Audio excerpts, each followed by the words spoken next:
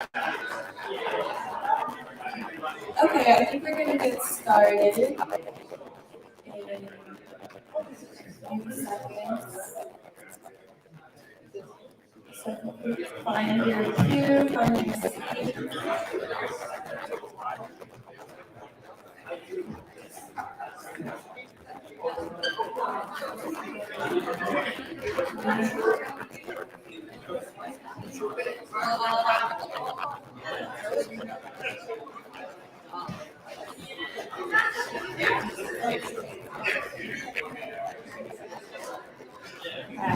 I see some attendees figuring out if they want to come closer or not, or go back to their original seats. Well, welcome to this beautiful church. Just to make sure you're in the right place, this is the Black Proletariat and the Fourth American Revolution, the making of the new American people, the Symposium of W.E.B. Du Bois' Black Reconstruction in America.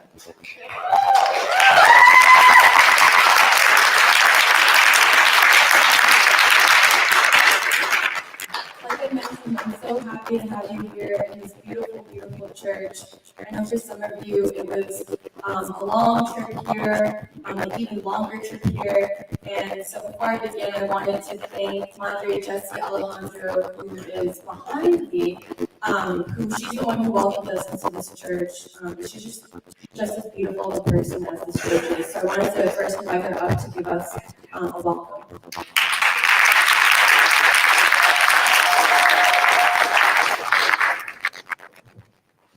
I just want to say thank you for choosing this church and being part of what you're all doing about the Saturday Free School.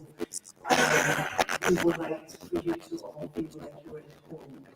This would be a place where you all can come and talk and have conversations and enjoy your time.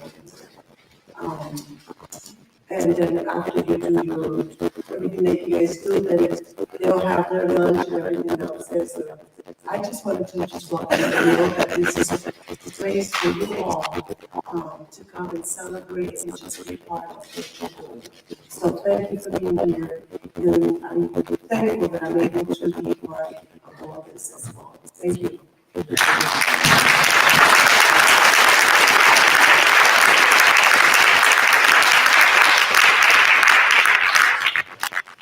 I'm about to introduce myself, so I'll also say my name is Emily. I'm a member of the Society for Philosophy and Black Liberation. We are the organization that is hosting the symposium today. Before I go deeper into why Du Bois, why Black Reconstruction today in this world, I wanted to go over some logistics. First of all, I'm sure many of you have already seen the rooms. There's coffee to my right, which is your left, and the room over here. Feel free to enjoy as much coffee as you like. We do request, out of respect, not to bring any food or drink in the sanctuary space right now. So save your coffee for the coffee room to the right. And then the bathroom situation is that there are two bathrooms to my left, which is your right.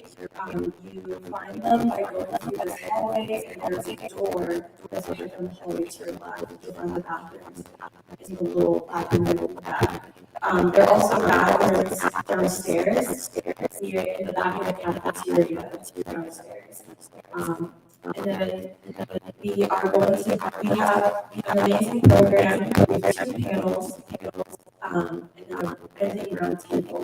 We will have the first panel, and then around noon or 12:30, we'll have lunch for an hour, and then we'll come back for the second panel and the closing roundtable. We have lots of time for discussion, so I'm really excited to get to know you and to follow the program as well as during lunch. So just some housekeeping items. But why Du Bois? Well, this week was W.E.B. Du Bois' 155th birthday.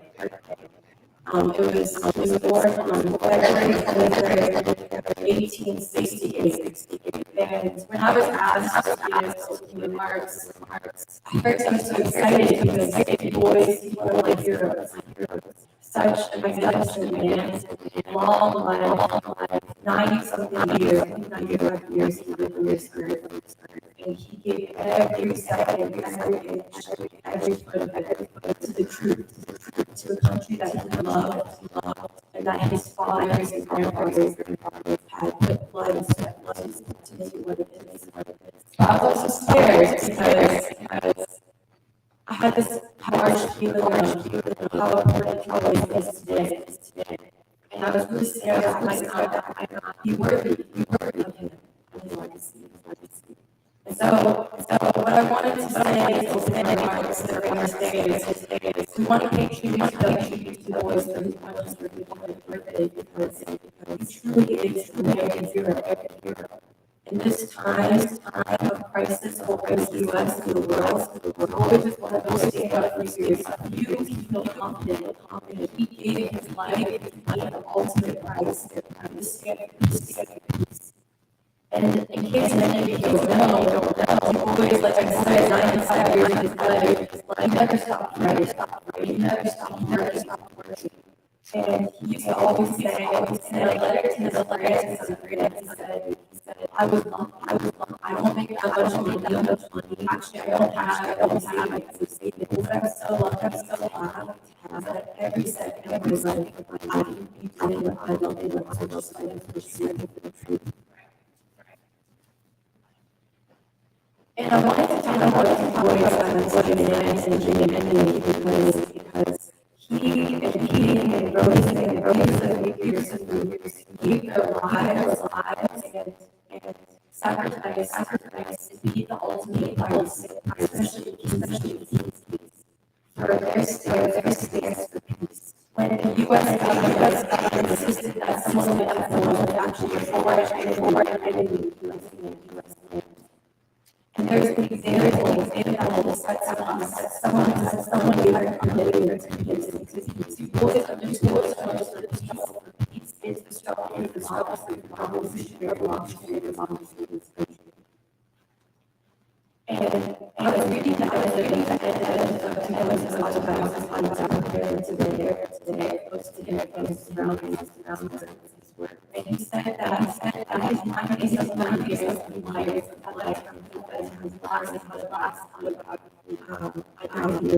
years old. And it's funny how he has two autobiographies before that. I said, I had thought that I wasn't really close to my life. He said, actually, I realized that a lot of my views on my movies and the world has changed. Your idea that you mother. But he said that maybe the most was when he really gave himself to the peace struggle 1940s and his federally indicted as a criminal. And that hurt him the most. Because his whole life, because you're writing, he has agreed with all the people, he's government. Everything is approved. And the organization of that he founded about to me. And he said, really hard my legacy is that's what he said. And that's why the reason is one of the we're choosing Black Reconstruction in particular. Because Black Reconstruction is 700 plus pages just poetry history. But you see the revolutionary Du Bois. W.E.B. Du Bois is revolutionary ideological scholar of this country. And not just the U.S. world needs Du Bois.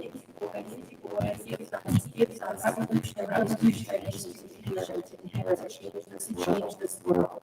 He says that Reconstruction or Reconstruction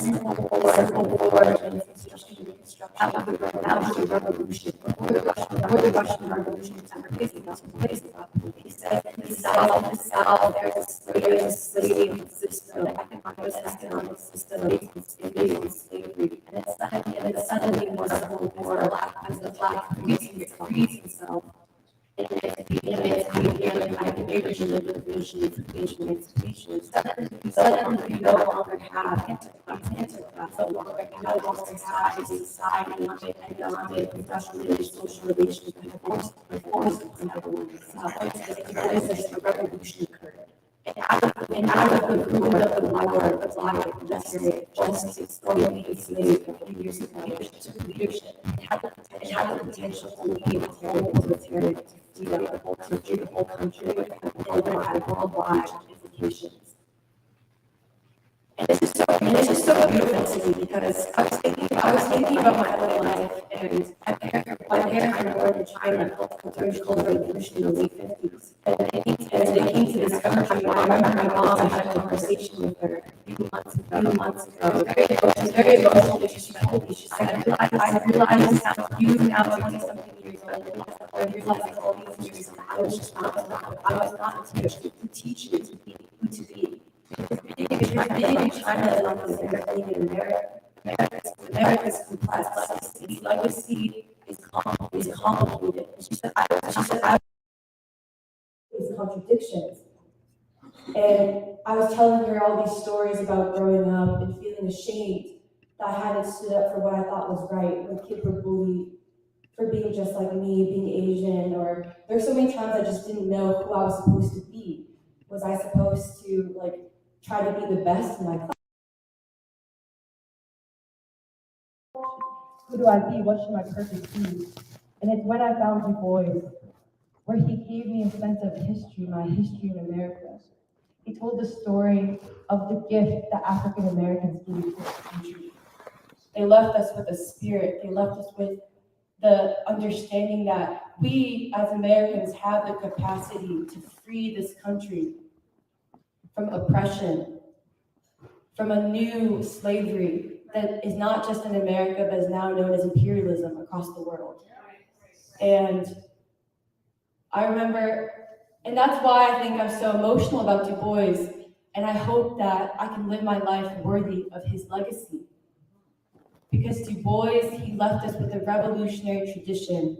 You know, my generation, us in this room, he left us with a revolutionary tradition in history to recapture. And the only thing that I think is missing, and this is the Saturday Free Schools position, is the first thing we're missing is knowledge. That we're, just like Du Bois said, his fear, he said, I fear that children will cease to know my name, that they'll cease to know this history, that there was a revolution that took place. This is not a history of just bad, but this is a history of revolution, and then evil forces that needed to break down that revolution. And what it does is it gives people like me, it gives all of us something to work for, a hope that we can one day change this country if only we go back to Reconstruction, if only we understand what King and the Black Freedom Movement was really trying to do when King said the world abroad is intertwined with the world here at home. That the war against poverty, militarism, that we have to wage a struggle against militarism, poverty, and racism, and it's worldwide, and it starts here in America. If we can win the South, we can win our country. And if we can free our country, we can join humanity in freeing this world towards something new. And so I just wanted to end by saying that I'd just like to say thank you to all of you, but also to W.E.B. Du Bois. Thank you for your science, your life. Oh, I get emotional. Thank you for leaving us with knowledge, with science, with ideas, and a hope, an unwavering hope in the American people that we can unite one day and free this country. And just thank you, Du Bois, for the blessing of your life and the blessing of your revolutionary science. And that's the topic of today's symposium, is revolutionary science. And just so I don't start crying, thank you so much for being here, and I'm excited to start the program.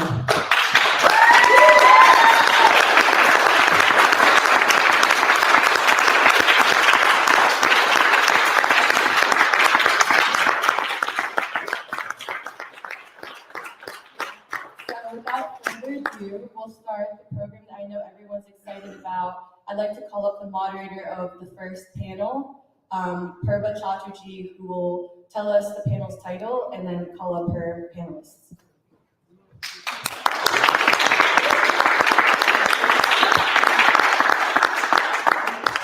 Good morning. I'm Luba. I'm a member of the Saturday Free School.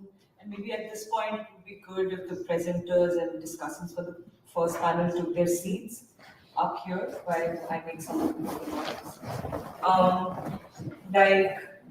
So this panel is titled W.E.B. Du Bois and His Enemies, the current struggle to reclaim Black Reconstruction.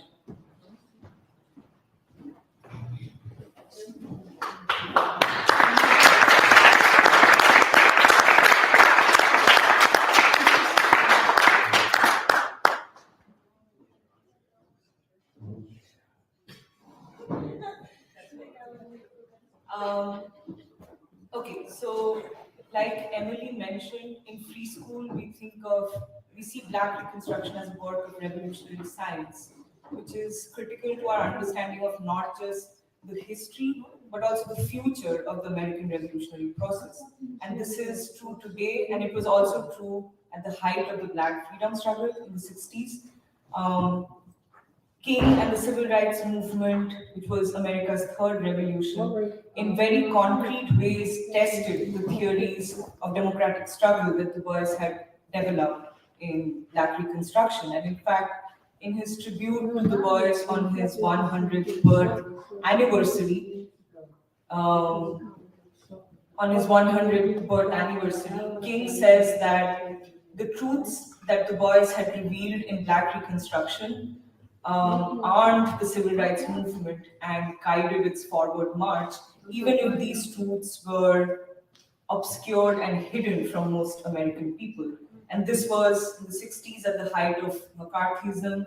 The reason why Du Bois was hidden from most American people was because at that time he was branded an enemy of the state, like Emily mentioned. He was heavily attacked, and every effort was made to make him invisible and to make his scholarship and the knowledge he produced invisible. It was only after the end of the Cold War that it became acceptable to let him be known and studied and discussed.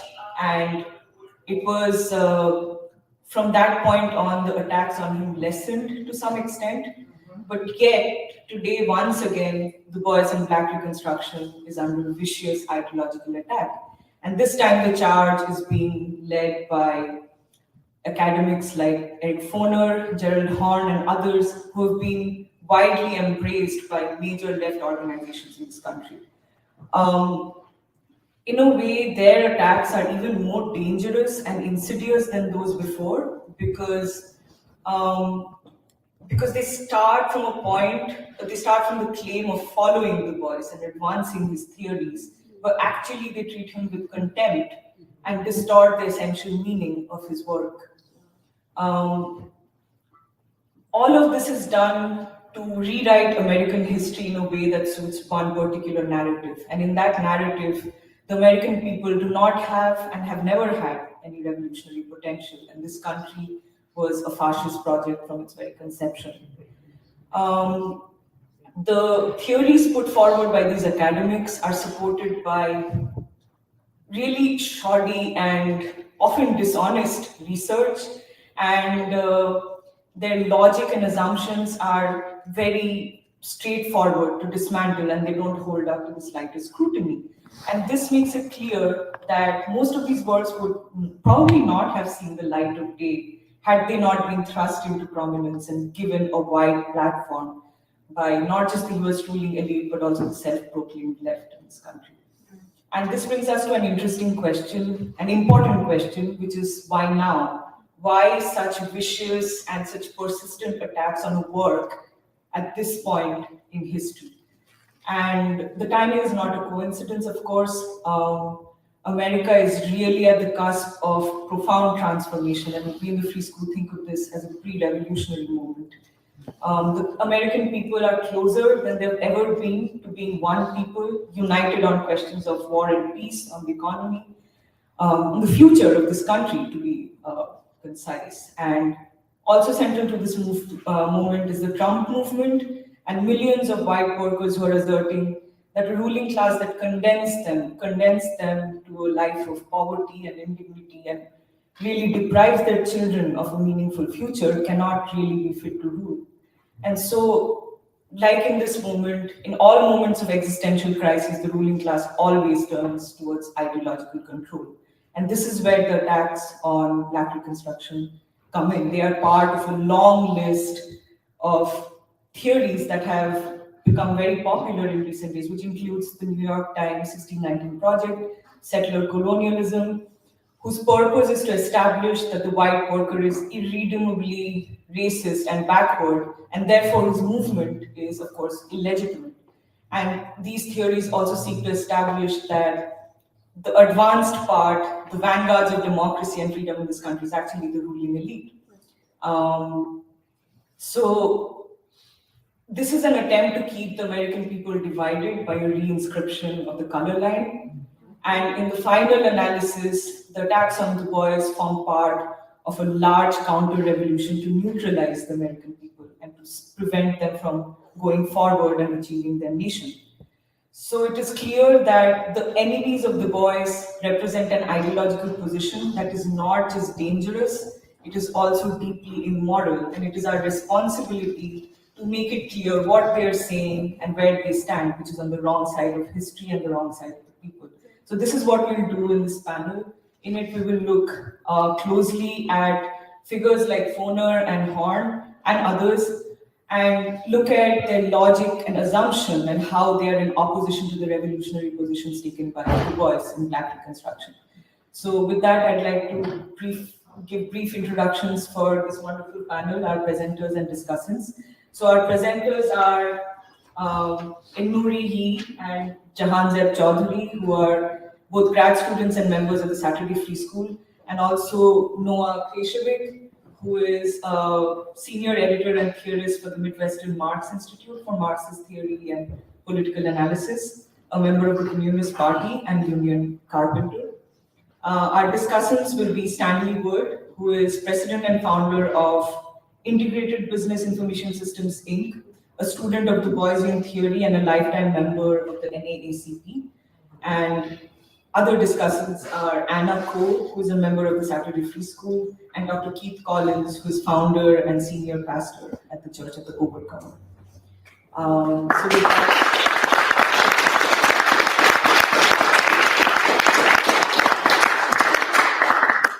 So with that, I'd like to ask Nuri to start.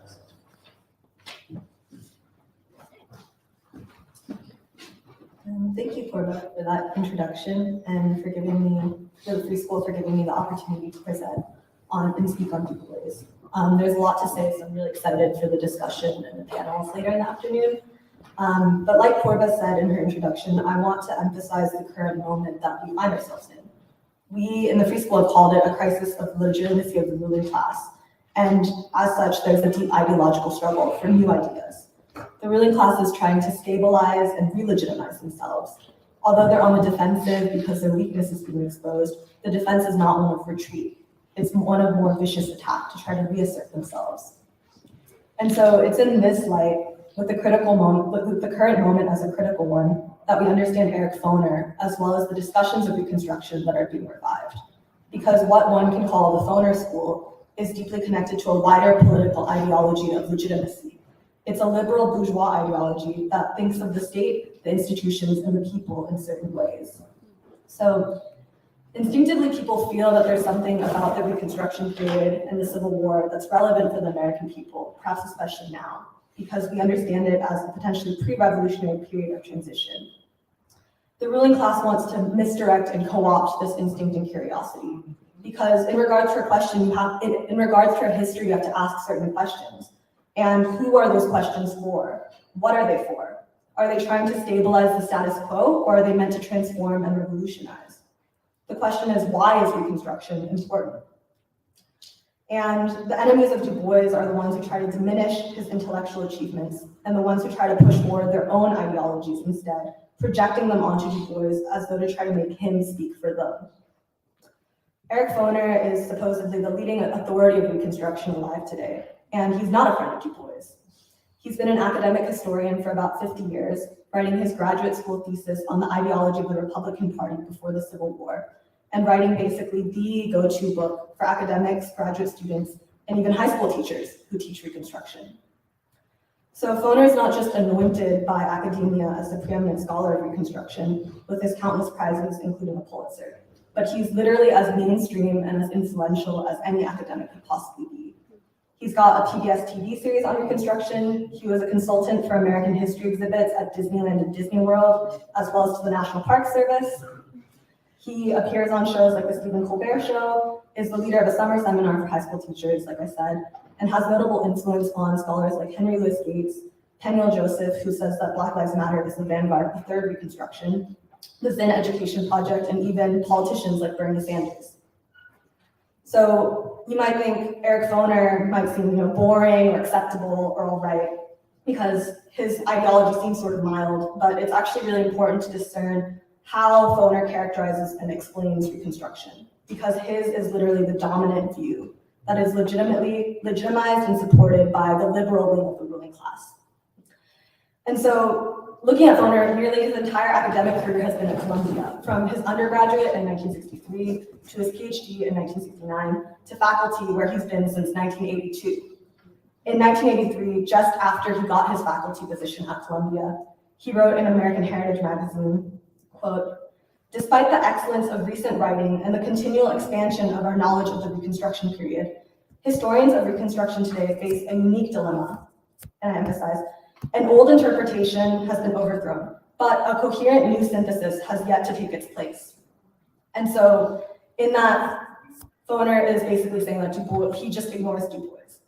And ironically in the article, he mentions that Du Bois's work was ignored by most historians, but then he proceeds to actually ignore Du Bois's synthesis, saying that his, quote, "Historians have not yet forged a fully satisfying portrait of Reconstruction as a whole."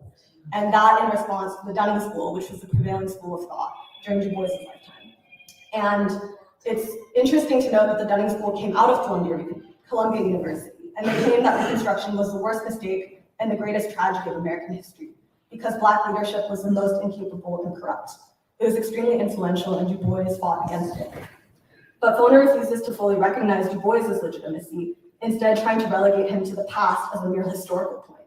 He tries to put Du Bois outside the limits of contemporary academic and scholarly discourse. And so Foner, saying this in 1983, he goes out to write his so-called synthesis, in which he avoids discussing Du Bois head-on. His 1988 book on Reconstruction is also 700 pages long, like Black Reconstruction, but he only mentions Du Bois once in chapter 1, once in the epilogue, and briefly in the preface. And so, like Corba said, in the 1980s, Du Bois was suppressed from the academy, but although Du Bois was untaught, it's clear that Foner was familiar with him. He even cites him. And so instead, Foner is deliberately choosing to omit Du Bois in order to try to attempt the Foner school as something distinct from W.E.B.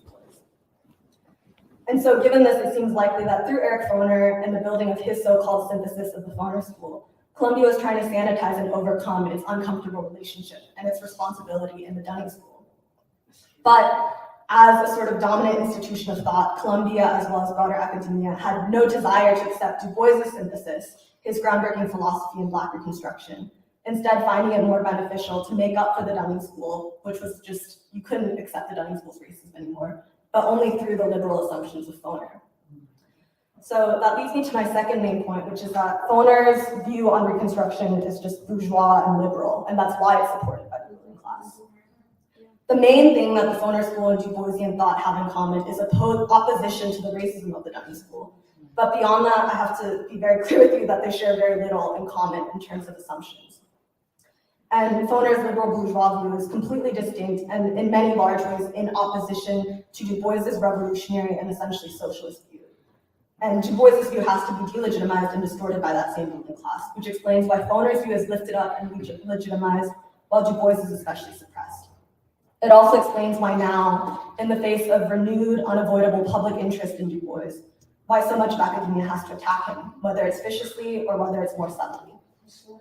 And it helps explain why sometimes Eric Foner pretends that he and Du Bois are speaking in the same voice, when actually he's using Du Bois to justify his own version of history. All of this is to mislead the people. And so Noel Ignatia wrote a 1993 article on the fundamental differences between Du Bois and Foner, entitled The American Blind Spot, and this is a pretty good article. Ignatia writes, quote, "In his preface to Reconstruction, Eric Foner calls Black Reconstruction in America by Du Bois a monumental sin. Du Bois, according to Foner, quote, in many ways anticipated the findings of modern scholarship, end quote. Since Foner nowhere in the book refers to any disagreements with Du Bois, the reader may conclude that the differences between them result largely from the advances of scholarship in the 50 years since Black Reconstruction was published. That would be a false conclusion. Du Bois's interpretation of the period stands apart from Foner's." And so some of Ignatia's main points in the article, which I agree with, are that Du Bois saw slaveholders not just as a wealthy elite, but as owners of capital. And because the planters were a type of capitalist class, despite their backwards-facing culture, it made the Black laborers who worked on the plantations, by definition, a proletariat. In contrast, Foner identifies capitalism only with the wage form, implying that the slaveholders are more pre-capitalist aristocracy. He sees the slaves only as slaves, not as workers or proletariat.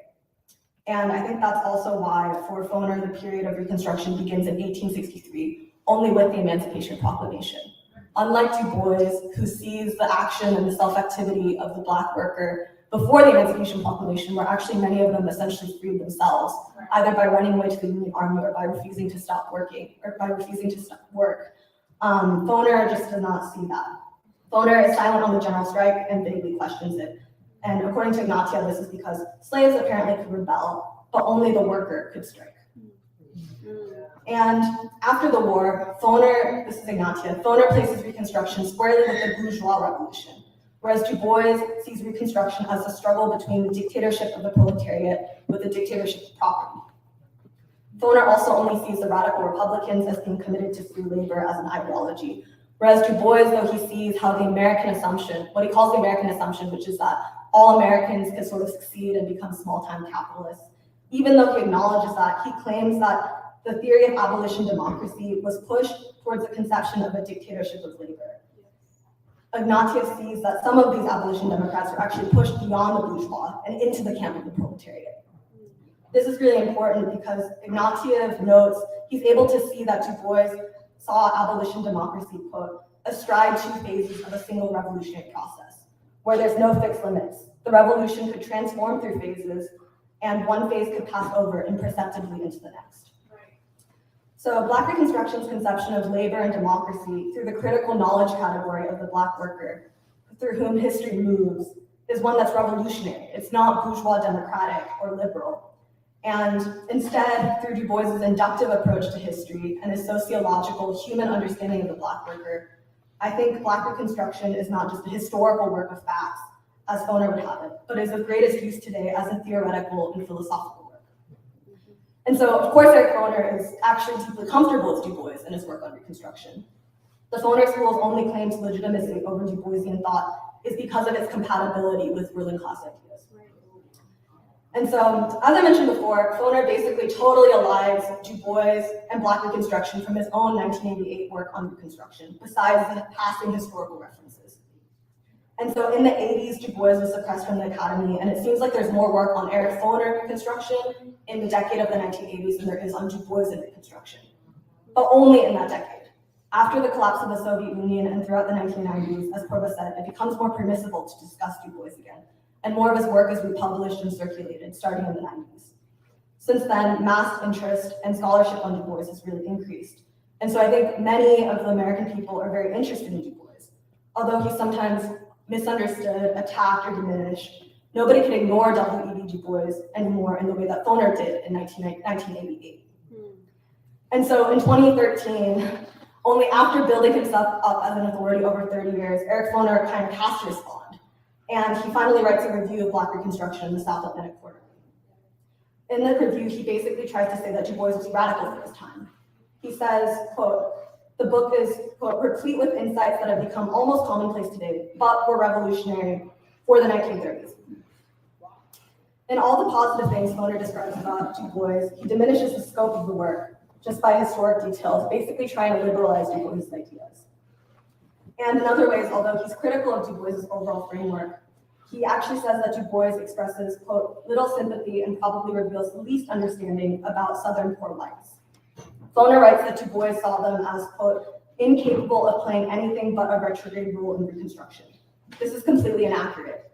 Du Bois rather expresses the tragedy of the degradation of the poor white and the ignorance that compelled them in that time to ultimately ally with the planter. And in the 2014 anniversary edition of his Reconstruction book, Foner breaks his silence and supposedly gives an anecdote about how in high school he gave a long presentation on Du Bois's Black Reconstruction, debating his high school teacher who supported the Dunning School. And so, if this is true, Foner's origin story actually comes through his family, through Du Bois. But while building his academic career, Foner sought to distinguish and distance himself from Du Bois. And as recently as 2014, Foner said in a lecture at Columbia, nobody has produced a new narrative history of Reconstruction. They've added new dimensions, but not a coherent new view of the period. I think it's fair to say that if people just want to find out, the most recent actual narrative account of Reconstruction is my own book. So he's still trying to build himself up as a synthesis. And so for 25 years, Foner built a career without Du Bois, but now he begins to write and speak more about him. In the last few years, Eric Foner and Henry Louis Gates have gone on multiple panels and podcasts discussing not really the Foner school because people are not as interested in it, but explicitly discussing Du Bois and Black Reconstruction. And Eric Foner is not a Du Boisian scholar. He has never dedicated himself to studying Du Bois, and if anything, he's an American historian who in some ways has tried to supplant Du Bois in his career. But now Foner is on podcasts and town hall discussions with Bernie Sanders to talk about Reconstruction and Du Bois. And in these situations, he pays this kind of lip service homage to try to speak for Du Bois, but in the voice of Eric Foner. He tries to flatten Du Bois' ideas into liberal ideas about citizenship and identity politics in this time, which is a crisis of bourgeois democracy. This is a complete misrepresentation of Du Bois, but it's also a necessary strategy. And so today, I think Foner and the worldview that he represents, which is a sort of neoliberal liberalism, is on the defensive. And that's not just because of Trump and the American people today, but because of the changes in the entire world order. And so maybe if we talk about academia, the Foner school has superseded the Dunning school. But Du Bois stands apart still from both of them, with his thought reaching out not to the ruling class, not to academics, but to the American people. The ideas of the Foner school, which are founded on the broadening and strengthening of this liberal order, are not really strong enough for our current moment. It reveals how inadequate the liberal view and the Democratic Party view is for today, how ill-fitting it is for our times and for our country. In contrast, Du Bois helps us illuminate the revolutionary path forward for the American people. And that's also why I'm really excited for the rest of this discussion and the Lenin Du Bois synthesis panel discussion. So.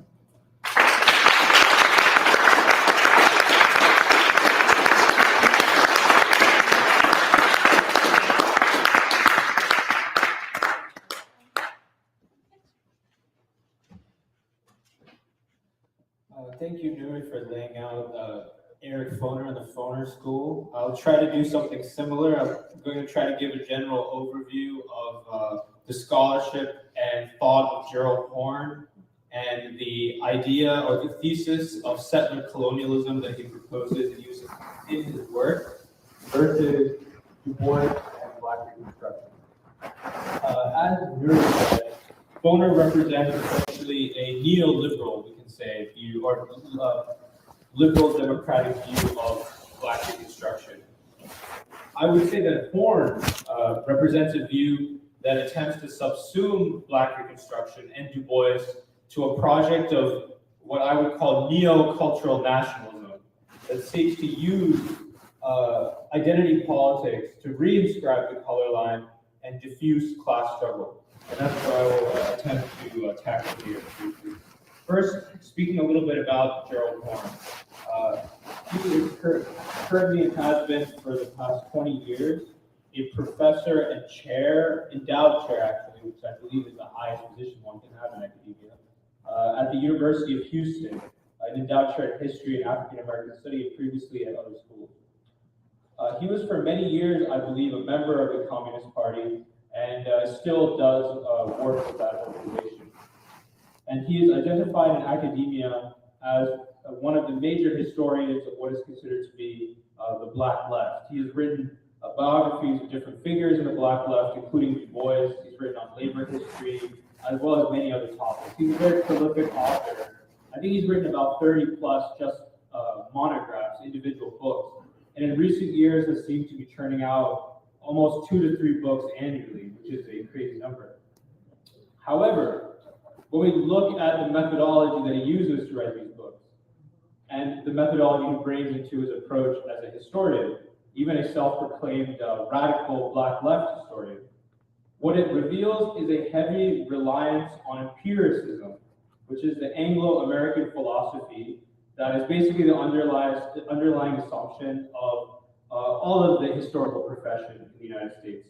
Briefly, when I say empiricism, I mean an approach that seeks to merely catalog facts and data, things which can be measured, and believes that that in itself is sufficient to understand the world, or in the case of history, to understand the past. Hence, Gerald Horne, in his work, almost entirely relies on archival material, and in fact prides himself on the fact that he spends much of his life in various archives around the country and around the world. And empiricism believes that philosophy or ideology is not needed to connect those facts, to make an argument about what exactly is the truth. And that itself is a major departure from the Du Boisian method. So to speak a little bit about Horne's engagement with Black Reconstruction. So in recent years, Horne has increasingly been tapped by academia and sections of the establishment media to use his expertise on race and left history to explain the current political crisis. One major example of this is an essay by Horne in The Nation magazine in spring of 2022 entitled Abolition Democracy, W.E.B. Du Bois and the Making of Black Reconstruction. The essay largely frames Du Bois's contribution as challenging the racist Dunning School view of history. As Nuri described, this is basically typical in academia. I mean, nobody now, either in academia or among the general public, believes the Dunning School racist view of Reconstruction, especially after the Civil Rights Movement. So this is basically a very meager tribute which academics normally pay. Horne kind of superficially engages with the phrase abolition democracy, which is a concept that Du Bois uses throughout the book. He has a few words about Du Bois merging Marxism and race analysis. However, and basically all of this is to try to portray Black Reconstruction as an empiricist history, similar to the ones that Horne writes. In fact, Horne goes on to say that Du Bois did not engage in what he calls teleology, and in fact looked at historical contingencies, which is another way to argue that Du Bois did not engage with the question of ideology. And then towards the end of the article, where we get to the crux of the point, attempting to apply this standard of empiricism, Horne, and talking about the ways in which he thinks Du Bois succeeds, Horne goes on to critique Du Bois for his, quote, glaring omissions. Chief among them is the failure to confront, quote, the indigenous question. He goes on to say that Du Bois could have performed, and this is a quote, could have performed an immense service if he had looked at Reconstruction through the lens of settler colonialism, as opposed to grouping the Republic with the French Revolution, or perish the thought, the transformative Haitian Revolution. Sadly, Du Bois was not in the vanguard of reimagining the U.S. as a prison house of nations, quashing self-determination for all but the settler class, end quote. So here we get into another huge distinction between Du Bois and Horne. Firstly, Horne fails to see that Black Reconstruction is not just about trying to capture or record all the empirical facts or data about the Reconstruction era. Horne is either unable or unwilling to see that Du Bois's concept of, for example, the Black worker, which I didn't actually see mentioned anywhere in the essay, which is the title of chapter 1. The Black worker is not an empirical or empiricist description of a racial class grouping, but a scientific category. As we've tried to discuss in our previous conferences, and I'm sure we'll get into deeper today, the Black worker is both concrete and universal, both itself and the thing itself, both the Black working class and the whole working class. It is not special because it describes an aggrieved group, but rather because this category describes the revolutionary agent during the Civil War and Reconstruction, and the revolutionary capacity of the entire working class up to our times. Central to Du Bois' argument about the black worker being the central protagonist in Black Reconstruction is the struggle for democracy. If you look at the pamphlet that we have, pretty much every page talks about Du Bois' arguments about the black workers' relationship to the struggle for democracy. Far from being a settler nation, Du Bois sees America as so existentially tied to the black worker, whether its racist elites would admit it or not, that the fate of the black worker, what Du Bois at times calls the problem of democracy or the paradox of democracy, is existentially tied to the fate of the nation as a whole. And essentially, all of this indicates that Black Reconstruction is not merely empirical history, but is a deep work of sociology, philosophy, revolutionary theory in the study of Reconstruction as a revolution, but not merely for the purpose of studying the past, but also to understand its logics in US history. This settler colonial thesis obscures all of this. Immediately, the question of democracy is off the table. There is no possibility of the black worker struggling to reconstruct democracy in America. In a quote, prison house of nation, the struggle for full citizenship, whether during Reconstruction, the Civil Rights Movement, or now, by the black worker and its radical possibilities is completely futile.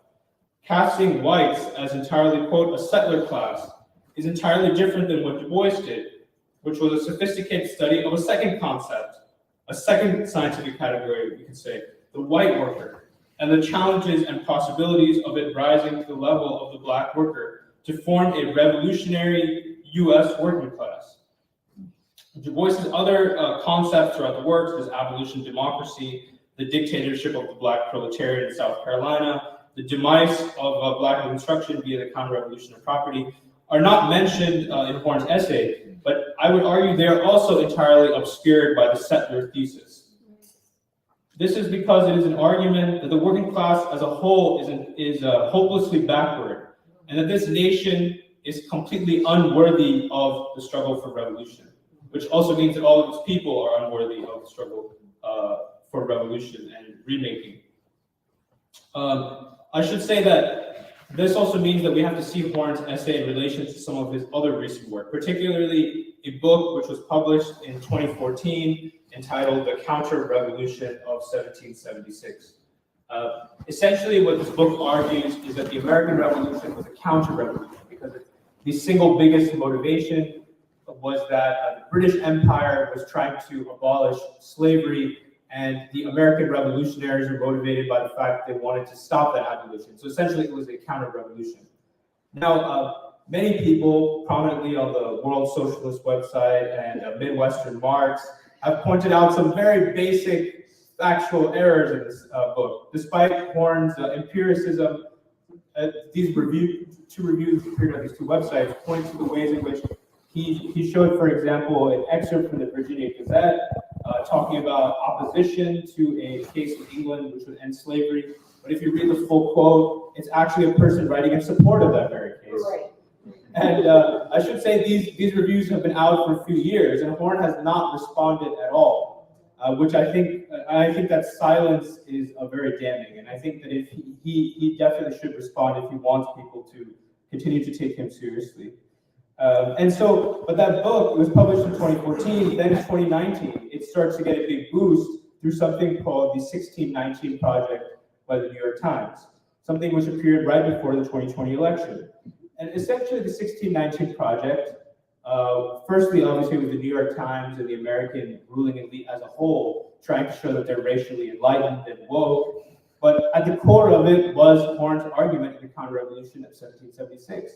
The American Revolution, the American nation, was essentially founded to stop the British from abolishing slavery. And again, historians, some major historians have written critiquing the 1619 Project as well, essentially on the same basis, basic factual problems as the counter-revolution of 1776. But this is all tied to the settler thesis. So you can see how the settler thesis goes from 1776 to Reconstruction to even to our time. So this is why I'm trying to say that Horne should be characterized as a purveyor of neo-cultural nationalism, an old ideology. The settler thesis goes back, it's not something new, it goes back to the 60s, 70s, 80s, various kinds of groups that declared themselves to be neo-Pan-Africanists, that declared themselves to be various kinds of Maoists and others, made this argument, something which is now being revived by Horne, who's trying to burnish his Communist Party and other credentials in support of it. And this is also not new because even in the 70s, Henry Winston in A Strategy for a Black Agenda talked about all kinds of ideologies of cultural nationalism and neo-Pan-Africanism, claiming to be walking in the legacy of Du Bois, but in fact, in substance, serving to do the opposite of what Du Bois did, not believing in the struggle of the Black worker or the possibility of revolution or the remaking of democracy, of a people's democracy in the United States. And I think this type of description is quite apt for Horne. The settler thesis is now quite convenient as the US ruling class is losing control, firstly over historic sections of white America, what Du Bois would consider the white worker. Yet the settler thesis, rather than raising the struggle for democracy as Du Bois would, assist the elites by painting any anti-elite movement of the white masses as, quote, fascist. This is what the New York Times, MSNBC, Joe Biden, among others, are turning to in the face of a populist challenge in the form of the Trump movement, among other movements which are emerging. Horne is a major source of elite stabilization via the 1619 Project, the New York Times.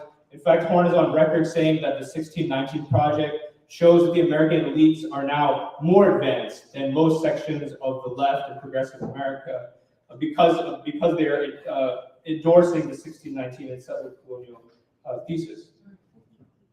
And so this whole argument is saying that because of this movement of whites, essentially a fascist movement, the rest of America, especially Black folk, don't have much option except to turn to an enlightened elite. And this has been the engine of Black history in the United States, of Black politics, because he argues that in 1776 that enlightened elite was the British Empire, in Reconstruction that enlightened elite was essentially a northern capital, and today that enlightened elite is there in the New York Times, in the Democratic Party, in big tech, among others.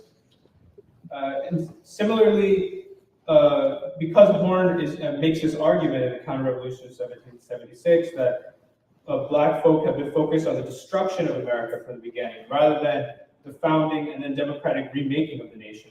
He does not take seriously opposing the Biden administration's war policies, which we're seeing, and which also means that he does not take seriously the need to build a new peace movement. One example of this is that recently on the Decolonial Buffalo podcast, Horne said that the outbreak of World War III due to the Russia-Ukraine war would have good and bad consequences. He admitted the bad consequences is the possible extinction of humanity. But he said the good consequences, that the US elite would be forced to negotiate terms with the leadership of Black America, like the leadership of Rhodesia was forced to do in the Lancaster agreements back in the 70s or early 80s, I think, with founding of Zimbabwe. So you can see the danger of this settler thesis when it's not only trying to assist the ruling class when they're under attack domestically, but is also trying to essentially stop any opposition to their war policies, which are a danger to humanity as a whole. And we also saw evidence of how this is dangerous because many activists from groups such as the Black Alliance for Peace essentially deployed the settler thesis to attack the Rage Against the War Machine March, which occurred this past weekend, which is an attempt to organize a new peace movement along broad lines and to reach out to the disaffected masses. They essentially argue that this march is illegitimate because it is not led by, quote, colonized people. For them, meaning Black people, but specifically themselves. But also, the logical conclusion of this means that all the organizers and participants who are essentially settlers are promoting a settler agenda. So I'll just wrap up here by saying that all of this shows that the settler thesis is un-Du Bois. Hence, Horne's point in his review of Black Reconstruction, as well as his other work, shows his fundamental opposition to Du Bois, despite his attempts to show himself as working in the legacy of Du Bois. And so the politics pursued by him and others following him show their fundamental opposition to Du Bois and Black Reconstruction and its understanding of race, class, and democracy in America, which is so crucial for the struggle forward for America and the world today. Thank you.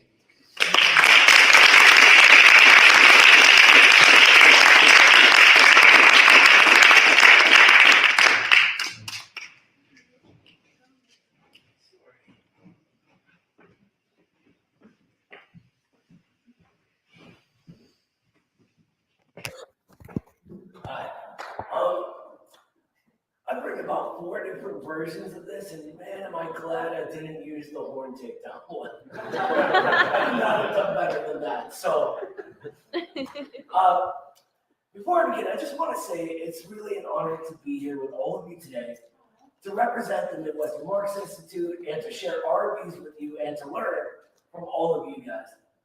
The subject of reclaiming Du Bois and his most important work, Black Reconstruction in America, is of primary importance in our era, right? I'm really honored and humbled to be just a small part of that project. So, I'm going over the different versions of this. I thought, what would we be able to add? And that is a sort of ideological look outward at the distortions. And that's what I'm going to at least try to do.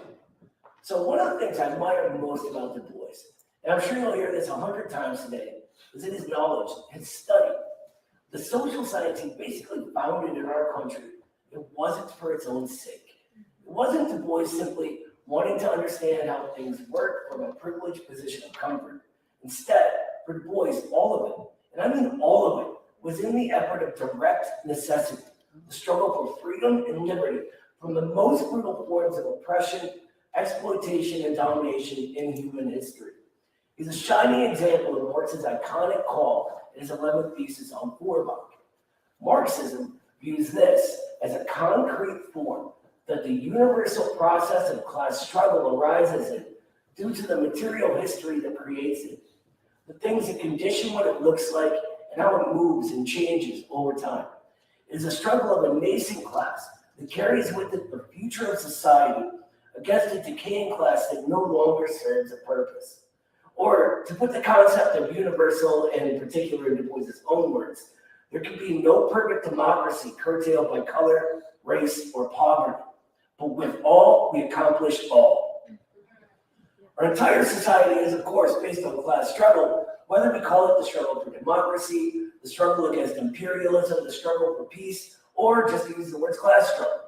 All forward motion in American history has been because of this struggle.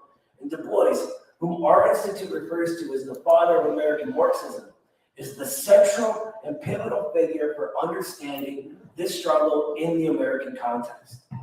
Understanding the theory of Du Bois as a class project for the poor, working class, and especially oppressed peoples of America in our necessity, and for the imperialist ruling class as one of distortion and subterfuge, is, for us at Midwestern Marx anyway, the first step towards a new society. So with that in mind, I want to begin this with a quote from Lenin, who said there can be no impartial social science in a society based on class struggle. To expect science to be impartial in a wage-slave society is as foolishly naive as to expect impartiality from manufacturers on whether workers' wages ought to be increased by decreasing the profits of capital. We can't very well reclaim Du Bois if we don't understand how he's been taken from us. And this poor excuse for a duct tape together paper-mache mannequin where the institutions of the capitalist class have called Du Bois, given back to us in his place. And so this is what I'll briefly try to explain here. The first thing we must examine here is the class nature of the left. We don't really have time to get into how and why now, of course, but over the last period of American history, any real forces in our society we could have called a left have been replaced by what CIA whistleblower Thomas Braden has called the compatible left, or a synthetic creation coming from the institutions and knowledge production apparatus of the capitalist class that is forced to retain a radical-looking exterior by the demands and necessities of the working class, but the substance of which is fully of, by, and for the upper classes. The forces most commonly referred to as the left in American society today are the children of CIA operations like the Congress for Cultural Freedom and the think tanks and foundations owned by the Ford and Rockefeller cartels, among others. Speak on it. I'll try. The primary methods of the distribution of knowledge in modern America are through these think tanks, foundations, and more importantly in the internet age, the bourgeois academy. And it is how they treat the life's work of Du Bois in particular that is the problem here. Coming from the class institutions of the bourgeoisie, it is rife with mistakes typical of bourgeois ideology. What seems to happen is that they take bits and pieces of Du Bois' thought and they reapply it, especially in his early work, divorcing it from its context and what gave rise to it, and how it changes over time. We often call this sort of mistake one of metaphysics in Marxism, but I've always kind of secretly hated that term because it's so easily misunderstood. So we're going to use one of our own, which is the purity fetish. So in their discussions of Du Bois on the subject of race, for example, they remove the early concepts from their movement and change and reapply them at that point, isolating that section and freezing it in time. For them, this becomes essential, becomes Du Bois, as it justifies their preconceptions and ideological dogmas, so they can safely toss out the fact that Du Bois refines and concretizes his views on race throughout his entire life. And he says as much in his biographies, right? This is a fundamentally anti-dialectical reading, of course, as it fails to take into account the entirety of the concept. It's archetypical of the purity fetish. For them, this is Du Bois before his purity was taken, tainted by his growth into socialism, Pan-Africanism, and Marxism. Of course, they do the same thing to his Pan-Africanism, but that's just a whole nother bag of bananas I can't get into. Which leads me to my second point. This ideological, reified, purity fetishized papier-mâché version of Du Bois is in direct contradiction to the real life's work of Du Bois. A comprehensive, dialectical, and materialist study of Du Bois shows us that he was always moving forwards, always refining, always overcoming internal contradictions in his theory and creating something better. This is how he worked, because this was the necessity of the work he was doing. Real liberation requires such constant refinement and motion. It requires overcoming our mistakes. Necessity understands that even if a thing was correct then and there, it may not necessarily be correct here and now. And let's be real, there is no necessity in the $200K a year salary academics like Horne of the Bourgeois Academy that falsify and parade around their pure papier-mâché Du Bois. There's no necessity in them whatsoever. The necessity of change in post-Civil Rights Revolution 2000 USA, however, is the necessity of the era that we call reproletarianization. This creates for us the possibility of a deeper understanding, creates what you guys have done here today. One that is hyper-aware of the crimes of these so-called progressives, that they deepen and proliferate the very divisions in American society that Du Bois fought for 90 years to overcome. In their purity fetishization, they essentialize and ontologize what Du Bois instead explains the creation and inner mechanics of things like imperialism, things like racism. His concept of the psychological wage of poor whites was not calling it an inherent and essential aspect of their skin colors or ethnicities, or the facts that they came from somewhere else, as many of these academics treated, reducing their thought to what Henry Winston would call a skin strategy. Precisely the opposite. Du Bois' theorizing of these schisms in American society was done in order to understand what gave rise to them, how they function, and how they can be overcome. Far from a binary good and evil moral condemnation for whites, and there being some essential content inherent within a race, Du Bois had extreme sympathy for this class of people while still recognizing the capacity for harm and reaction. And he put his hopes in its ability to form an alliance with the Black working class in the North and South, and also the immigrant petty bourgeoisie of the West. This is everybody. This, for Du Bois, will be a force the capitalist class could not stop, and the only one capable of fulfilling the democratic ideals set down in the Declaration of Independence. And this brings us to today, where we believe that alliance is more possible than ever before. We have gone through 3 revolutions in this country. The first bourgeois revolution to overcome British imperial rule, which was not a counter-revolution, right? The second, the Civil War, which became the revolution of the freedmen and the destruction of the Mormon planter class. And the third, the political revolution we refer to as the Civil Rights Movement. The effects of this political revolution cannot be understated, even though they seem to be downplayed in the service of reinforcing the old divisions of American society by these same faux progressives. All of these represent leaps in the form of American social relations. And by the way, I wouldn't be a Marxist if I didn't irritatingly know that all 3 of these followed great leaps in technology and production, so I apologize. Anyway, this history, our history of 250 years, give or take, I'm bad at that, so again, I'm sorry, is the American people becoming the American people. Right. Taking back Du Bois, taking back Black Reconstruction from the institutions of the class, standing in the way of completing that process, who falsify and distort his theory, is taking back the ability to understand our own history and how we have gotten to where we are, which is, of course, essential if we want to figure out how to move forward. So where are we? In Black Reconstruction in America, Du Bois describes a white working class that was taught that we weren't even the same species, and a Black working class that was kept from being taught altogether. Our society, based, like I said before, on class struggles, has won tremendous victories since then. Now, in 2023, kids aren't taught that we're a separate species, or even that one race is superior to another, as even my father was taught when he arrived here as a child. Now, kids are taught that we're basically the same. Of course, we can't speak of American history without at least briefly touching on the middle classes, based as they were in what amounted to American apartheid and Jim Crow. But these are whole discussions of their own. What I want to focus on is the same necessity that drove Du Bois, and that is the necessity of now, the era of the destruction of the middle classes, the era of reproletarianization.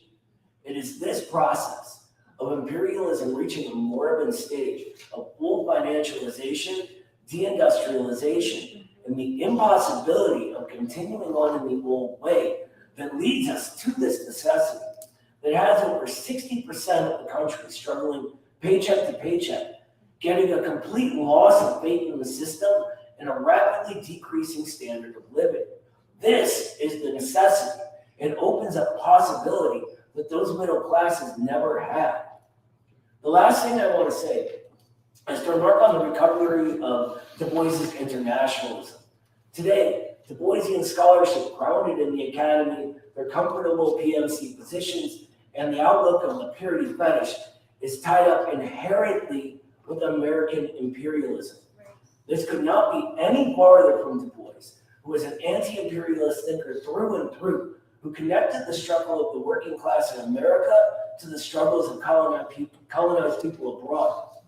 Today, what passes for Du Boisian scholarship is not only limited to the halls of academia, far away from the dirtiness and vulgarity of real working class life and politics, but what it does comment on real life and politics, it simply paints a radical looking veneer over the narratives of the entire empire. In that way, it maintains its purity.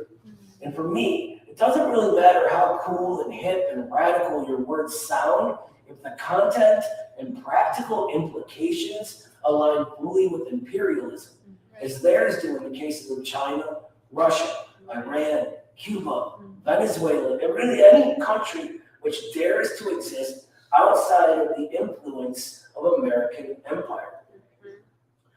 Ideologically speaking, this is a new, modern, woke, liberal form of the reaction to Reconstruction from the ruling class. Du Bois, on the other hand, was an ardent supporter of those undergoing the difficult task of constructing an alternative order outside of the sphere of influence of empire, and constantly under attack from hybrid warfare arising from imperialism. Du Bois was unapologetically supportive of the revolutionary movements in Africa, of the Chinese Revolution, of the Soviet Revolution, and of all projects for liberation which ran counter to the claws of empire, a support which well predates his turn towards a more explicit Marxism in the 30s. This attitude required not only an exclusion of purity as a standard to which we judge projects abroad, but also an incredible amount of courage, something which these Du Bois scholars seem to lack. Du Bois was excommunicated from the country for being a revolutionary, for asking for peace, and for supporting actual socialist experiments. Not to mention that they kept kicking him out of their institutions for refusing to compromise his revolutionary radicalism. A very big difference to the academics being funded by those institutions who use his name today. Today, these scholars live comfortable middle-class lives in the heart of the empire and are used as what my colleague Carlos Garrido calls the controlled counter-hegemonic agents of the empire, who present as radical but always side with the exploiters, with the colonizers, and with the imperialists. Du Bois has been taken from us, but only in form. The Du Bois they hold on to is not actually Du Bois, but a caricature of his that they have created in order to domesticate its radical ethos, a papier-mâché facsimile, a phantom. The project that, for me, is maybe less taking back Du Bois and Black Reconstruction, and more sort of rediscovering Du Bois. Today, the task is to go back to the real Du Bois, to use this real Du Bois in the project of smashing that phantom and gaining ideological clarity in our confusing and contradictory times. Du Bois, today more than ever, is the most important weapon the American people have if they want to play for a world of genuine, positive peace, where democracy is expanding and regular working class people, not capital, is in control. This Du Bois, for us at the Midwestern Marx Institute, is the father of American Marxism, the American Lenin. If we are to win the class struggle, abolish empire, and achieve a higher form of democratic life, when in line with the ideals of the founding of our country, then this is our first step. Thank you.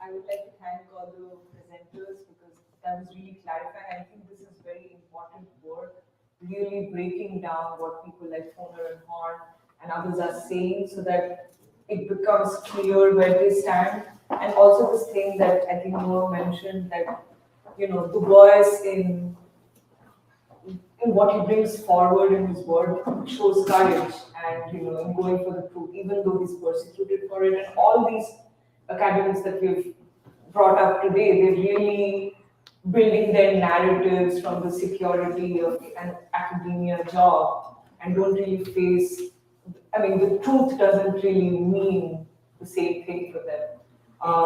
With that, I would like to maybe ask our discussants if they'd like to start off the discussion and maybe Pastor Lee, you could. Good morning to everyone. Good morning. I'd just like to say our being here is an act of revolution. We're being here. Because with all that you heard, if they had their way, what's that word term used for the counter-hegemonic control agents. I love that. If they had their way, we wouldn't be here today. Right. We wouldn't be here because we would have bought into the narrative.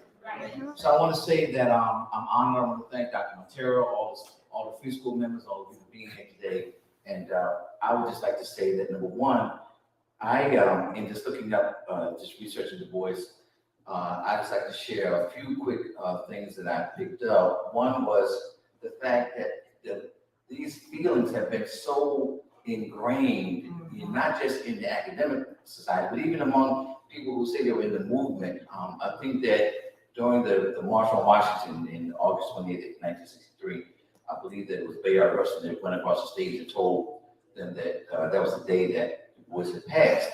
You notice that the great W.E.B. Du Bois has passed on, transitioned. And it was told that he said this with Roy Wilkins. Okay? And Roy Wilkins, I wasn't there, but this is what my research said, that Roy Wilkins said, I won't recognize that communist. Just to say, this is how deep we can internalize the animus against people who are willing to put it all on the line for freedom. And then Bayard Rustin went to the other gentleman who, A.Phil Randolph, and said, you know, the great W.E.B. Du Bois has passed. Will you please acknowledge, let the crowd acknowledge? Who many probably didn't even know who he was at that point. And he told Mr. Wilkins, if you don't say something, I will say something. So a moment of silence was held. Michelle was to say that being in a position, even in a place like this, you may not think of yourself as being a Du Boisian scholar like Dr. Montero, but just to have these thoughts, just to know about the counter-hegemonic agent of control, it's going to hurt somebody's feelings. Right. Hurt somebody's feelings. And I just like to share a couple of quick little personal anecdotes about what Du Bois, as a faith practitioner, I see him as a sociologist, I see him as a Marxist, but I see him in a prophetic mode as well. And I also see him as a man of faith because he did write about his faith. Yes. And I don't see a contradiction between dialectic materialism and faith. Uh-oh. I don't see a contradiction. I see a complement if it's woven together. And I'll share these two things. The other day, well, this week, I was going out for my little morning therapy job at 5 o'clock in the morning where I live. And where I live is very industrialized. There's oil refineries, there's plants there. And I saw a group of white men outside the gate of one of them. This is 5 o'clock and it was pitch black. And then I saw the police car there with the lights on. And I went on and took my little workout and I came back. And then I was on back. I said they were blowing up the big rat. That's what the union workers use when they don't get adequate participation, scabs. And I'm saying that as Du Bois talked about the black enslaved proletariat and then the wages of whiteness, he understood that we are all, as Dr. King would say later, interwoven together in this garment of destiny. Right. And it's sad that those white workers have been so by the counter. Say one without you know what? Yeah, okay. So that we've been so influenced by the dominant academia, politicians, political culture that we have been divided. Because unions can be good or they can be bad. They can be divided along race lines, class lines, sexual lines. And Du Bois saw that we must come together. Because and I say this prophetic, he saw that when the bombs are dropped overseas, they're also dropped here. Because we lose resources through the military industrial complex. We lose the ability to create the great society because so much is spent. We just had passed the largest military budget in the history of the world under Democratic administration. So I think I see him as a prophetic Lord, and that troubles people. And this is why we have the Foners, and this is why you have the Hornes and many, many others who get paid a very handsome salary to live in a very comfortable perch, to write these things that will influence many of us. So it's our job to leave here and to begin to create the counter narrative about who Du Bois actually was.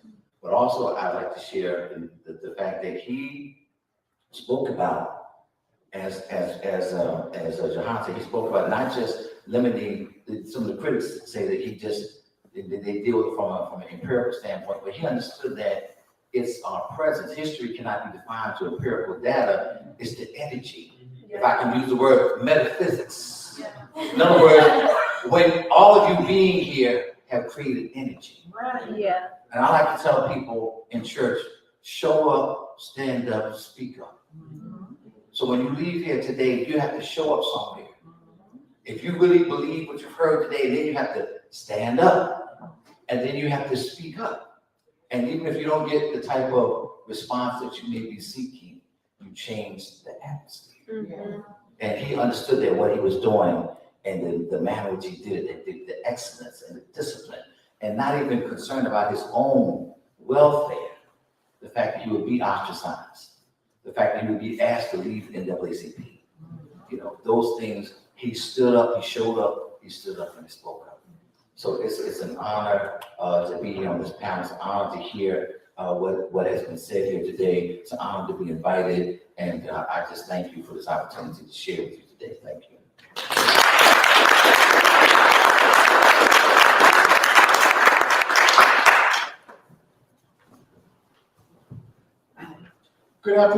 Good afternoon, everyone. It's a pleasure to be here. It's a pleasure to learn so much from the panelists and the speakers. My name is Stan Wood. I first came in contact with the works of W.E.B. Du Bois 43 years ago. I was a freshman in college, and I had attended a lecture that was given by Stokely Carmichael, later known as Kwame Ture. And he was the leader of the All-African People's Revolutionary Party. And I really appreciated the logic that he used in his presentation and decided to follow up. And so I joined the All-African People's Revolutionary Party study group. And of course, the first book that we had as part of the study group was The World in Africa. And that was a mind-blowing experience for me. It changed my perspective on the world. It changed my Weltanschauung, as they say. And I learned so much from that book. It was a book that helped me to develop in many ways. First, just to understand Du Bois, okay? Du Bois was a Renaissance man. He was a polymath.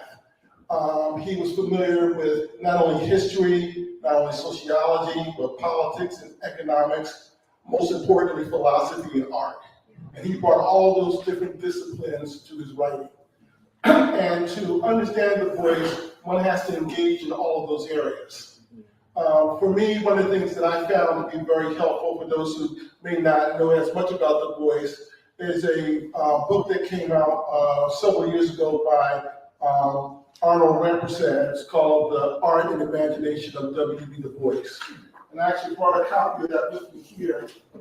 And why is this book so important? Because it spends a lot of time discussing Du Bois's educational background.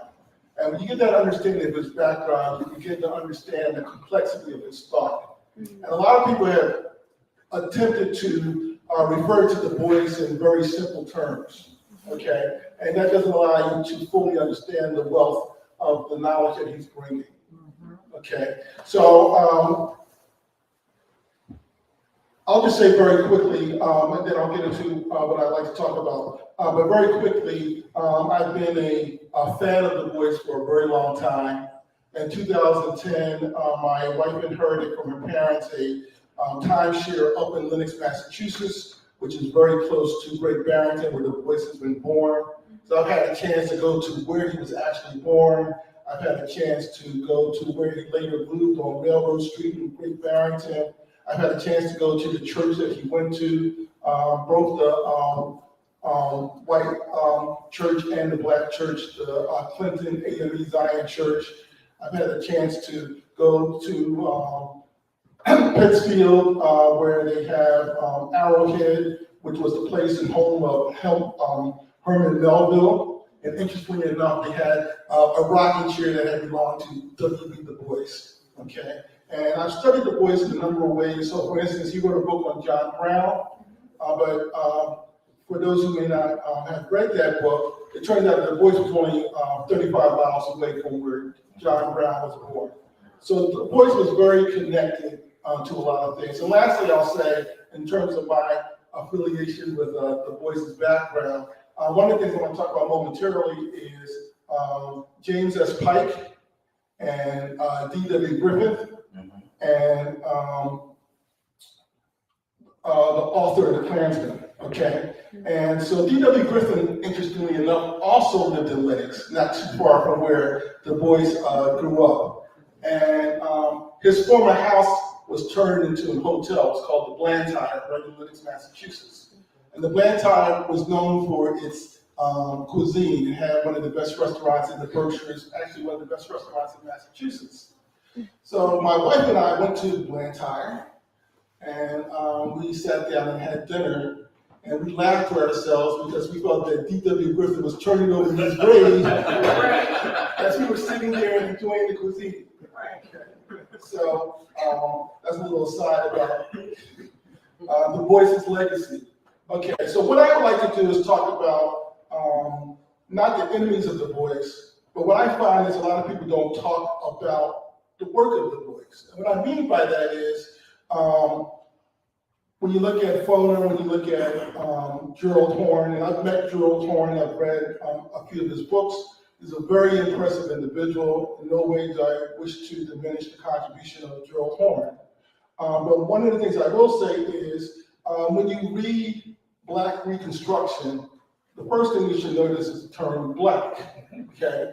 And one of the major things that Du Bois did was he focused on the agency of Black people. He focused on the agency of the Black freedmen. He focused on the agency of the Black slaves. He focused later on the agency of the Black politicians. And it was noted in the speech earlier, he focused on Black not just in terms of Africans who have been enslaved. He also used that in a universal context of the power of human beings to overcome the challenges that they face. The power of people of whatever ethnicity to overcome the problems that they face. In addition to that, he provided a model. And that's how I like to evaluate Black Reconstruction. I look at it in terms of a model. And so one of the things I would ask, I was a physics major as an undergrad. And so I'm going to turn to the philosophy of science for just a moment, okay? In the philosophy of science, we look at models, and there's certain characteristics that good models have. And so one of the things we do is we do something called the correspondence test, and we ask ourselves, how well does the model conform with the empirical data that is observed? In other words, how well does the model address the facts? Okay. Secondly, we look at something called a coherence test. And we look at how consistent the model is, how logically consistent the model is. Thirdly, we'll look at the testability of the model. Can we actually test the model?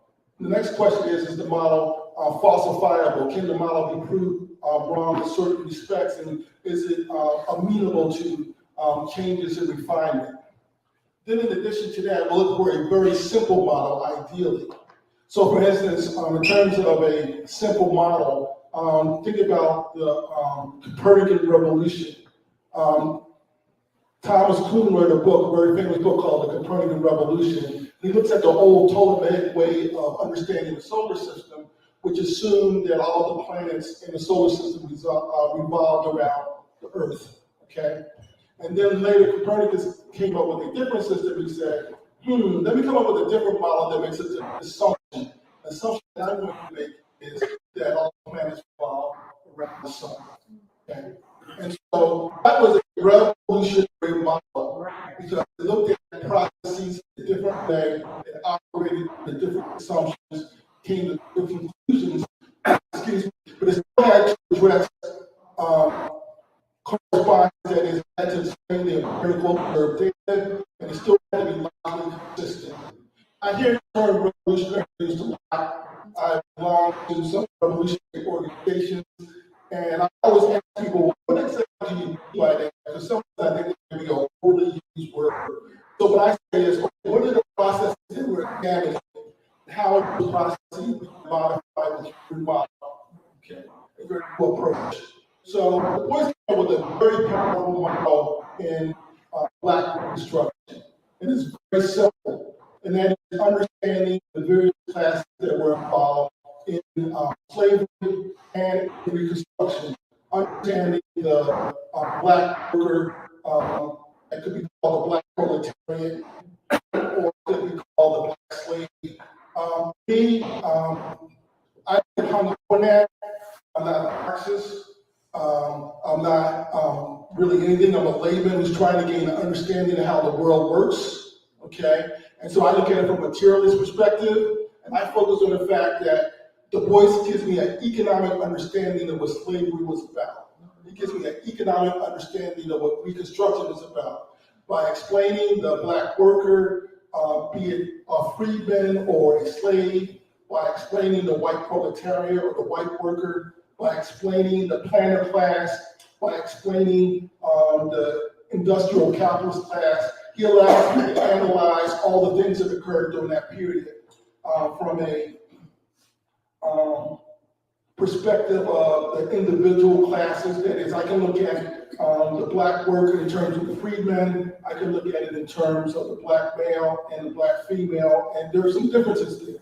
So one of the things that Du Bois covers in Black Reconstruction was the fact that oftentimes black women were turned into baby-making machines. Okay, and this especially became prominent after cotton really took off, and in the border states like North Carolina and Maryland, and this is discussed in Black Reconstruction, a big part of their economy became selling slaves down south. Well, how do you produce slaves to sell? Right. Right. So oftentimes the black males were turned into studs, the black women were baby providers, and that became part of the economy. And so I have a cousin who will be joining me shortly. She's going to come and visit. And I took her back in November. I live in Maryland. I'm originally from Philadelphia, from North Philadelphia, but now I live in Maryland. And she's right near where the Saturday Free School exists today on Grad Street. She grew up in that neighborhood. Okay. And so she came down. I took her what I call on the Maryland Freedom Trail, and I took her to the birthplace of Frederick Douglass, and I took her to the birthplace of Harriet Tubman. And Harriet Tubman was born in Cambridge, Maryland, really right outside of it, in a place called Bucktown. And so I had a chance to show her the farm of Bucktown. And on that farm, they used to grow tobacco, but they couldn't really grow cotton. So they couldn't really take advantage of the major cotton boom in Maryland because they were too far north and the soil's not that good. We actually had cotton that you can see, and you can see why it wasn't so successful there. So then, as I said, Maryland came over and came over to some people down south. And I go into a whole discussion of that. My point is that Du Bois gives you a comprehensive way of understanding what occurred during slavery, understanding what occurred after slavery. He sums it up very beautifully in the last chapter, but also throughout the book, he talks about the ability of blacks to their votes and their loyalty to restore itself to the Union. He talks about the ability to establish a new democracy that not only works for blacks, but also for whites. And lastly, he talks about the institution of the public schools. So what I'm saying is that one of the things that's very helpful when comparing Du Bois to Foner, or comparing Du Bois to Gerald, Horne, or others out there, is to look at his particular model in detail and see how well and how representative that model is. How well does it conform to the empirical data? Is it coherent? Is it consistent? Does it allow for testability? Also, is it simple? Does it give you a simple way of understanding the world that Du Bois is describing and the world that should be described at that time? And then lastly, is it generalizable? One of the things that you'll see also in Black Reconstruction is he talks about how that becomes a precursor to imperialism later on, okay? And he talks about the process of emancipation and how the free slaves later were, for all intents and purposes, re-slaved, okay? And he says, well, you can apply that not only to what occurred in this country, but you can apply that to what occurred to other countries under neo-colonialism, right? So you can apply it to India, you can apply it to Bangladesh, you can apply it to China, you can apply it to Pakistan, you can apply it to all the countries in Africa that came under colonialism. And so it's a very, very important book because it allows you not only to understand what occurred in the past, it allows you to gain a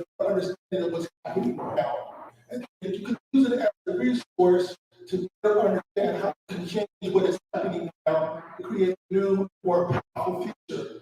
And last, I close by saying I had an opportunity last week to, and speak from this voice, I had an opportunity to listen in on free school. And they were dealing with chapter 10, chapter 14 of Reconstruction. And I was telling Doc earlier this week, that was a very beautiful thing to witness, because I had a chance to see all of you wonderful students here struggling with the concepts of W.E.B. Du Bois, but more importantly, understanding those concepts so you can create a new world and come up with a new view of the world so that you can make it better for all of us. And for me, that was very heartwarming to see that. And it's very heartwarming to be here today with all of you folks here who are trying to create a better world by trying to understand how the ideals of W.E.B. Du Bois can be applied not only to the past, but as William Faulkner once said, the past is never dead, it's not even past. And so the past is current now, and how can we apply those tools from Du Bois to get an understanding of how we can improve the world? And I look forward to working with all of you to participate in that process.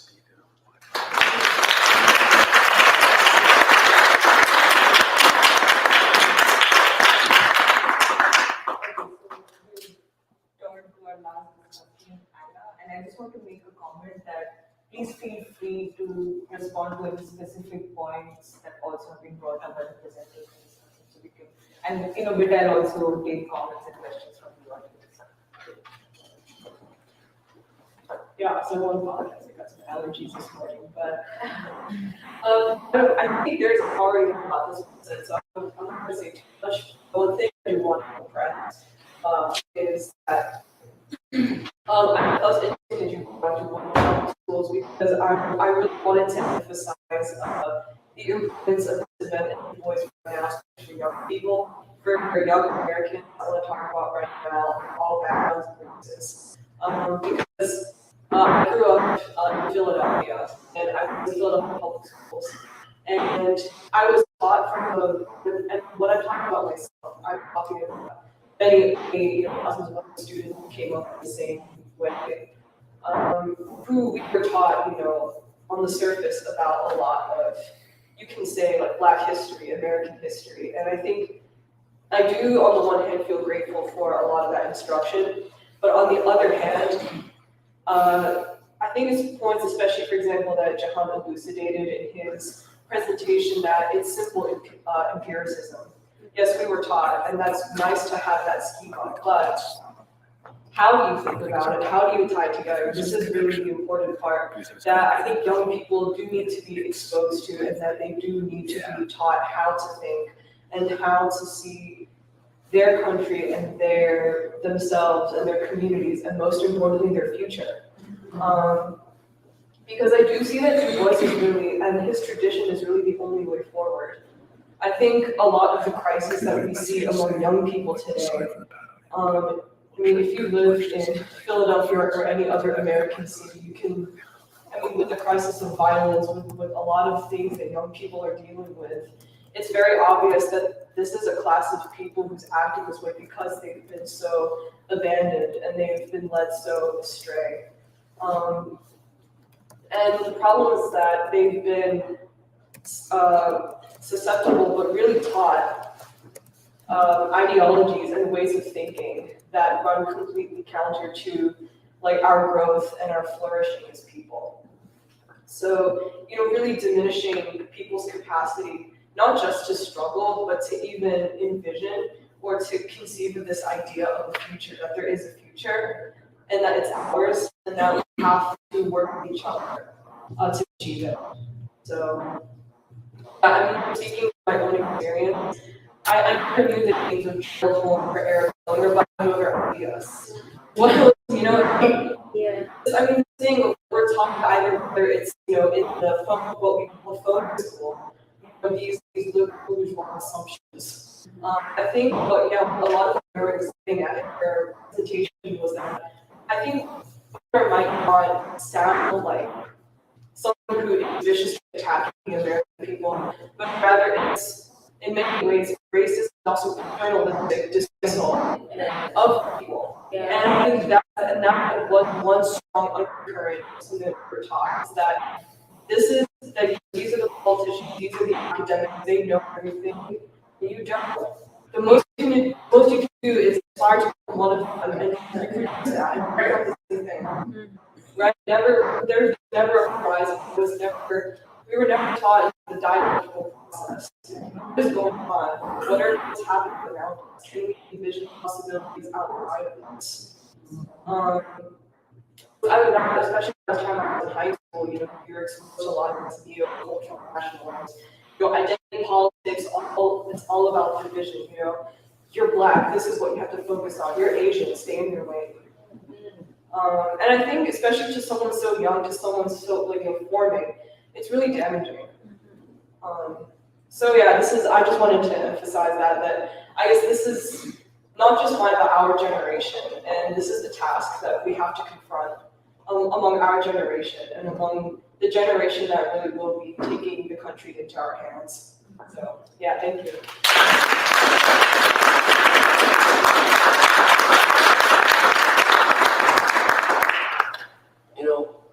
When you talk about paternalism, it reminds me a lot of the first section of the Souls of Black book, where he's getting asked all these forms of the same question, which is what does it feel like to be proud? And that's what it seems like to me, and that was really beautiful. So thank you. I want to comment. You said something earlier about there not being a contradiction between religion and dialectical materialism, and I think it's funny because in a way that's what led me to Du Bois. It requires a tiny bit of background about me. My family's from the Soviet Union, and they moved here when my dad was a baby. But back there, before the revolution, my grandparents are Jewish, and they were chased from 3 different villages because of Judaism. And in fact, had to convert to Eastern Orthodoxy at one point. And this is what sort of brings me into it. When I came to communism, etc., it was through my family, and we were never taught that there was some contradiction between communism, socialism, whatever you want to call it, and faith, because my grandparents were very, very, very religious people. It was just all kind of the same vague betterment of humanity. And that's how the majority of the Soviets looked at it. And I think there is a sort of intellectual strata that tries to draw that distinction. And it's just another line of division, keeping us separate, keeping us from doing what we're doing right now, which is coming together. So, yeah.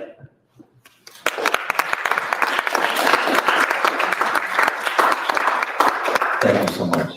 I would just like to say that we have to look no further than what's happening right now in East Palestine, Ohio, to see that the prophetic voice of Du Bois, that we are knit together, whether it was the slave proletariat, the black freedmen, the white wage workers, the wages of whiteness, because that would not have happened in Radnor, would not have happened in Plymouth Meeting, but it happened out there because of the class of those people, and it took so long to get there. And Pete Buttigieg, somebody said he looked like a little kid with the best phone. But this is what happens when we allow these forces to divide us. And I said, where I live in Trenton, Pennsylvania, there's a heavy industrialized, they just put their big natural gas pipeline, there's millions of dollars putting that through our community, because we have these things that divide us. We're in a very nice place today. We're in a very nice space today. It's a very nice community. But we need people from this community to join people from all of our communities, so that we can fulfill the vision and the prophecy of Du Bois. I hope that if you're from this community, that you'll leave here trying to connect with someone who's not from this community, so we can make this a reality. Thank you.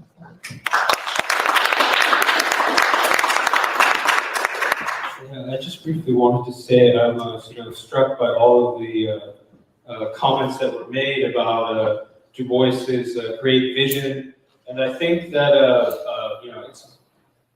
we can really see that significance when we frame Du Bois in the way that Saturday Free School has been talking about him as a father of a new revolutionary social science. And I think that social science, which we've talked about how he looked at the classical Marxist political economy, but he developed a more advanced understanding of a sociology, really the father of American sociology, but revolutionary sociology, not academic sociology, which is focused on the understanding the potential and the capacity of the people. The black worker, but the black worker has the potential for the working class as a whole. And I think that those revolutionary ideas, that revolutionary social science and revolutionary science and philosophy, as Anna was saying, gives hope to the American people as a whole today. And I think it helps us understand, whether it's the current political crisis, whether it's ourselves in relation to history, whether it's religion, spirituality. And I think that that's also why we're proud of this banner that we have of King and Du Bois, and which represents this. I mean, Du Bois, the scientist, and King, I think, bringing that vision further in this third revolution. And we were proud of going to the Rage Against the War Machine March, about 16 of us wearing these hoodies. It's our official uniform. But I think that was us saying that this is the banner that the peace movement has to hold up that can reach the American people. Similarly, I think this is the banner that's needed in East Palestine, Ohio, and all these deindustrialized areas.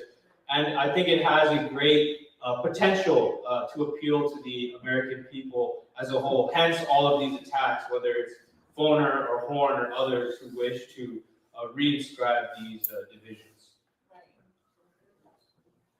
Yeah, because I think this thing of Du Bois being the founder of a revolutionary sociology, and also, Stan, what you were saying about models, like the power of a model to actually show you something new by framing the question, by framing the situation.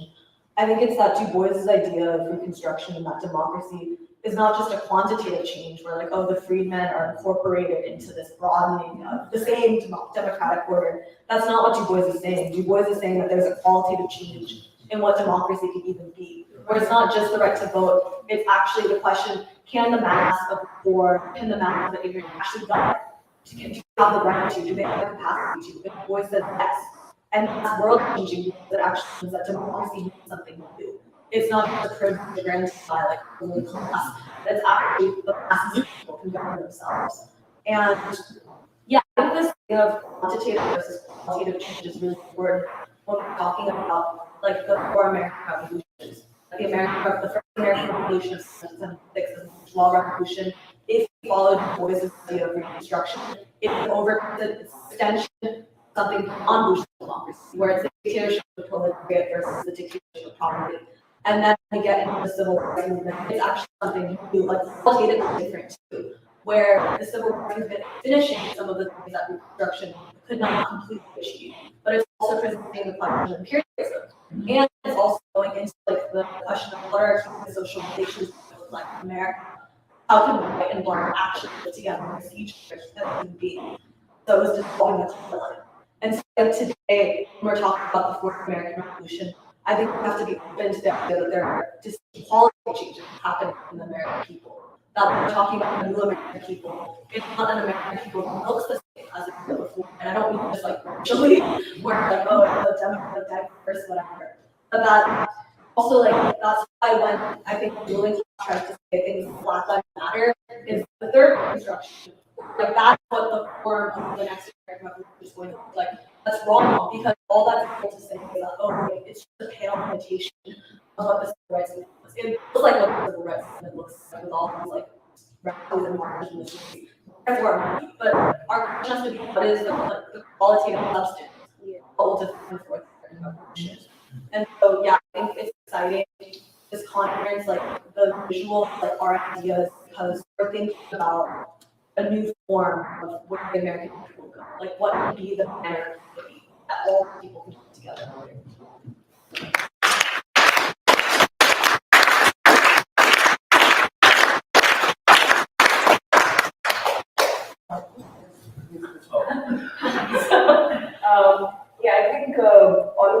clarifying this question, particularly the question of this panel, we're looking at enemies of Du Bois. It's not like personally, like, you know, as people enemies, but, you know, enemies of Du Boisian assumptions about peace, about democracy, and where the future of the American people lies.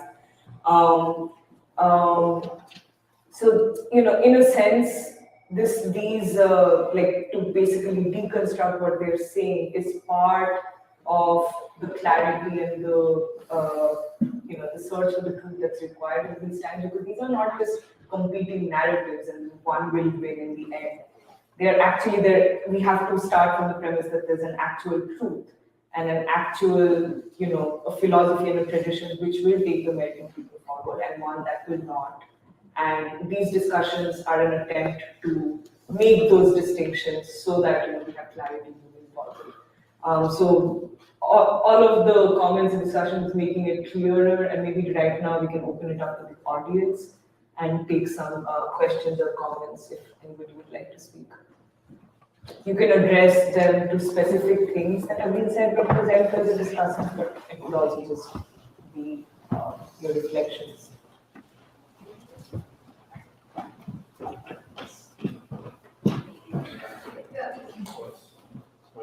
I'm also, I can project. So I wanted to return to the first two presentations about, maybe this is a kind of provocative question, that there might be some kind of truth to Horne, not for the way in which he intends, perhaps. But Jahan, you raised a question about facts have to be connected in some way, and of course that's the etymology of data that's given, so you have to combine it. And it raises the question of, like, where does the authority for combining them come from? I mean, it's not just my opinion, but I'm going to put them in some order, but it has to be rational. I have to say it to other people. The Martin Luther King quote about our, you know, the intersection of our destiny, the intertwining goes all the way into our thoughts. It goes into the rationality itself. And I bring that up because the kind of famous Communist Manifesto line about history hitherto is the history of class struggles. When Marx and Engels wrote that, they wrote that in the context of the proletarian socialist movement, because the movement itself made things like the serfs or journeymen or past groups into classes. They treated them as their ancestors. And Marx and Engels tried to make that a critical moment to reflect on how all of history seemed to be kind of consolidating in this very question. And likewise, when I read, you know, I had the opportunity to read Black Reconstruction with some of you. I was very privileged to do so. When I would read Black Reconstruction and think of kind of the context in which Du Bois was writing it, you know, he's writing it in the aftermath of the price of disaster, to quote chapter 9, right? Where to the degree that kind of black and white workers did not unite against the counter-revolution of property, the penalty was imperialism. This is kind of the end of chapter 14. And I bring that up now in terms of Horne, that I've also read the 3 like Horne trilogy. It's like counter-revolution, and then there's another counter-revolution, just keeps going. And, you know, in the context of the Du Bois text, where Du Bois in a sense is giving the emergence of, to quote his autobiography, the emergence of a race concept, right? In and through the struggle of Reconstruction and also the way in which it continues to pose attacks, that to the degree that, you know, a kind of proletarian socialist movement as in a sense doesn't exist in the US or is liquidated and has collapsed to some degree, it makes history like what Bois was saying was kind of historical task in a sense. When you read Horne, he projects it across, like, just goes all of time, right? He basically traces it, I think, to the fall of Constantinople. I'd probably go back further. We can just keep going, but it's like the Big Bang, something, whatever. But the reason I bring that up is that then, even if it's wrong, there's something symptomatic about it that says something about the task today of, to me, it's not simply about choosing a better thought pattern. Like, well, Horne has this thought pattern, and maybe it's empirical, or maybe it's positivist or something, and you gotta have a different one. But rather, I wanted to raise for everybody this question about what actually would it mean to transform history hitherto. I mean, it's not just thinking in a different way, but actually what could be missing that would allow an insight into history. And so there's a truth to Horne, but maybe not in the way that he intends, right? That it actually says something, I don't know, America's a salad today? or something. It's not the intertwined destiny, it's just groups. Salad, is it? That's what I was taught, so okay.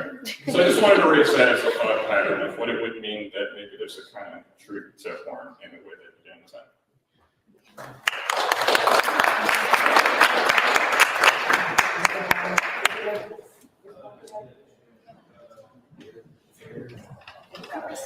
Yeah, I was trying to attempt the answer to that very deep question. I know that Danny's a very dedicated reader, so he's made it through the whole trilogy and probably. I struggled with 76 book and some podcasts, but I think if I understand also your question, first I would say that when it comes to understanding, I think data or facts and trying to develop an argument about what is the truth, whether maybe even perhaps in physical science, but certainly in social science and history, among other things. There is also the question of the pre-experimental assumption, something we've talked about in our study of Black Reconstruction, that what is it that you're approaching looking at this set of data with, right? And Du Bois, essentially in the introduction of Black Reconstruction, lays out quite clearly that I'm approaching this with the belief that Black men were human beings, that Black people were part of humanity, and that they were able to contribute as much as any human being to these things, like the struggle for democracy, to the freeing of themselves from slavery and the whole process of Reconstruction, which was obviously a completely different pre-experimental assumption as the Dunning School. And it's, on a side note, it's quite interesting that C.L.R. James, in a speech he gave on the anniversary of his own book, Black Jacobins, compared the two, because they were written around the same time, but Du Bois was significantly older. And I mean, I would also argue ideologically different and I think more sophisticated than C.L.R. James. But James said that assumption is what I tried to prove in my book. That was the end point of my book, that I wanted to prove through documenting the Haitian Revolution that Black men were human beings, a big part of history. That's where Du Bois started in the preface of the book. So he said that the book is he admitted is a much more sophisticated study of revolution than Black Jacobins. So I think with Horne, if we look at his what he's coming to the table with pre-experimental assumptions, I think he has this. Some of the things I tried to lay out, this assumption of backwardness of the working class as a whole, which he generally targets the white America as settlers, but I think you have to apply that to the working class as a whole, and the impossibility of any struggle for democracy and the unworthiness of the nation to a struggle for revolution. And so I think, but to address what you were saying about is there any truth to it, I think that the truth, and not just Horne, but this entire set, this whole school, including the 1619 Project, which is now also a Blue series, which I also haven't been able to watch, but if anyone has, I'm interested in your thoughts. But that's the kind of truth or the pre-experimental assumptions of this, PMC class and the American ruling class, which wants to see the population as a whole divided against each other and wants there to be an iron wall preventing any struggle, and wants to, of course, reconsolidate itself in the face of this immense domestic and international political crisis. So I think I would agree with what you're saying, that the meaning of the nation is very much up for grabs. I mean, it is the ideological battle that we're engaged with people, folks like Horne, Foner, the 1619 Project, among others. When they said that the revolution would not be televised, I guess they were wrong because it's on Hulu now.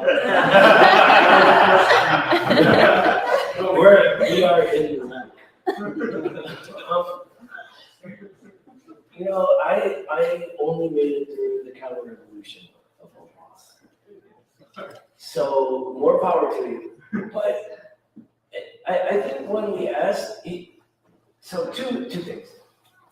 First, when he talks of this separate class and this being a reason that,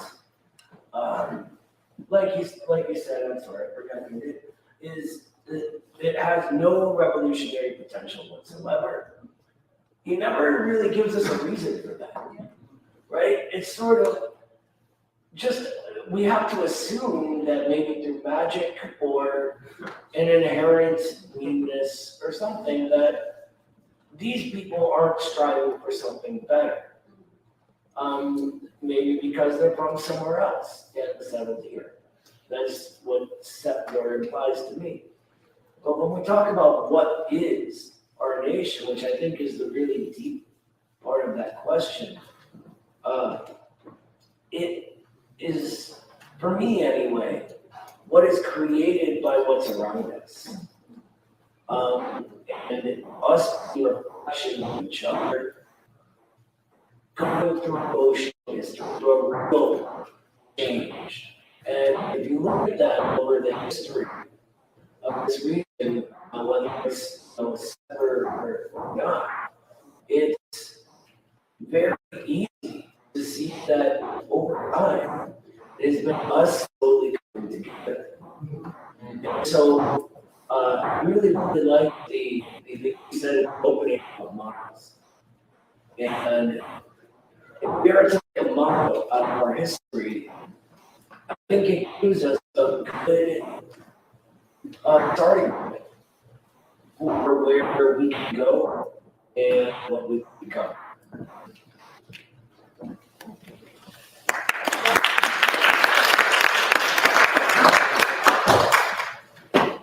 I want to say a couple more things about Gerald Horne. First of all, with respect to the article that he wrote in The Nation, he talked about the fact that Du Bois did not focus on the indigenous population in Black Reconstruction. And I don't want to speak for Gerald Horne, but I do know that when I was a student of the All African People Revolutionary Party, they often talked about the indigenous question and how that should not be ignored and how that was important.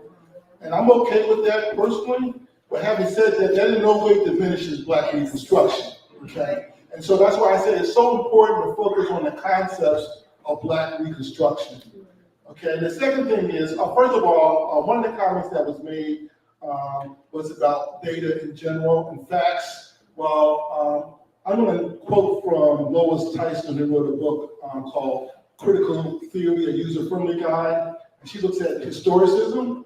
And what she says is that historical analysis is not just a matter of facts, it's a matter of interpretation. Okay, interpretation is so important. And as I mentioned earlier, Du Bois provides a comprehensive interpretation that involves philosophy, history, sociology, politics, and economics. It's a very complex, but it gives you a very simple way of understanding how all those work. And one of the things I have said to people is, one of the things I do is a lot of project management, and I look at different objectives that we're trying to accomplish. And I create what's called a force field analysis. I look at all the driving forces that are allowing me to accomplish my objectives, and I look at the restraining forces.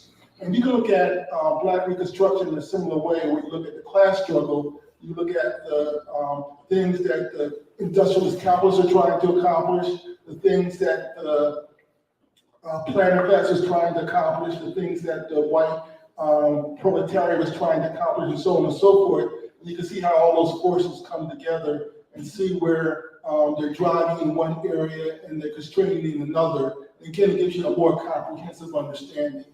So, as far as I'm concerned, Gerald Horne's comments don't take away from the concepts that are discussed in Black Reconstruction. And then secondly, he makes a comment as well that in Black Reconstruction, he doesn't address the question of Maud Cooney. And for those of you who aren't familiar, Maud Cooney, her father was one of the representatives in, I believe, the Mississippi legislature when it was created after 1868. But one of the things that Gerald Horne is pointing out, though, is the lack of disclosure and the subjectivity that's there. And I happen to agree with him, okay? Because he doesn't mention that he focused on Norris Wright Cooney, who was Maud Cooney's father, maybe not just because of looking at it from a historical perspective, but he doesn't mention that Maud Cooney was at one time his fiance, okay? And so there isn't that public disclosure. And so one of the things that Gerald Horne mentions is that perhaps Norris Wright Clooney had some issues that Du Bois elected not to discuss. And so perhaps there was some subjectivity there. And so that might be indeed the case, but again, that doesn't take away from the overall discussion of Black Reconstruction. In no way, in my opinion, takes away from the power of Black Reconstruction in creating a model that not only explains the past, but also allows us to understand the direction that we might want to move in as we go forward.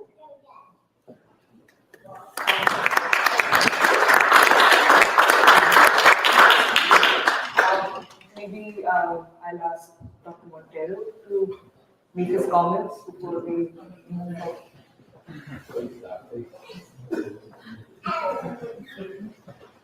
Thank you, Paul, and I just want to thank all the people that worked so hard to put this together. You know, apropos Stan's reference to philosophy of science, I think in some ways we could look at Black Reconstruction in America as a unified theory of American history, which does not separate it from world historic developments, and he places class struggle in the United States in relationship to the struggles for independence and freedom of colonial people. I think this is a great achievement intellectually and scientifically, that the class struggle is more than a class struggle. This is very significant, and it is overlooked by commentators. And in fact, I have to say, I'm not interested in whether Horne or Foner bring into the discussion new facts, because because the architecture of their work, the essence of their work, scientifically, philosophically, ideologically, go in the opposite direction to Horne. I mean, to Du Bois. And to me, there's no question about it. And I'd just like to say a couple of things about Horne and Foner and who they are and when they emerge. I know Horne, I've known Horne for over 40 years and have read a good part of his work. I haven't read anything since the counter-revolution of 1776, which represents a new moment in Horne's academic and scholarly work. Horne is a historian, which we could call in some ways a niche historian. He writes monograms, and he was not writing for broad public consumption. He published mainly in academic publishing houses, in particular NYU. I think a good part of his work is published by NYU. But I often ask myself the question, what happened to Horne? And when did it happen? Horne, as a member of the Communist Party, now I can't say I know everything that he thought about all things, but certainly he was the framework of the world communist movement, the Soviet Union, and his worldview of the process of revolutionary change was predicated upon a world communist movement, a system of socialist states, that anti-colonial struggles, et cetera, et cetera, et cetera. We all saw in the 70s the rise, especially in Africa, of these revolutionary leaders who themselves were socialists and communists, who, by the way, are never spoken about by the neo-Pan-Africanists and the neo-cultural nationalists. If I might just say, even Kwame Ture will draw attention to, we are for, what does he say, socialism, but the All-African People's Revolutionary Party is a socialist party, or was a socialist party of sorts. And there were, and of course, they appealed to young students. not to the African American proletariat. Ultimately, Kwame Ture resituates his party in Africa, which kind of was like saying that there are no revolutionary possibilities here, even among the black proletariat. Huge weakness. Again, Kwame Ture, friend of mine. This is not that we're not friends, but Gerald Horne. It is the collapse of the Soviet Union and the world communist movement that explains what he would later become and what he is now. He assumed, as we all did, that the Soviet Union and the world socialist community of states was a permanent fixture in world politics. When that collapses, for many reasons that we won't go into now, it was an enormous shock to millions and tens of millions of people all over the world. Because the question becomes, if US imperialism is hegemonic without an alternative system constraining it, what then becomes of us, world humanity? Many people, and I'm speaking now from the standpoint of being in a communist party, a functionary, as it were. You know what I'm saying? In other words, I wasn't just part-time, I'm full-time. The shock was enormous. What is next? So many people went towards social democracy. Oh, we were wrong all the time. I didn't know this. Like I said, grow up. Put on your man and woman pants. What were you in this for? To tiptoe through the tulips? So you got that, crying. And then you got on the other side people like Horne, who said that this proves that the working class worldwide was never capable, and that the working class in the United States is less able than any working class in the world to carry out a movement of change. This in spite of the civil rights movement, in spite of the Civil War and Reconstruction, in spite of all that Du Bois wrote. It was not enough to constrain Horne's movement away from the basic fundamentals, even if you don't want to call it Marxism, of Du Bois himself, of the Black freedom movement. And so he reconceptualizes a history of the United States, and as Danny pointed out now, of the world, where the American Revolution is a counter-revolution, that Reconstruction, hence Du Bois's Black Reconstruction, are apologia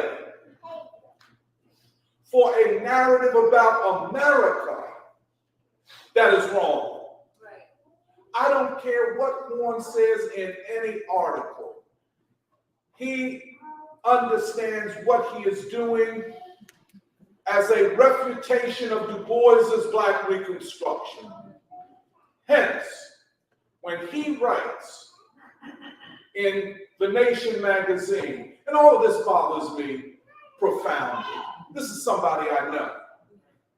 It bothers me because he does not feel compelled to address his critics who have raised questions about the way you have presented data. And they have raised substantive criticisms. And for Horne to say, this is just the white left attacking me. Well, excuse me, Gerald. When I met you, you were in, and these are inverted quotes, the white left. You know, excuse me, I know the relationship you had with Herbert Aptheker. So now you run behind a form of, forgive me for infantile black nationalism. Oh, we have to defend the colonial settler thesis because it's the white left attacking Gerald Horne. Well, the question becomes, is it possible Gerald Horne could be wrong? Have you ruled that out? Have you asked the question, what are the consequences of such a theory? Or have you addressed, why has Gerald Horne taken the position that it is the white 1%, the ruling elite of this country, that is enlightened, and that the mass of impoverished workers, be they black, white, Latino, Asian, or whatever, are a mass that are incapable. That is the theory. And that's why Horne ultimately has to say, and this is what is so devastating, especially for young people, you know, who are in these colleges and, you know, people responsible for the history curriculums in high school. When Horne says, and I didn't think I was hearing, and I asked Johan, I asked Jeremiah, did I hear it right? Horne said that for black people to get freedom in this country, it could possibly require a profound shock to the global system of international relations, including nuclear war. And I said, wait a minute. Now you definitely are going crazy. You've lost it. But is that the logical outcome of a theory that is without grounds, without historical materialist foundation in American history? Is this the outcome? A position politically that says the only way that black people can get freedom in this country is if a major shock to the world system, including a nuclear war, so weakens the United States ruling class that they may be forced to negotiate with us. I don't think we can spare any effort. It's not harmful, it's not personal. No effort can be spared to expose and demolish this ideological position. It is wrong. The other thing is Foner. Foner's book comes out, I guess it was supposed to be published on the 50th anniversary of Du Bois's Black Reconstruction. It's heralded by the Academy. The Dunning School comes out of Columbia, so does Foner. I would just say one thing.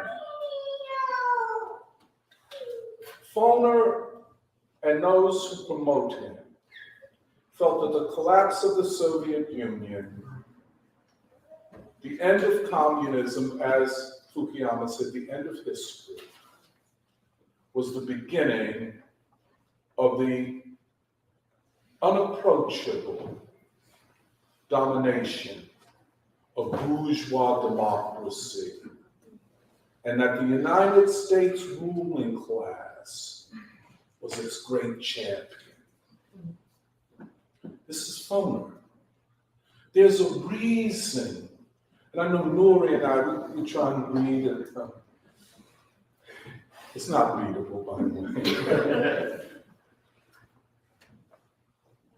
But it is this notion that Foner's interpretation of Reconstruction is an interpretation that feeds into the narrative of American imperialism as the great democracy, as the great champion of human freedom. Now, Foner faced a crisis. And if you study his podcasts, his lectures and stuff, he cannot understand what Du Bois said. The defeat of Reconstruction was the defeat of labor worldwide. And that the US ruling class, this is Du Bois, could never champion democracy because its interest was in the opposite to democracy. Foner is saying the opposite of what Du Bois said. And it is only with the rising and deepening crisis of US democracy, quote unquote, that the book, all of the failings, scientifically, ideologically, philosophically, all of its superficiality becomes clearer than clear. And hence, in a moment of crisis, we do not turn to Foner, we turn to Du Bois. That's all I want to say.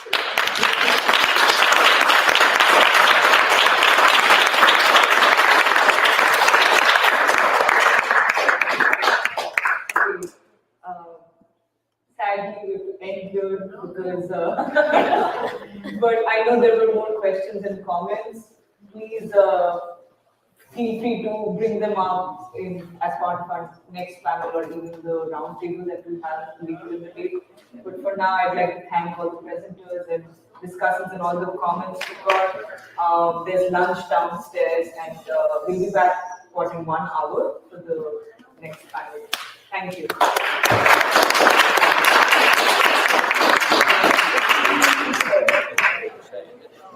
Don't end it just yet. So everyone can proceed downstairs. There's lunch being served by Andre Jesse in the Church of the Crucifixion. We'll see them.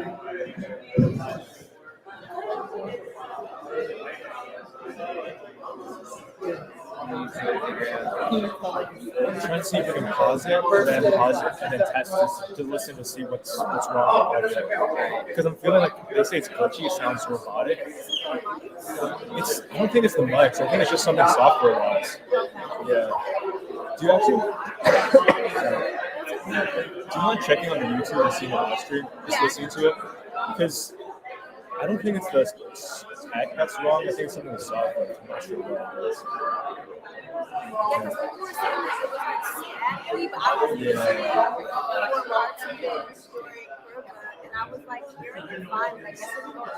Yeah, which is weird because if it's in and out, it's definitely something. Should I rewind to like what people were talking about? Yeah, let's do that.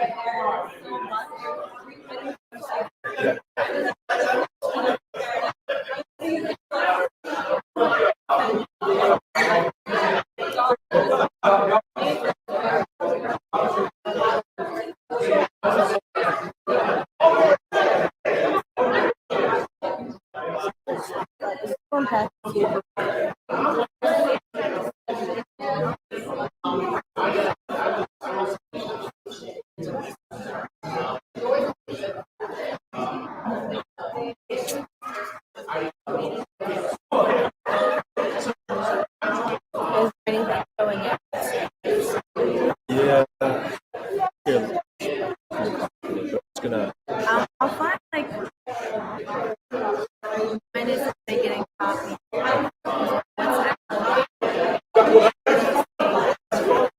Hey. Great.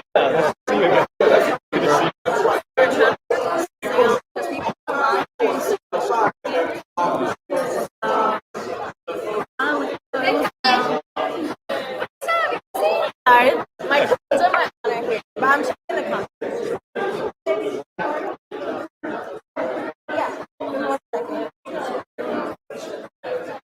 So around 12.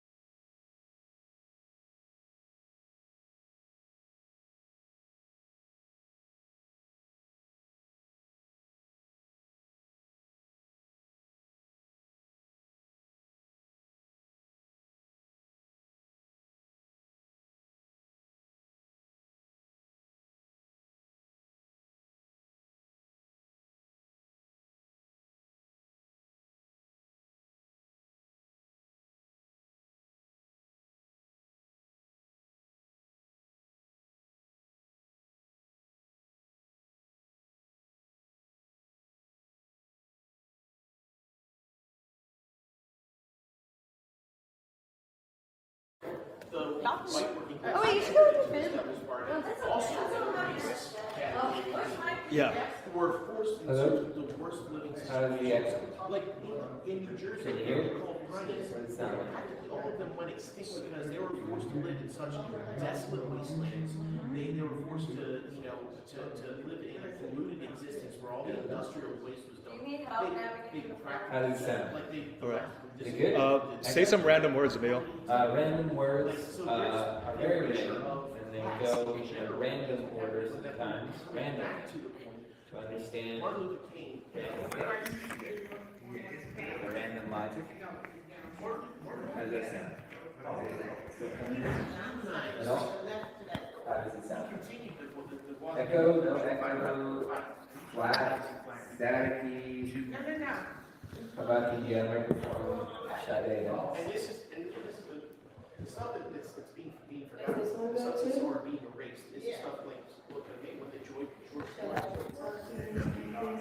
George Floyd protests happened. Caleb figured this out. We're trying to see if there's an echo.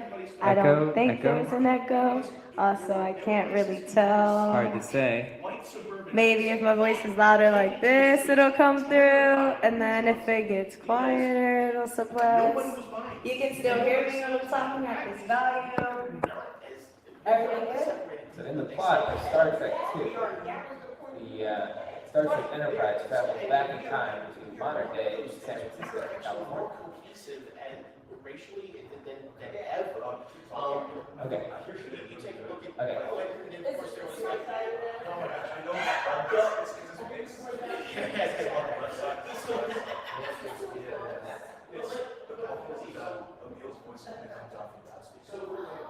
Interesting.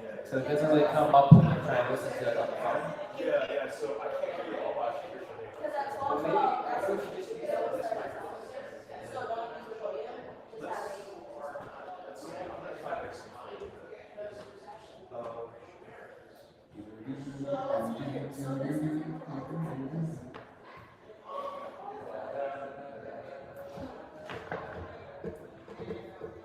Wait, taco meal?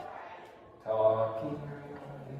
Sing. Well, on live stream, we said it's not picking up that one, but this is connected to Alpha's series. Yeah, so what happens is that the echo is just because Neil's voice or that's like his voice happens to be and so when his voice when it happens that and so when you do it like it's mixed to so why don't we just use that? And Could we also even just like I say could drop that here? We had to disconnect this. so I think I fixed it. If you guys both talk, it's both from both. Oh, really? So this is working. Okay. You listening to it to see what it sounds like? So, the plot in the Land Before Time cartoon, where a group of childhood dinosaur friends come together in order to achieve a dream of finding a peaceful valley in which to live with their families. The soundtrack was done by Diana Ross and actually became very, very popular in Japan in the late 1990s with the song "We Will Hold On If We Hold On Together. I know our dreams will never die." That is all of the information I know about the Land Before Time. Great song. Oh wait, he cut this mic, so it's just you now, right? So when it's just that mic, it's good. So wait, that mic's cut down. Yeah, you turned this on. I thought you said they both work. This isn't working right now. Is it? I feel like it's not. No, it's not.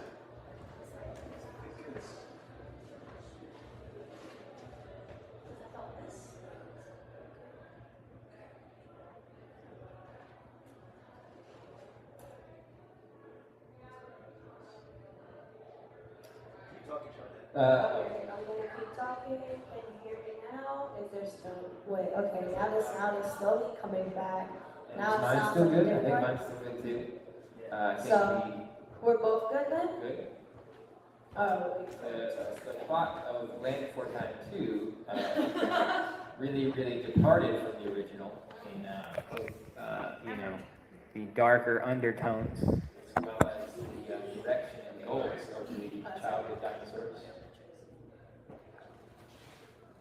Continue. Keep talking. I actually can't really remember much about the plot of the second one, but I remember it being mostly just a cheery story of friendly dinosaurs playing in the Great Valley. Yeah, it's hard to make a sequel live up to the first. Yeah, I mean, they already were at the Great Valley, so that was like major Yeah. tension in the first. Yeah. As well as the mother character dying, she was already dead in the second. Wouldn't be a children's movie if the mother didn't pass away. It's true. Exactly. It's true. Yeah. Every tragic hero has a dead parent. And Sounds good. Just keep talking. All right, so both of us at the same time. right? Yeah. Okay. So who is your favorite character? Actually, I can't even remember the names. Well, there was I Ducky, watched right? Petrie, Oh, Spike. wait, Spike? Littlefoot, It was Spike. Sarah. Spike. Spike was pretty great. He was, I really like Spike. Not it gonna was funny lie. how he was like the bigger brother of Ducky. He was the older, yeah, He older was brother. like, but like at least like 3,000 times the size of Ducky. That's what I was saying. Listen, that older sibling dynamic, I watched this before I even had siblings, by the way, because I was like 5. But yeah, I don't know. I thought I wanted an older sibling that had that dynamic to them. I don't think that I have enough with Spike. I don't know. We'll see what my siblings are. I think it sounds good because I don't. You can hear both of us? But I also didn't get what people were saying when they said They said that it was choppy. Like, it wasn't that they couldn't hear. Yeah, it was static, and then it was choppy. Mostly when the presenter was talking, because at 12:12, people were saying it's getting choppy again, then again at 12:13. That's true. It was the presenter. Yeah. Oh, And I was bad because when Noah started speaking, yeah, they were like, I can't really hear it again. So like if it happens that this presents a problem, we could just switch to using that. Yeah, could use the child podium. The child podium. We have a possibility this works fine, and we just And we can just switch off, like, because the presenters and the discussants don't speak at the same time anyway. The only time they're speaking at the same time is the same. So we'll just be the 2 mics instead of 3? Oh, yeah. Yeah, you guys should eat. Do you want to do that? 2 mics instead of 3? So the problem with that is that and we've already like shared a lot of settings. I don't want to mess up the church. Do we have to change them back? I can change that, yeah. Did you take off the picture? Okay. It's not that, we didn't make Yeah, that. because this mic sounds really good. And during the live stream, I don't think, like during the discussion, it was fine. It was when people would go up to speak, it was when But maybe that makes sense in terms of errors. Yeah. But do we have a second stand? No. Oh, you did! Oh, good. Okay. Let's just do it then. Okay, cool. But that means I should unplug the other one, right?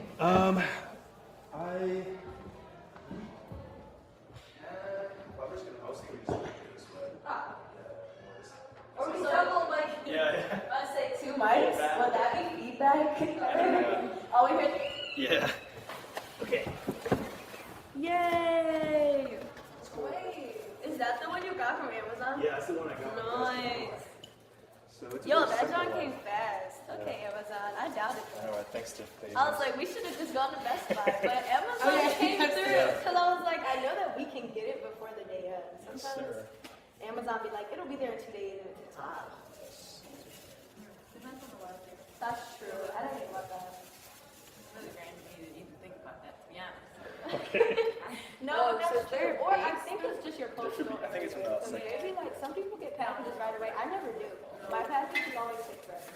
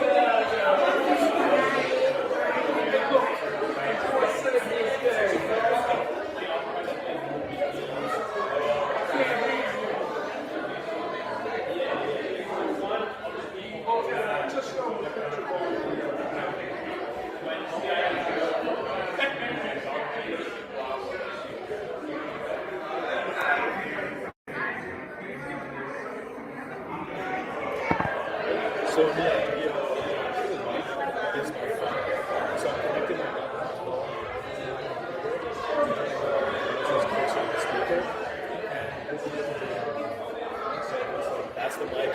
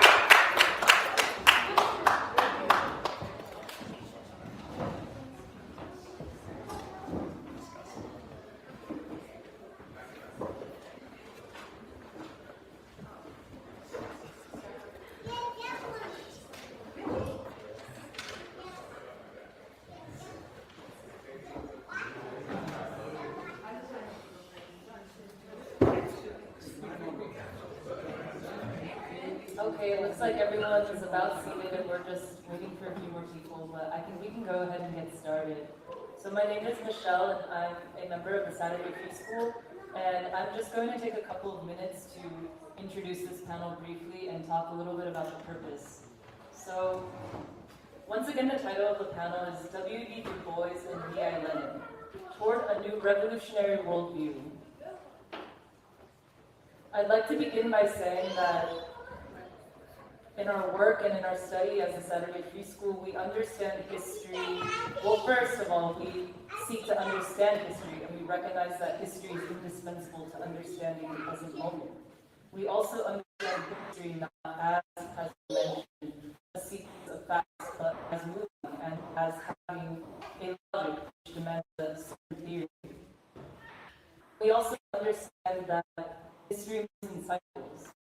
And this is clear in the way that, for example, in the 10th anniversary, we formulated the three American revolutions, having occurred in 1776, the Reconstruction era in the 1860s to 70s, and finally the Civil Rights Movement of the 50s, of the 1950s and 60s.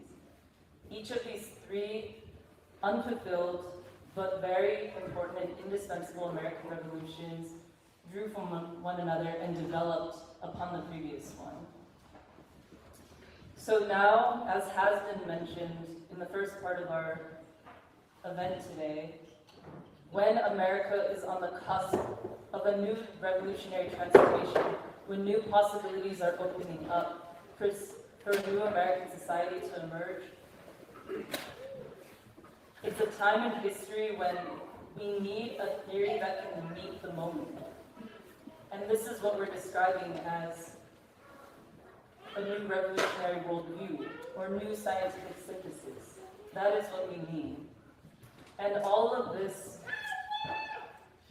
is distinct from the prevailing idea that in essence nothing has changed, that if anything, American society, American history has only stagnated or worse, even regressed.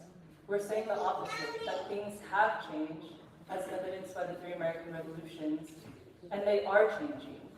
And what we are striving to do is to develop a theory that can stand up to that truth and really furnish a vision for what comes next. So I wanted to talk briefly about this idea of the scientific synthesis.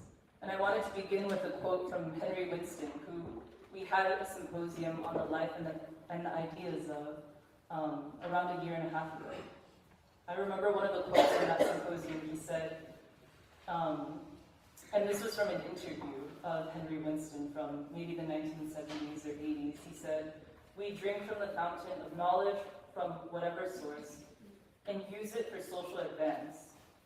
And I think this is a perfect line to describe the ethos of free school in a lot of ways, is that we see ourselves as a part of so many revolutionary lineages from across, not just America, but really across the world. And some of the people that we've studied in the past include Fidel Castro, Huey Newton, James Baldwin, Du Bois, King, Paul Robeson, Gandhi, Howard Thurman, and that's really just to name a few.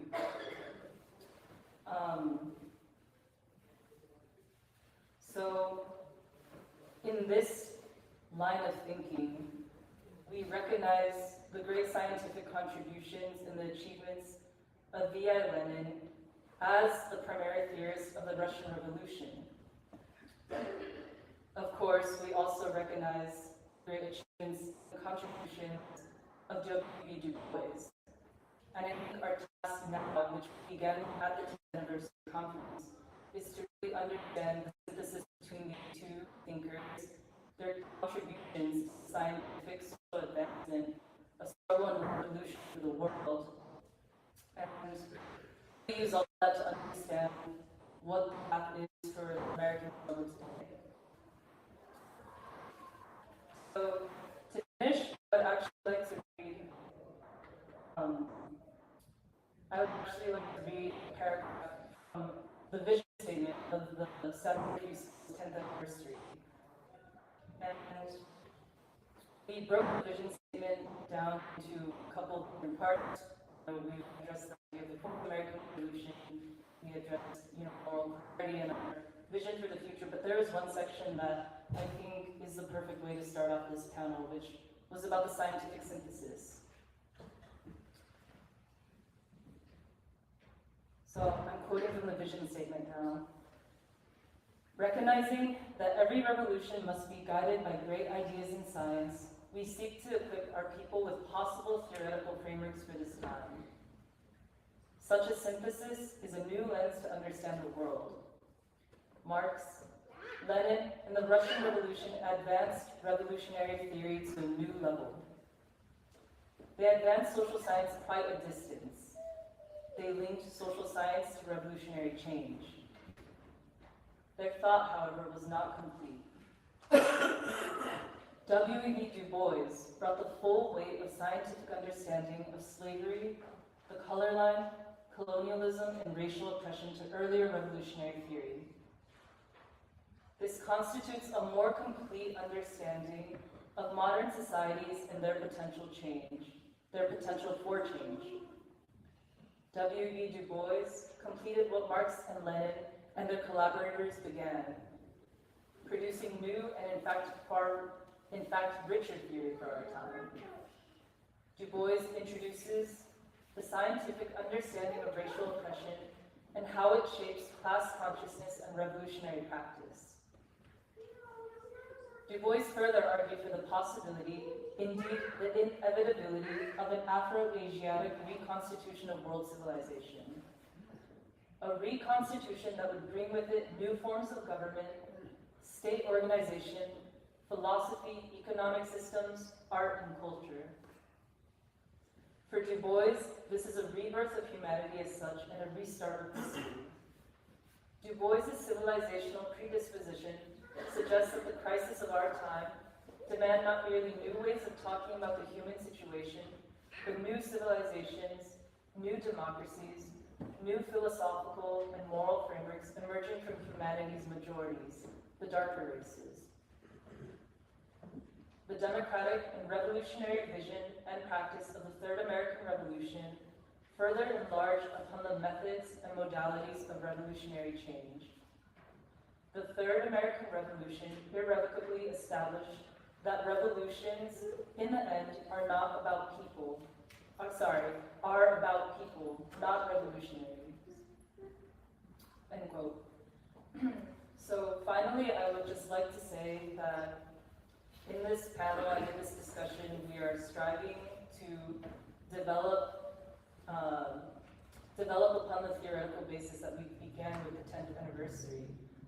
And that is the framework. That is the new revolutionary framework that meets this new American moment. And we see it as a synthesis of Lenin and Du Bois. So we look forward to hearing from the presenters who are going to speak on how they see the synthesis and how they regard its consequences for our struggle moving forward. So with that, I'd like to introduce our three presenters today. Serafina Harris, who's a member of the Saturday Free School, Jeremiah Kim, also a member of the Free School, and finally Erin Hagel, who is the president of the Platypus Affiliated Society. After our presenters each present, we will move into an open discussion among the discussants and the presenters, and then we will open the discussion further for members from the audience. And among our discussants, we have Sade Atkinson, Caleb Chen, and Alice Lee, who are all members of the Saturday Free School. So with that, I would like to welcome Serafina Harris for her presentation.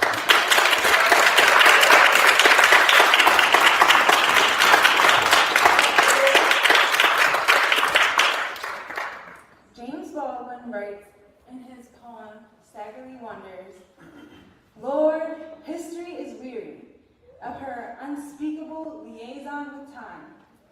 For time and history have never seen eye to eye. Time laughs at history, and time and time and time again, time traps history in a lie. The slave or the enslaved proletariat would be the single most crux and kernel of the American democratic and labor problem. This man fought for his freedom through the shackles of slavery. By the careful and strategic call of democracy and freedom, this is the life they sought, and would gradually grapple towards, whether that be in gaining land, voting, educated, or working. The Civil War was then about a self-imposed affliction between white and black labor. The Civil War was about how the North and South became two different economic and moral hubs of this country, and their disagreement upon the future of America and the future of America in the new emerging technologically advanced world of the 20th century. The Civil War was a struggle between two worlds emerging. The struggle for what world would emerge. The world where proletariat would dictate the state and the world over for democracy to reign, or that of the ruling classes, whether they be industrial, agrarian, or for the development of monopoly, profit,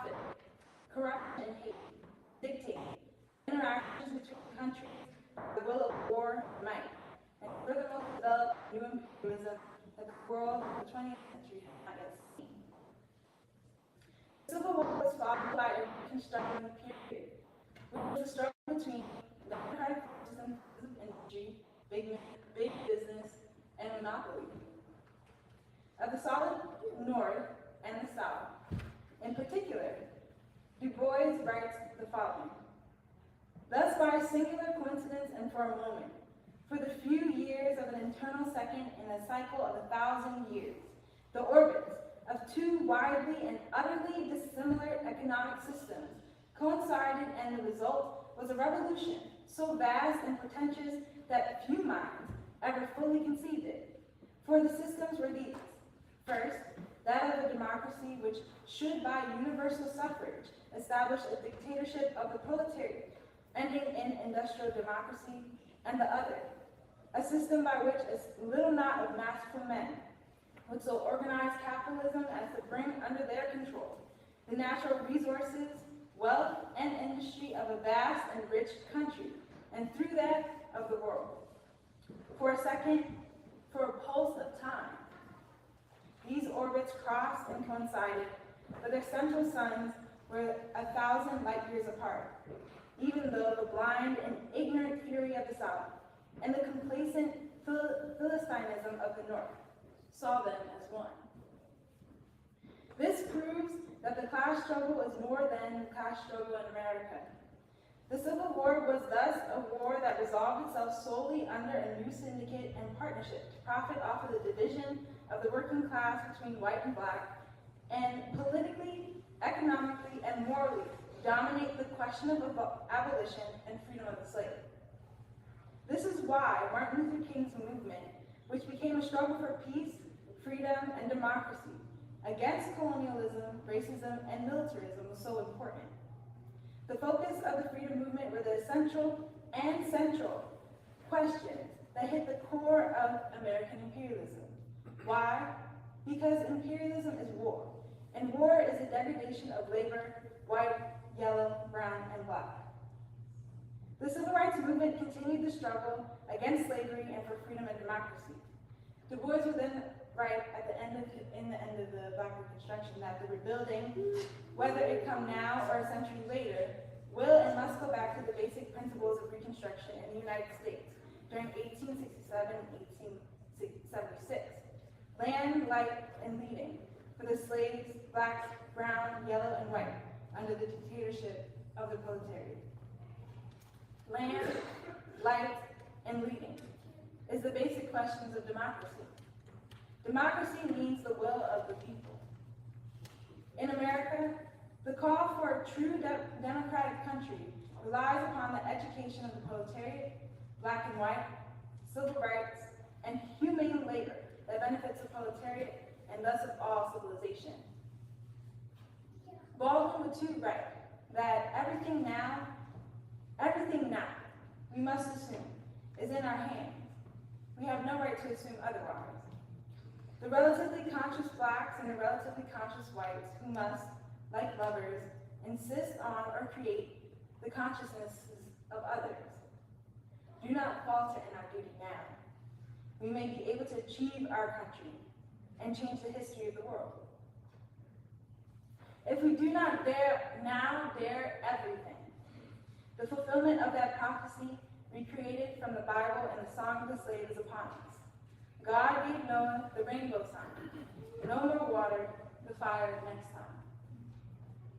The Free School had taken a trip to DC to protest war this past February the 18th, or the 19th. With our current moment of unusual alliances and friendships, the essence of the round turned towards Martin Luther King Jr. and the principles of our nation that needs to be achieved. We must grow and continue to return to the soul of this nation and become a whole people, dictate democracy for our freedom, and become part of a new world that is for humanity and peace. We're tasked now to know W.E.B. Du Bois, James Baldwin, and Martin Luther King Jr. We are tasked to capture the revolutionary potential and struggle to make Martin Luther King dream real. Time is an environment investment. We must follow the prophetic trajectory across the sky that all of our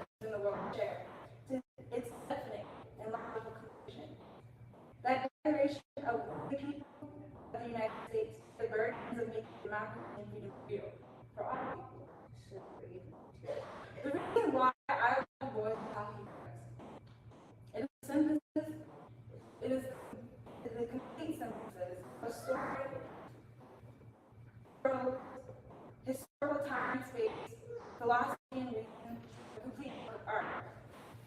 Similar to our lines from Copernicus, I also choose to rely upon Du Bois and Horne to know the world.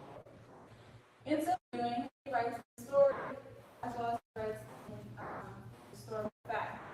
He tells a story about how Charles Foner died. He passed before the effect of the new alignment of business on the southern situation was clear, before the southern situation was clear. Charles Foner had taken ill in March 1874. His deathbed stood 3 Negroes: Douglas, George Down, Sumner, Warren, together with distinguished senators and officials. And 3 times, with a hoarse voice, Charles Foner said in a tone of earnest entreaty, "You must take care of the Civil Rights Bill. My bill, the Civil Rights Bill. Don't let it fail." This was his last public message. Douglas led Charles Foner's forum session and cut over God marched his body at the State House in Boston. So died, as Sherman said, the foremost man in civil service of the United States. William Lloyd Garrison had written, "Your blood stained the floor of the Senate chamber was the blood of a martyr. Now it is given to you to wear a martyr's crown." This is no human, but divine triumph. This is not the wisdom of man, but in the power of God. Black Reconstruction fundamentally shifts the world from the ruling class and turns the axis of the world on its head with the thesis that the slave, the Black proletariat, is a proletariat, and thus a man that builds civilization and the state. The point of my statement here today is to state, similar to the hymn, "There is a balm in Gilead." It is to state that there is a way to struggle for peace, freedom, and revolutionary democracy. It is to reckon with the fact that Black people are men and have struggled and toiled for this country to call itself a democracy. It is because I believe in the Prince of Peace. I believe there is a will inside us all to create the life that we deserve to live because we are all God's children. I believe in God because I believe in the long legacy of our people that have been prophesied in the civilizations born in Africa, India, China, and the Americas that have been written in the Gita, the Bible, and the Buddhist texts. I believe that we, the people in the American nation and soul, walk in the same heart and mind and dream of the Martin Luther King freedom movement that transformed the world, to believe and learn to know that a slave is a man whereby all people can learn to love each other, and that all labor should be the intelligent and both. I believe that the freedom and the world peace movements that fought against colonialism and war were the motivation that lurched the world forward from the 19th century to the 20th, evolving and readying the human mind, body, and soul towards taking the responsibility of a new emerging world of the 21st century. And I'd just like to continue by saying that our moral imperative calls us to take the responsibility of building this new world that knows Du Bois and the revolutions of our own country that we call America, land of the free and home of the brave. Our peculiar moment today is to face what Martin Luther King calls the fierce urgency of now, to fundamentally understand that love requires sacrifice. Why? The quality of what we know has fundamentally changed because of the revolutions that spurred the Civil War and the following counter-revolution that created the conditions for Martin Luther King to walk into a struggle against and thus continue the necessary question of freedom and democracy through the empowerment of education, through the empowerment and education of the American people, the Civil Rights Movement, and world peace. These revolutions force us to reckon with the question of man.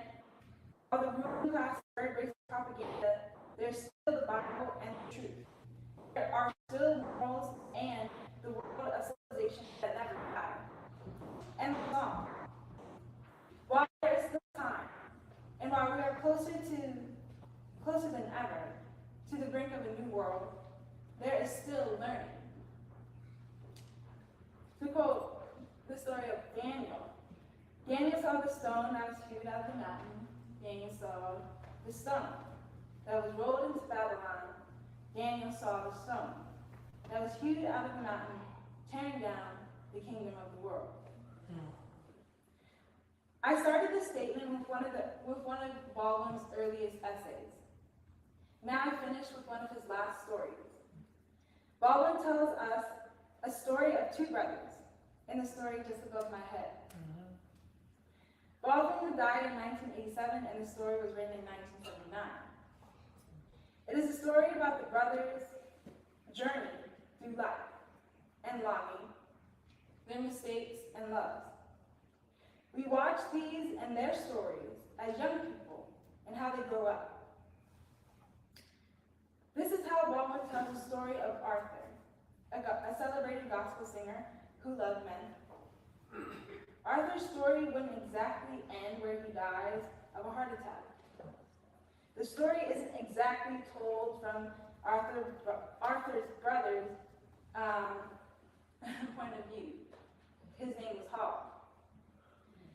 This story is told by the characters who loved Arthur and who Arthur loved back. It is a story told by those who love each other. And it's interesting to think about it. The entire story, entitled Just Above My Head, is about love, an all-encompassing concept, described by the way in which the story is structured and which has a vision that includes all the characters in the book and even considers the reader. The characters are essentially a lesson of themselves, and the story becomes three-dimensional. When the character grows, we learn something about ourselves, and when we grow, no character is left untouched. And in this way, it causes me to think about why the Bible was written the way it was, because it was told through the stories of Matthew, Daniel, and Isaiah, and so on, but it might have to do with the idea that though Jesus was a man, we can be like Jesus, there are men who aren't Jesus, though a witness to Jesus, teaches and loves Jesus as Jesus becomes the measure of a man and the savior of humankind. I mean, what would Jesus be without Mary, Daniel, John? So I wanted to read a portion of the end of Just Above My Head, where it goes like this. And so in my dream, this is the character Hall. This is a moment where his brother had already passed away. His brother died in Paris, and he had to leave his lover, Jimmy, and it was a whole drama. So Hall writes, and so in my dream, Julia, who has been sitting in the house writing a poem, puts the poem in the belt at her waist, a heavy belt, I remember it somewhere, but I don't have the time to ask her anything. And Jimmy, who has been cutting Arthur's hair with some big, cruel golden scissors, and Arthur, who has been sort of weaving the hair, and as it falls to the floor into something he wants to give Jimmy, and me, I, Hall, who seem to have been chopping wood so that we can have a fire tonight. I'll go running to the porch. I have the feeling that it might have been Paul's voice, but it might have been Ruth's voice also. She is somewhere in the dream, either holding my elbow a little bit behind me or talking to Florence. But Florence is in the rain that is pouring down on the road, just beyond the country porch, this little country porch. She is, at first, the only person I see, and I see her because of the mother of pearl comb in her hair, which calls the rain, flashing on the comb like the lightning flashes, or the pillar of a cloud by day. Amy is helping her to hold up Martha, and just behind her, Sydney and Joel are trying to help each other up the blinding road. I hold Tony on my shoulders. His hands cling to my hair. Odessa clings to my knee. He's talking about his kids. Ruth's finger strokes my back. Arthur moves to stand beside me. Shall we tell them what's up the road?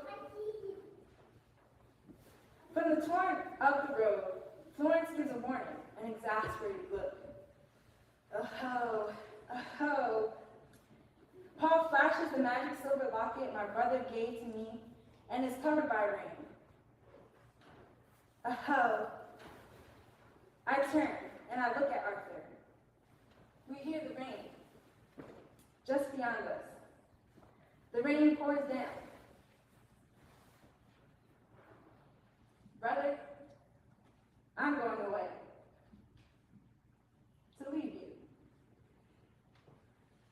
Oh. Let's go inside, says Jimmy. Oh. Then everyone is laughing. I made a fire. We had fed the children, and the children were in bed. We were all drenched from the rain. I don't remember that we ever left the porch. Fire begins to dry us. At the same time that it makes us know how wet we are. And Arthur repeats his question. Shall we tell them what's up the road? The question torments me, like a song I once heard Arthur sing, and can't now in my dreams for the life of me remember. I wish, says Jimmy, busy with the brilliant scissors at Arthur's rainforest of Senegalese hair, while Arthur's fingers are busy with whatever garment it is he is weaving for Jimmy, that you just let the rain do whatever the rain is doing. Oh, says Julia. Hurry down, sunshine. See what tomorrow brings. I never heard Arthur sing this song, but Arthur turns his head and watches me. The sun went down. The sun went down. Tomorrow brought us rain. Then I do remember, in my dream, the beginning of a song I used to love to hear Arthur sing. Oh, my loving brother, when the world's on fire, don't you want God's bosom to be your pillow? And I say to him in my dream, no, they'll find out what's up the road. Ain't nothing up the road but us, man. And then I wake up, and my pillow is wet with tears. Perfect love, and that's the end of that story. But I would like to also mention that perfect love casteth out fear. To learn to love each other, this is what we need today. Love is an unwieldy and uncontrollable dynamic that makes the strange become familiar and the load we all carry lighter. It is the hand to draw, the unknown component of this struggle for freedom and democracy that would shift the tide from the powerful to not having any power at all. We, as human beings, would be an uncontrollable force for truth and justice. We are called to love, to attempt our best, for the sake of our children, to live in this strange and prophetic world. Love is to have faith, to know and learn. Love is to witness. Love is to hold accountable and to struggle. It is to have the courage to speak truth when the world tells you to be quiet and stand alone to keep to yourself. Love is not a weak thing. This love takes courage to do anything. The human capacity to meet the maker. The transformative force that will grab the moral arc and bend it, bind and buck and strain the moral arc of the universe toward the endeavoring and unmistakable clear waters of justice. My cup runneth over and be fulfilled. Safe for us to find the confidence and moral commitment to save ourselves from war and poverty. It might be a long road, and even if it's the road less traveled, it is the road that is worth taking. The only road available for all humanity to live completely, honestly, and fully. Countenance will beam, the air would shift, and the noticeable newness of it would emerge across the world over that yes, in America emerged democracy, yes, man can build his country and civilization and thus emerge as a part of the world, welcome table of all peoples and civilizations, yellow, brown, and black. And the conclusion will be made clear that yes, man, God will take care of you. Thank you.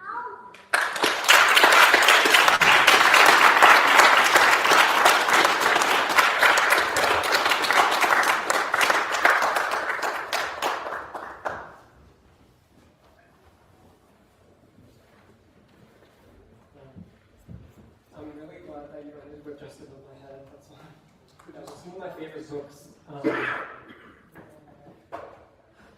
Yeah, that's a tough act to follow. I guess when I was preparing for this panel, the way that I tried to make sense of it was essentially the question of how do we put Lenin and Du Bois into conversation with one another. And it seems to me that probably the most concrete way to grasp both of these thinkers is to understand them through the revolution that they represent. And so for Lenin, this is pretty clear. He's the architect, as Michelle said, of the October Revolution, which transformed Russia, shook the foundations of the world, and also laid a blueprint for revolution in many other countries. But for Du Bois, I think it requires a bit more digging, which we've already been doing today. But I think one way I understand Du Bois is that he looked back and theorized on the Reconstruction Revolution, the same way that Marx and Engels theorized on the experience of Paris Commune. Simultaneously, his theories also anticipated and helped explain the true significance of the right movement, America's Third Revolution. And so for those of us who are serious about being revolutionaries in this country, who are concerned about understanding the American revolutionary process, I would argue that the most natural place to go first is Du Bois, because he dealt directly with the authority and complexities as well as the rhythms and patterns of American history.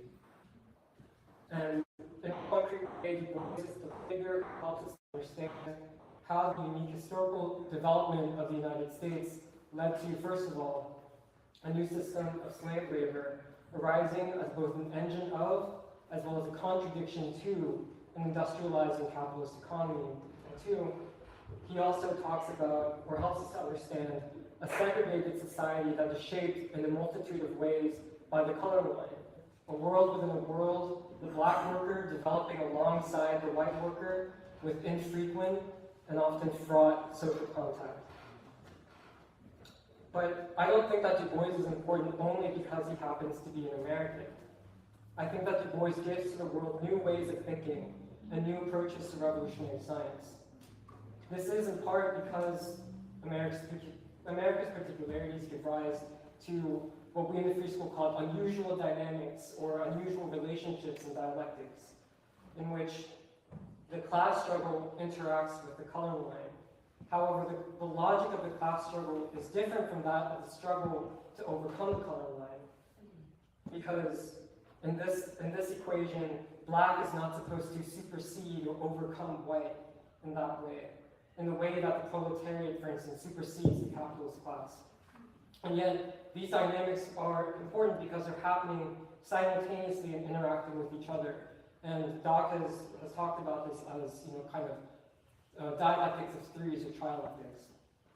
I also want to add, similar to what Serafina said, but on a personal level, and as a part of free school, basically my entire ideological formation and grounding has been shaped by Du Bois.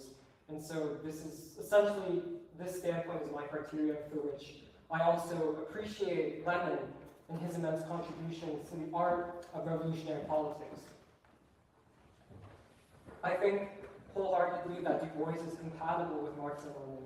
As Henry Winston says in Strategy for the Black Agenda, which other people have referenced, Lenin understood Du Bois. And it's also clear from works like Russia and America, which I highly recommend if people have not read it. It's also very clear that Du Bois also understood Lenin and the significance of the Russian Revolution. But ultimately, Du Bois exemplifies a unique method of knowledge, a unique method toward knowledge that deserves to be understood in its own right. It's a method that best fits the tasks of understanding what is happening among the broad mass of the American people, where they could possibly go, and how we might meet them with a vision of the future. And I know that today a lot has already been said about Black Reconstruction, so I'm just going to try and draw a few lessons from the book, which I'm reading alongside Lenin and the Russian Revolution. I think this was already said before, but Du Bois does not start out Black Reconstruction trying to prove an existing hypothesis. Instead, he says very plainly that he assumes the humanity of Black people, as Johan mentioned, and that from this basic point he proceeds with his study.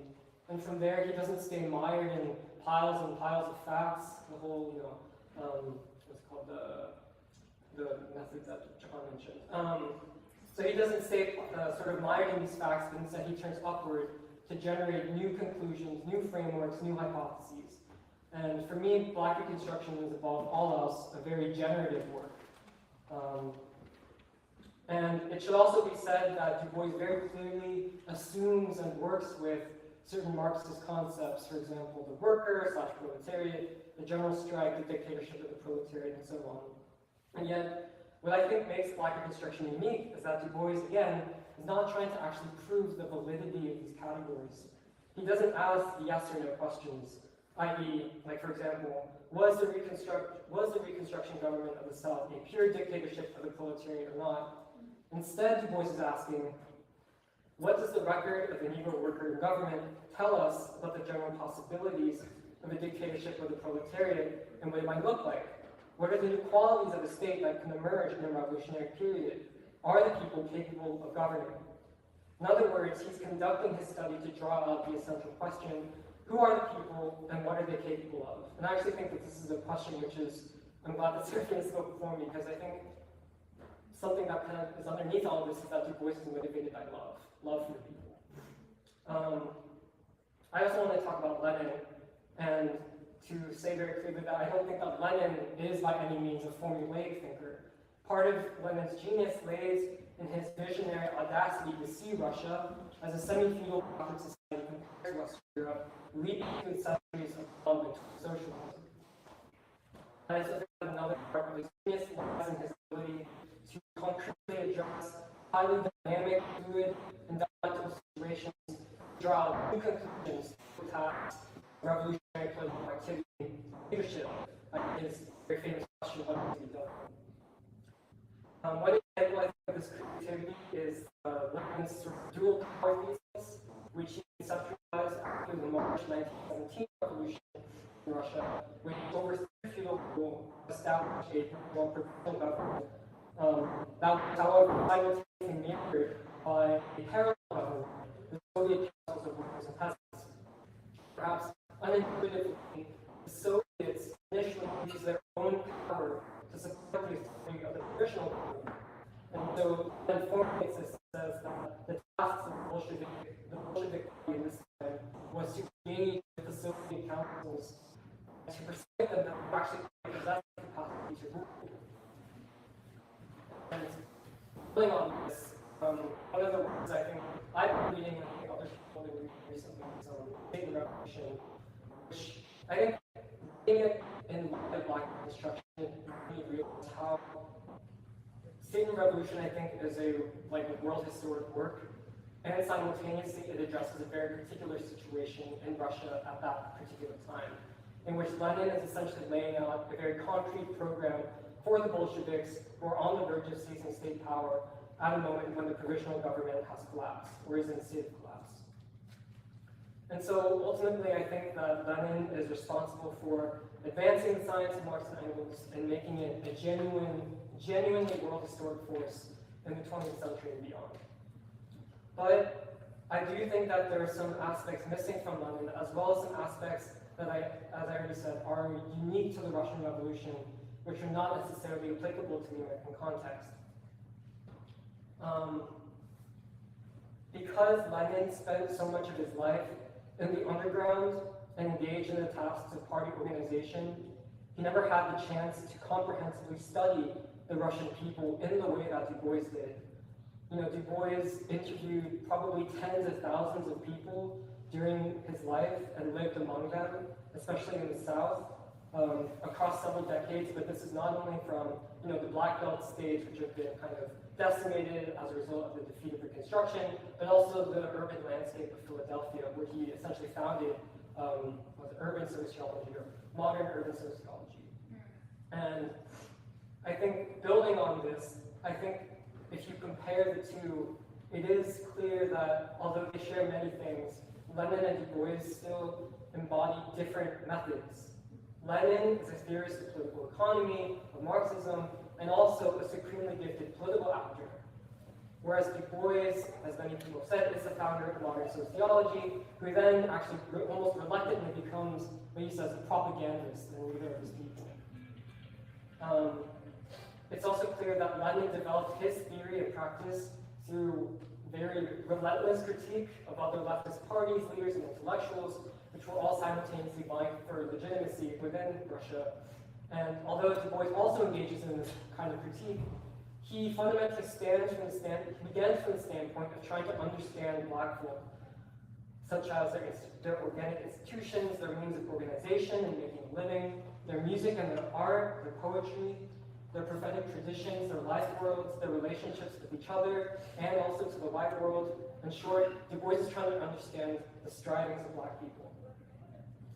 And for Lenin, I think that from Lenin, leftists in the United States have inherited a seemingly eternal task, almost a Sisyphean task, of forming a vanguard party as one of the principal questions of revolutionary politics. This has led many on the left, with the exception of figures like Henry Winston, to miss everything that Du Bois has to offer, as well as the tasks that can arise from a Du Boisian worldview. And so this brings me back to Du Bois as a theorist of both Reconstruction as well as the Civil Rights Movement. Du Bois shows how the Black worker as a category represents something greater than himself. So the struggle for freedom of the Black worker represents a larger revolutionary process to remake the American nation and constitutes a decisive movement that advances the class struggle. The social life goals of Black people show a larger capacity for struggle and for governance. Du Bois also shows, as Serafina mentioned, how the counter-revolution against the dictatorship of Black labor leads to the formation of U.S. imperialism. And something that we've been talking about in free school and our discussion with Black Reconstruction is how the Black worker is the proletariat in its becoming, i.e. Black people, especially during the period of emancipation, undergo what is essentially the most hyper-concentrated and very concrete process of striving to become workers. Moreover, I think it's important to note how Du Bois focuses on the totality of social and class relations in the United States, i.e. the trialectics that I mentioned earlier. He shows how the Black proletariat can act in unexpected ways, and how the self-activity of the Black worker can circumvent the ruling class and trigger much larger transformations in the total social relations of the United States. Black Reconstruction also shows how the Black worker, through what is essentially the non-violent non-cooperation of the general strike, can bend the system and the state to the point of breaking. However, Reconstruction was defeated in part because of the very basic fact that the white worker did not know the Black worker. So all of that sets up understanding of the civil rights movement. Black Reconstruction, anyways, anticipates, first of all, the emergence of a leadership from the people's institution of the Black church, or figures like the King and those many others. Black Reconstruction also foregrounds social movement, such as something like the abolition democracy movement and the civil rights movement, which is not only just a vehicle for change, but it's also a vehicle for the people and leaders to progressively confront broader, more advanced questions of necessary actions of revolution and questions of democratic rule. And I think it's very obvious that the civil rights movement attacks the core, employing unusual methods and sit-in to facilitate a breakthrough in social contact between whites and blacks. All of this was aimed at creating new forms of social relations. And so part of how I understand why we conceptualize the civil rights movement as a revolution is because it overturned America's total social order. It began the process of unifying the American people. It forced the federal government to its knees and played a decisive role in ending an imperialist war in Vietnam. And most importantly, I think, it gave birth to a new democratic confidence among ordinary Americans that they themselves could decide how to relate to one another on their own terms and how to proceed on questions of war and peace. And so for me, the civil rights movement is in essence the greatest mass experiment that tests the theories of Du Bois. And so, if we go back to Lenin, from Lenin we inherit the fierce and persistent question of what is to be done. And I think that this question takes on new life within the horizons of Du Bois. As many people said, the crisis of US society today is the crisis of the legitimacy of the ruling class. And the American people are less racist than they were before the Civil Rights Movement. However, the problem remains that many groups of Americans still do not really know each other. And also that their democratic capacity to struggle has been weakened for several decades by the ruling class. Many Americans, especially younger people and also immigrants, do not even know the revolutionary traditions and experiences which are our inheritance through the Civil Rights Movement and Reconstruction, and even beyond that. And so as young people, as an extension of that, many young aspiring revolutionaries do not know the American people and have no tools by which to reach that knowledge. And so because of all this, I think that this time calls for a revival of Du Boisian knowledge, but also Du Boisian methods of social investigation. Right. Such revival also requires leaving behind the epistemology that was fostered by universities, which, as a previous panel discussed, these universities which attack the legacy of Du Bois either by omission or by total distortion. I think that, actually this goes to Noah's point during the previous panel, but I think that Americans of all races today are in a position to re-enter the unique process of socialization and politicization and essentially proletarianization, which was first started by the Black worker in Reconstruction and continued in the Civil Rights Movement. And this is partially how I understand what we mean when we say the emergence of a new American people. And simultaneously with the revival of Du Bois, I think it's, for me, very clear that the current crisis of American society also calls for a revival of the spirit of the Civil Rights Movement and of Martin Luther King. It's often said that the ruling class seeks to divide the people, but not many solutions are actually offered for how to overcome this division. I think that we can use the traditions and the methods of the Civil Rights Movement and develop them in a new way by creating spaces like this one that foster new social contacts, new knowledge between different groups and communities, as well as a newfound confidence among the people to take up the vital democratic questions which they have for too long abdicated to the ruling elite. And so I just want to end by saying that with Lenin as our ally, the time is right for us to look to Du Bois to discover our own role as agents of revolutionary knowledge and to help the American people find each other and to also find a new nation which they can achieve together. Thanks.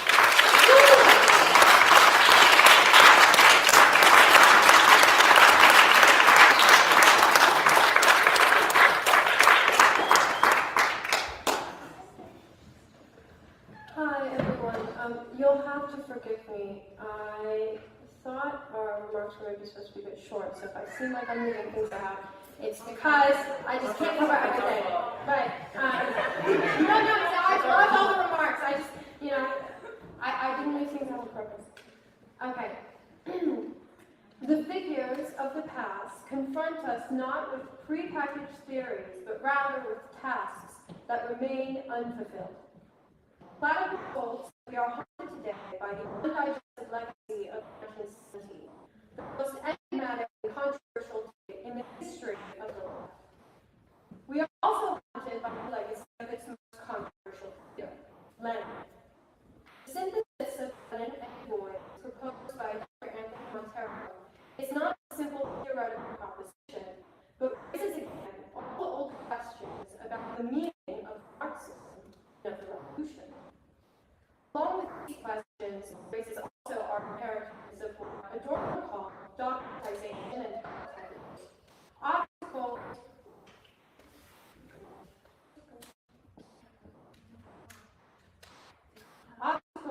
to broaching, practically or theoretically, the problems both the crisis of Marxism.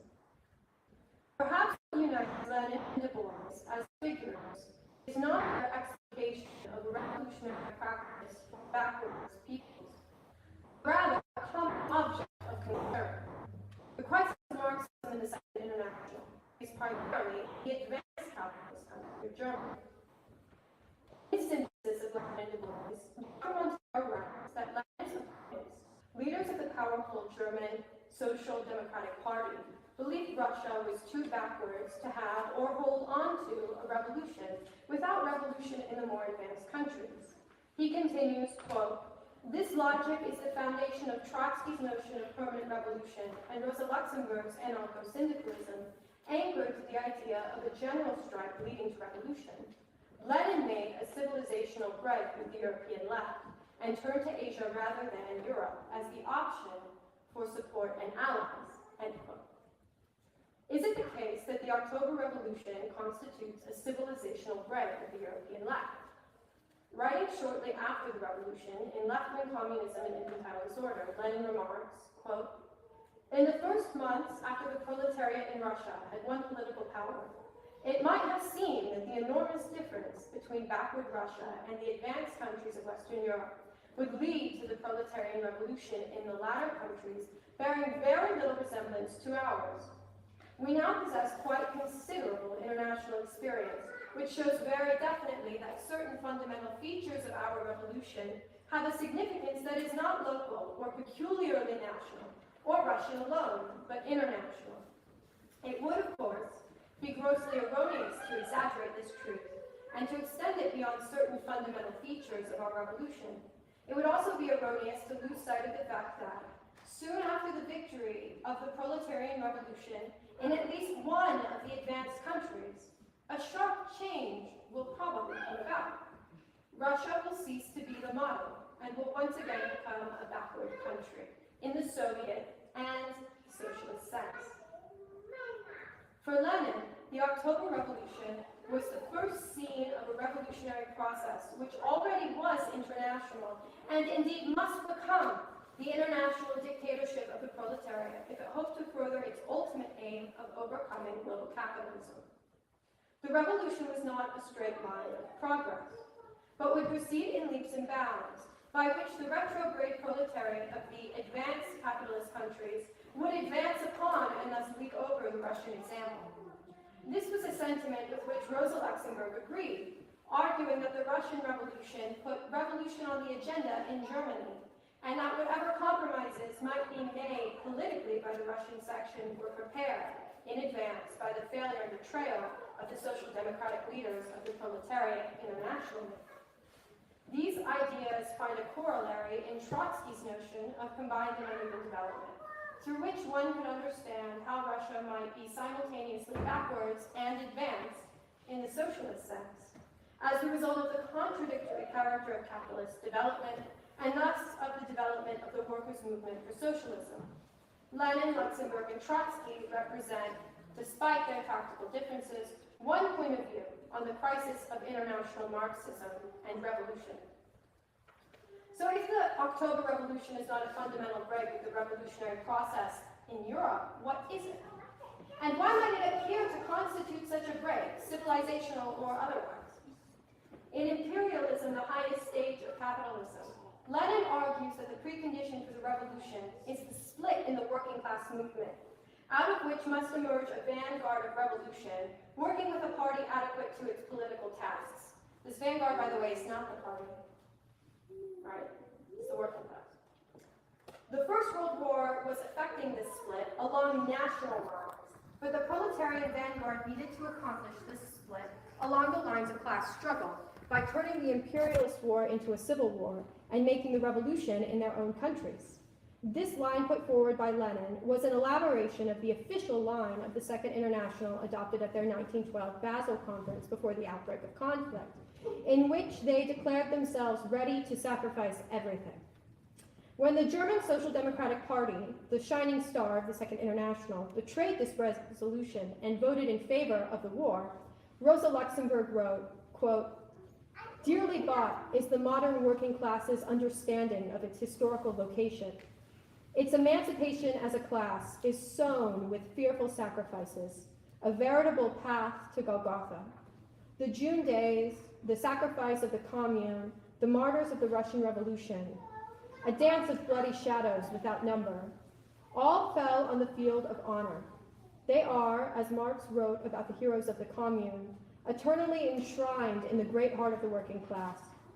Now, millions of proletarians of all tongues fall upon the field of dishonor, of fratricide, lacerating themselves while the song of the slave is on their lips. This too we are not spared. We are like the Jews that Moses led through the desert. but we are not lost, and we will be victorious if we have not unlearned how to learn. And if the present leaders of the proletariat, the social democrats, do not understand how to learn, then they will go under to make room for people capable of dealing with the new world. And out of this crisis of international Marxism was the October Revolution and its peculiar characteristics born.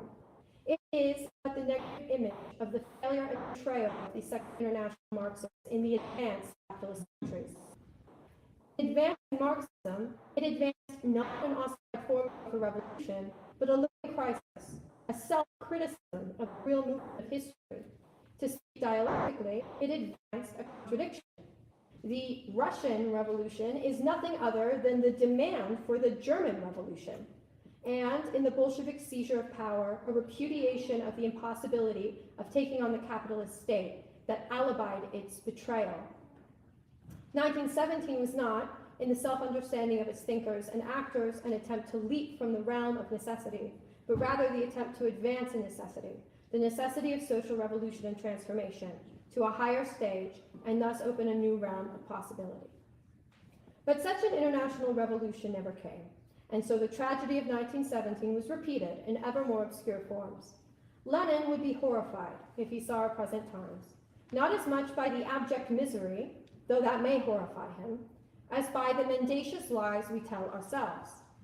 He would recognize the claim that the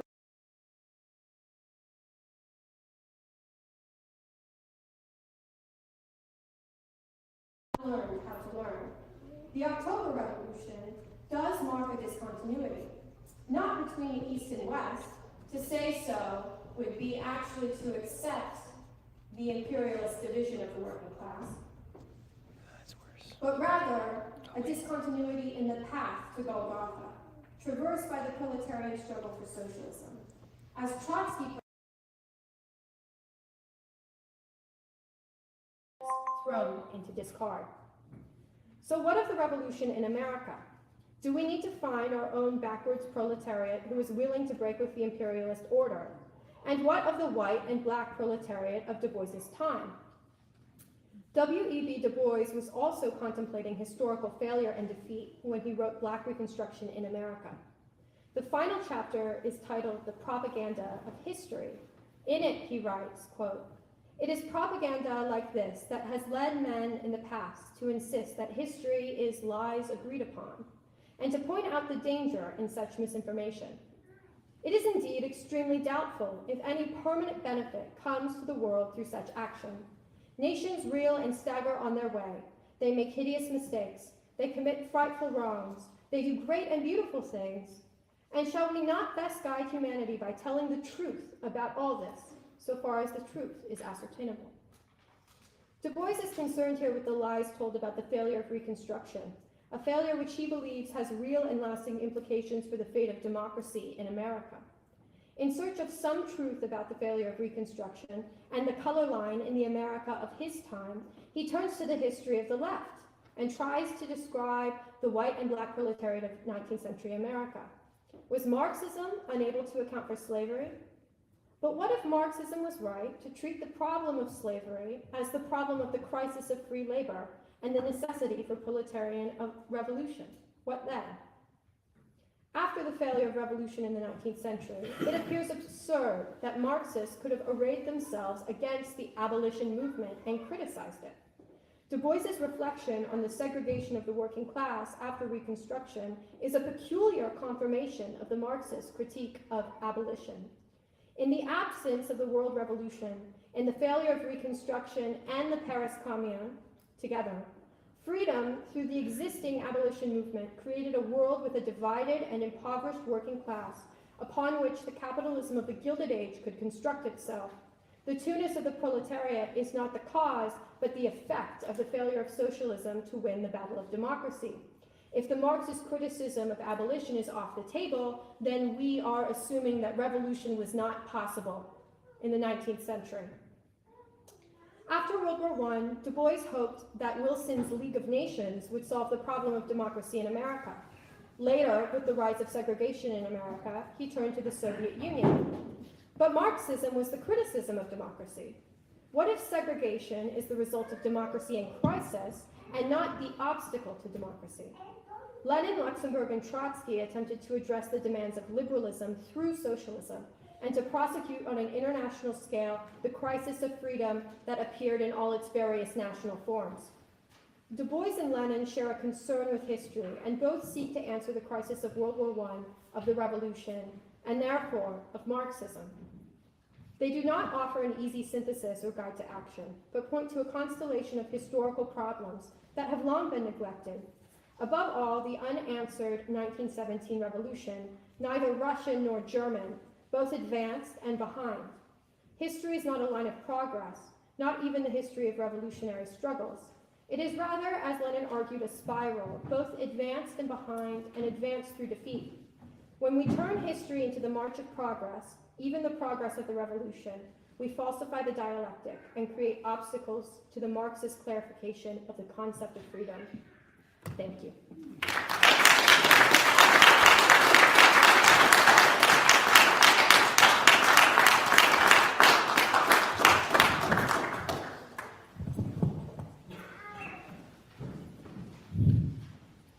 Okay, thank you to our three presenters for your presentations. We will now move into the discussion portion of this panel. Just a quick note on time.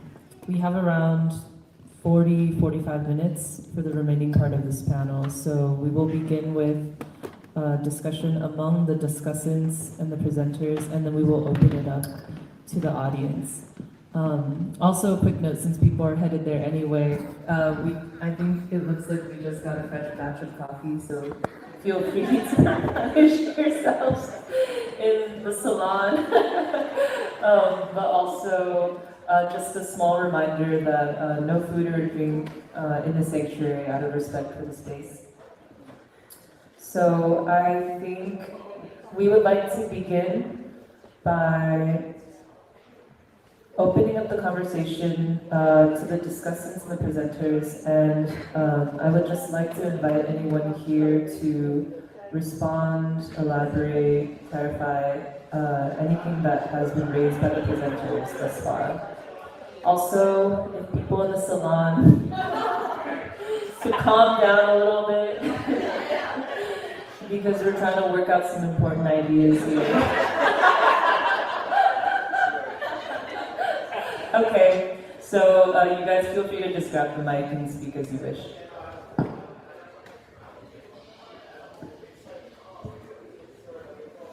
We can hear you. Y'all be quiet, please. We can hear you guys.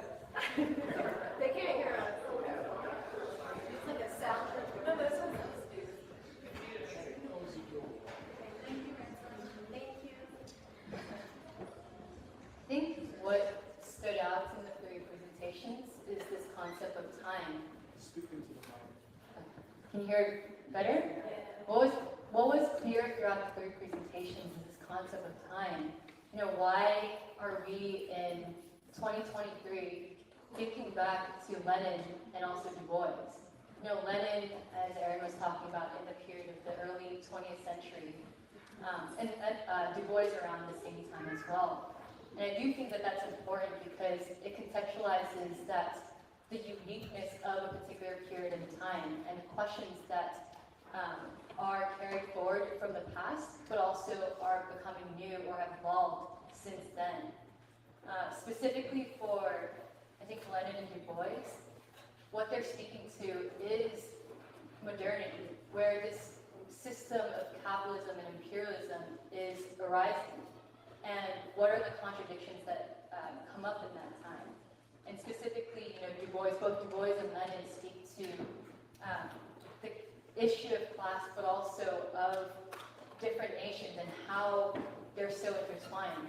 Du Bois comes from the perspective of Black Reconstruction or Reconstruction, and how I think others have mentioned where the defeat of Reconstruction leads to the defeat of labor the world over.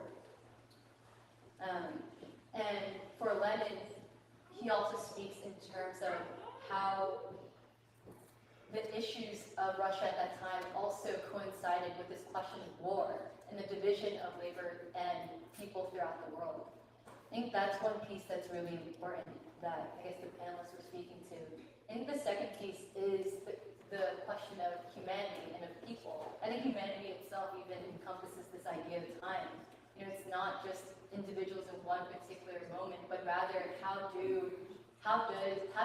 a group of people in one age impact people in another?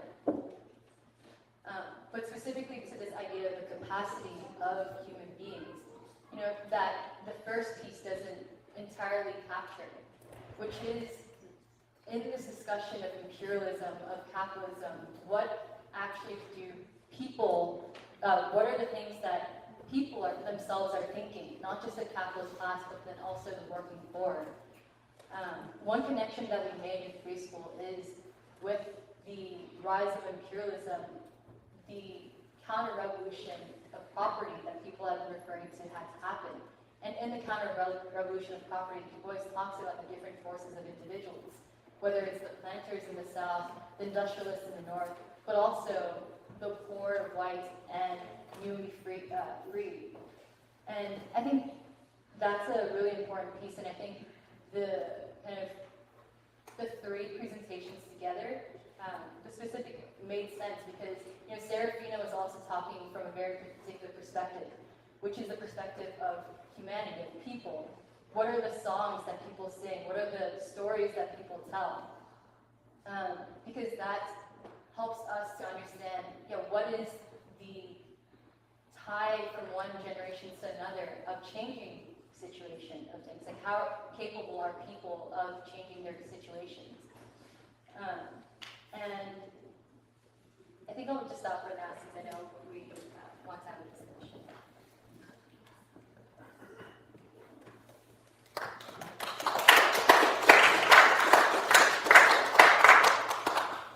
Thank you, Alice. I also wanted to thank our presenters. I definitely found something very tangible in each piece. I want to first thank Serafina for closing with that story and the idea of perfect love, because I think that's something that, for me, which is why I also love Du Bois, is he always injects this idea of a love ethic. And maybe I'm just very optimistic and wishy of a person, but I do believe that love is the anchor to existence, so that's very important to me. Also, in Jeremiah's piece, thank you again for that, I really liked the idea that you gave of, we want to really underscore that this is a conversation between Lenin and Du Bois, not Lenin versus Du Bois, because we do need both of them if we want to actually have a synthesis of a new American Revolution. And I think one thing I wanted to insert there was that Lenin definitely believed that hopelessness inspires struggle. Like, if we are in a pre-revolutionary time, it's now more than ever that we are capable of change, because we're at such a moment where all of us have taken a veil off of our eyes, and we see that it's very bad from both ends, whether you're left or right or independent. Like, everyone can agree that they do not like the state of this nation. And that's what was so unifying for me to go to the anti-war rally last weekend. And I was very privileged to be there with all of you. Also, to Aaron's point, thank you. I really liked what you said about backwardness, because one thing that stuck out to me, and also reading Lenin and Du Bois, was now and then the working class people are represented as a backwards people, but we're only that way because we've been made that way by our conditions. We've been oppressed and pushed down, and then by that logic, the elite says, oh, we can abandon them because they're backwards. Like, no, these people weren't born this way. These people don't choose to be ignorant to their struggle. Like, you take away every chance they have, every tool they have to advance, and of course you're going to be left with the people who can do nothing. So I think that's something that we can remember as well as we reflect on what it takes to be revolutionaries. But yeah, my closing remarks for now is that if we can put aside political identities and we can look at the argument of wanting unity, wanting unification, and believing in the American people, then we can achieve those prerequisites, which is we can struggle to understand what our climate is. What does it mean to be in this condition? And do we want a way out? Because those of us who do want a way out will strive together to find that.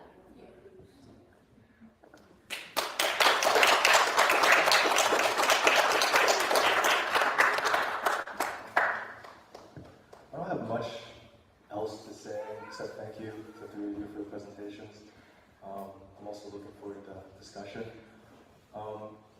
I guess what I will say is just, I think a question that's always on my mind is thinking about like what ideas are out there and what sort of history do we come from, and also just even the sort of miseducation of young people now.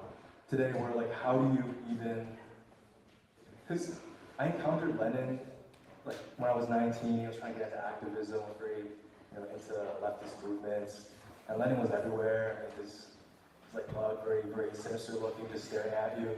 Like that was the sort of, I guess, this, I don't know, this existence of Lenin within the left, among young people, but also just even this sort of, I don't even know how to describe it, but this, it feels like we're living in a time where there needs to be like a clarification of what are the tasks that can be taken up, and also what is our responsibility as well.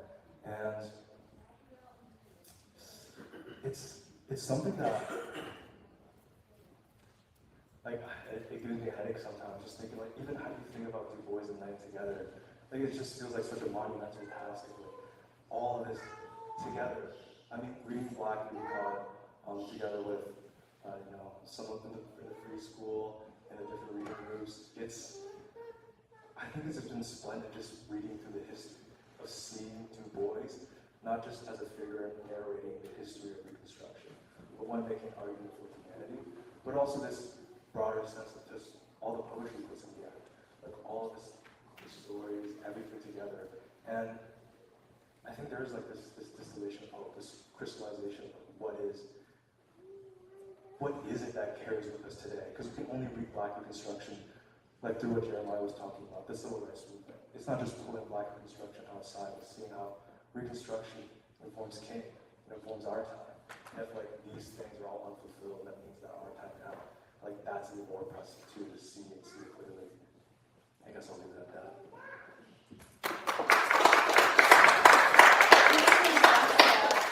I appreciate you saying that, because I was thinking earlier, like, wow, like this entire event is like, since we've been talking about Black Reconstruction for a while now and studying Du Bois for as long as we did, it concretizes a couple of things.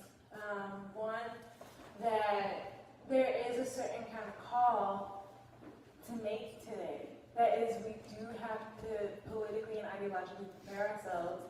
And in doing so, we have to study Reconstruction through Du Bois. And it concretizes that fact, I think. But I am responding that way to you because I think that similar to, it kind of comes back to Jeremiah's presentation. And the point that there are goods in everything, we're not trying to say one is better than the other. But I guess in dealing with a particular historical time and place,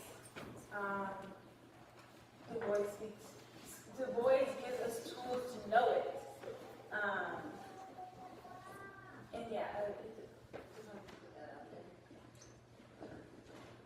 Thank you, everybody, for your thoughts in this discussion. I was trying to throw a couple of grenades with my presentation. I feel like they've been like, yeah, well, I don't know if people have. And I also think, all this talk about we need to,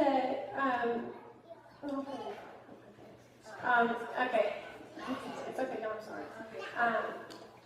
About thinking about the past and reading the past in a historical context, I do think we have to ask ourselves, how is it that these thinkers in the past are different from actually the historical, political traditions, the common sense and assumptions that we inherit, even from things like the civil rights movement.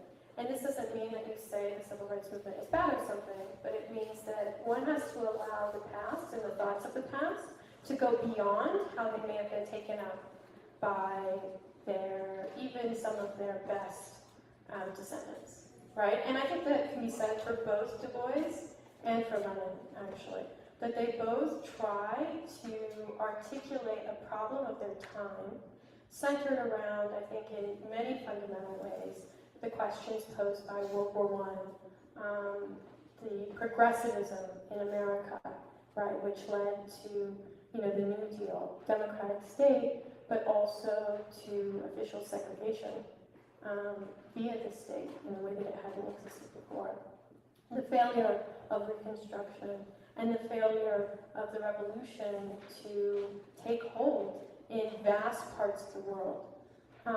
And so, when I was approaching Lenin and Du Bois, I was trying to think to myself, okay, what were these people trying to say that might actually change and challenge, right, the things that I know about the present? Another thing that I just want to kind of put out there, because it feels like this is, a really important political experience that the free schools had, and that's come up several times this conference, is the anti-Ukraine war protest, the Rage Against the Machine, is that what they were called? The Rage Against the War protests in DC, and this issue of imperialism. I wanted to ask, what do people mean when they talk about capitalism and imperialism? What's actually meant by that? And how do we take stock of, the anti-war politics, not just of our present time, but even as recently as the past 10 or 20 years? I think the anti-Iraq war protests really challenged the way that the left thought about anti-imperialism. And it made it impossible to say, for example, that decolonization was like a net good in society or an unproblematic good. It made it impossible to say that the way imperialism was supposedly defeated was a victory for the left. And I think it calls on us to kind of re-examine how the left relates to something like imperialism, or what we think imperialism is, and why we would have kind of an anti-imperialist politics specifically as opposed to anything else. So I'd be really interested to hear if people have thoughts on that. I also had a question for you, but I didn't. Okay, can I ask you my question to you, and then I can also address what you're saying? Okay, so because I guess I was listening to what you're saying, and I agree that there were parts of your presentation that I either disagreed with or I needed to think about more, which I think is good. I guess to boil it down, do you think that a large part of the failure of the left is because they have misread actually Lenin and the Russian Revolution? Like they actually don't know either what Lenin was actually doing or what it was actually expressing in some ways. So that was my question, do you think that the left has failed because it's misread the Russian Revolution? But also, I think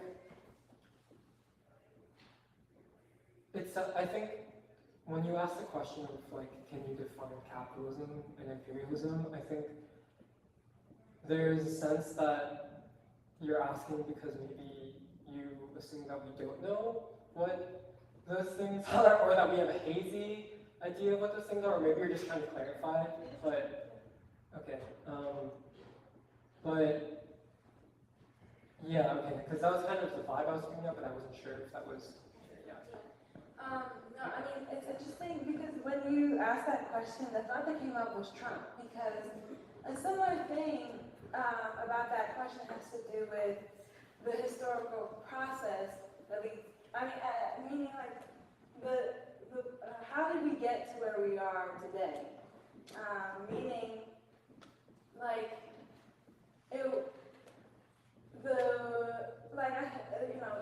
Noah had said this earlier, and a similar idea that is being spoken of in general today is that the development, or due to the development of this country, which deals with the process that are both revolutionary and then counter-revolutionary, and the historical relationship between the proletariat and the ruling class are all to be considered in the fact that we are in a qualitatively different place today because of Martin Luther King and Du Bois.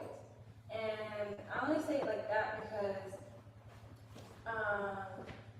what we're dealing with is not solely to further understand the dynamics of imperialism, because the poor know how they have been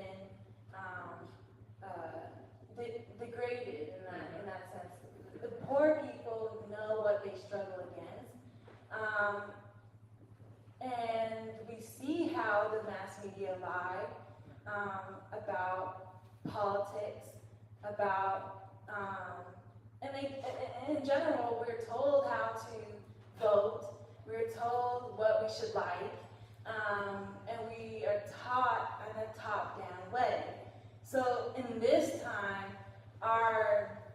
what we're struggling against, in what the ruling class actually is more dynamic than a theorization of imperialism. What we're dealing with is how we are to know who Martin Luther King is, the civil rights movement, what the democratic and revolutionary demands are today, and how to also, as a group of people, learn how to use them together, which is maybe different than just kind of philosophy. So that's what I was responding to the question with. Thank you, Seraphina and German. Also, thank you, Aaron, for the challenge of thought. I just wanted to first just correct from my understanding.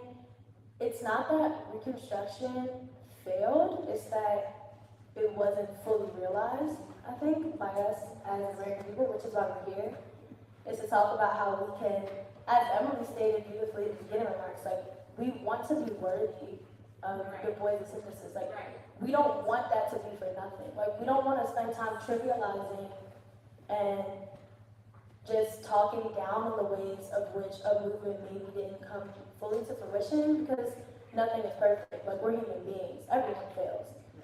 But that wasn't a failure. That was like, it started, and then it got to this point, and then it was taken back down to its roots, and now we're in charge of lifting it back up again. So that was my one point that I wanted to say. That era wasn't a failure. But to your point of what is capitalism, from my understanding from like Du Bois, is he starts with the black slave, right? The black proletariat. That dictation of the proletariat being black or being white, that was the beginning of capitalism, like the first stages of it. Through, we could see in the white north, the white working class in the north, the way that they were treated by their labor bosses, the way that black people were treated as laborers in the South.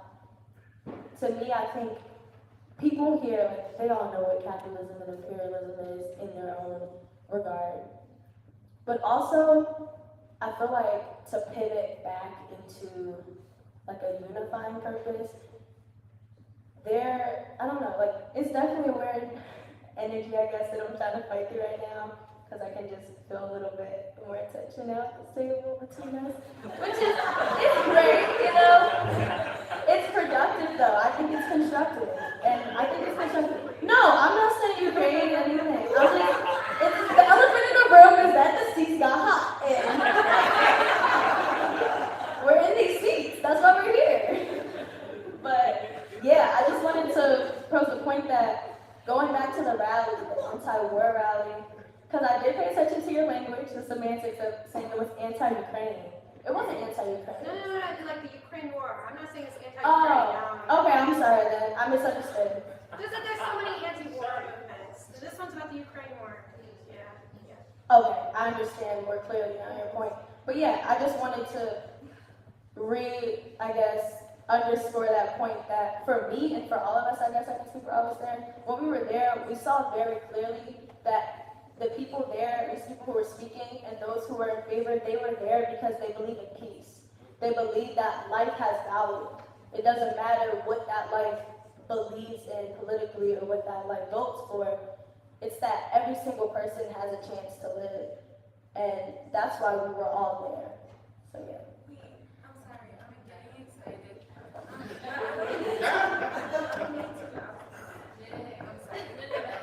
Okay, but I want to say that because even though you didn't check each other out loud, I appreciate what you said about, no, seriously, I appreciate what you said about trying to define what capitalism means as we've read Du Bois and as we understand him. And I think that was important because when we are talking about like the developments of imperialism, you have to go back to the slave trade. And when you go back there and you read how, or like somebody else can quote this much better than I apologize, but the fact of developing the trade system between cotton from the South to Britain, and that also usurping the produce need in India, and how imperialism was something that developed from the slave trade is definitely an important point to say, which is also the other underscoring elephant in the room that we're dealing with, the different ideological arrangements of understanding like this thing that we're dealing with, like this moment in history that we're dealing with now. Not a lot of people that I know of, well, I think, I guess we're dealing with the fact that we're seeing like in Midwestern Marx and like there's people coming and seeing what free school has been saying for so long, but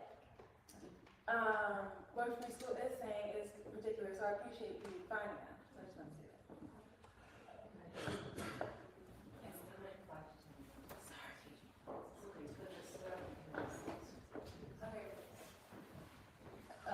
I'm glad you're able to explain your presentation because I did say that my brain kind of stopped for a second because it was contradictory to some of what the language that we might use, the ideas that we're talking about. I think specifically when I responded to the presenters, I said that Reconstruction, but even the Russian Revolution are important to understanding modernity.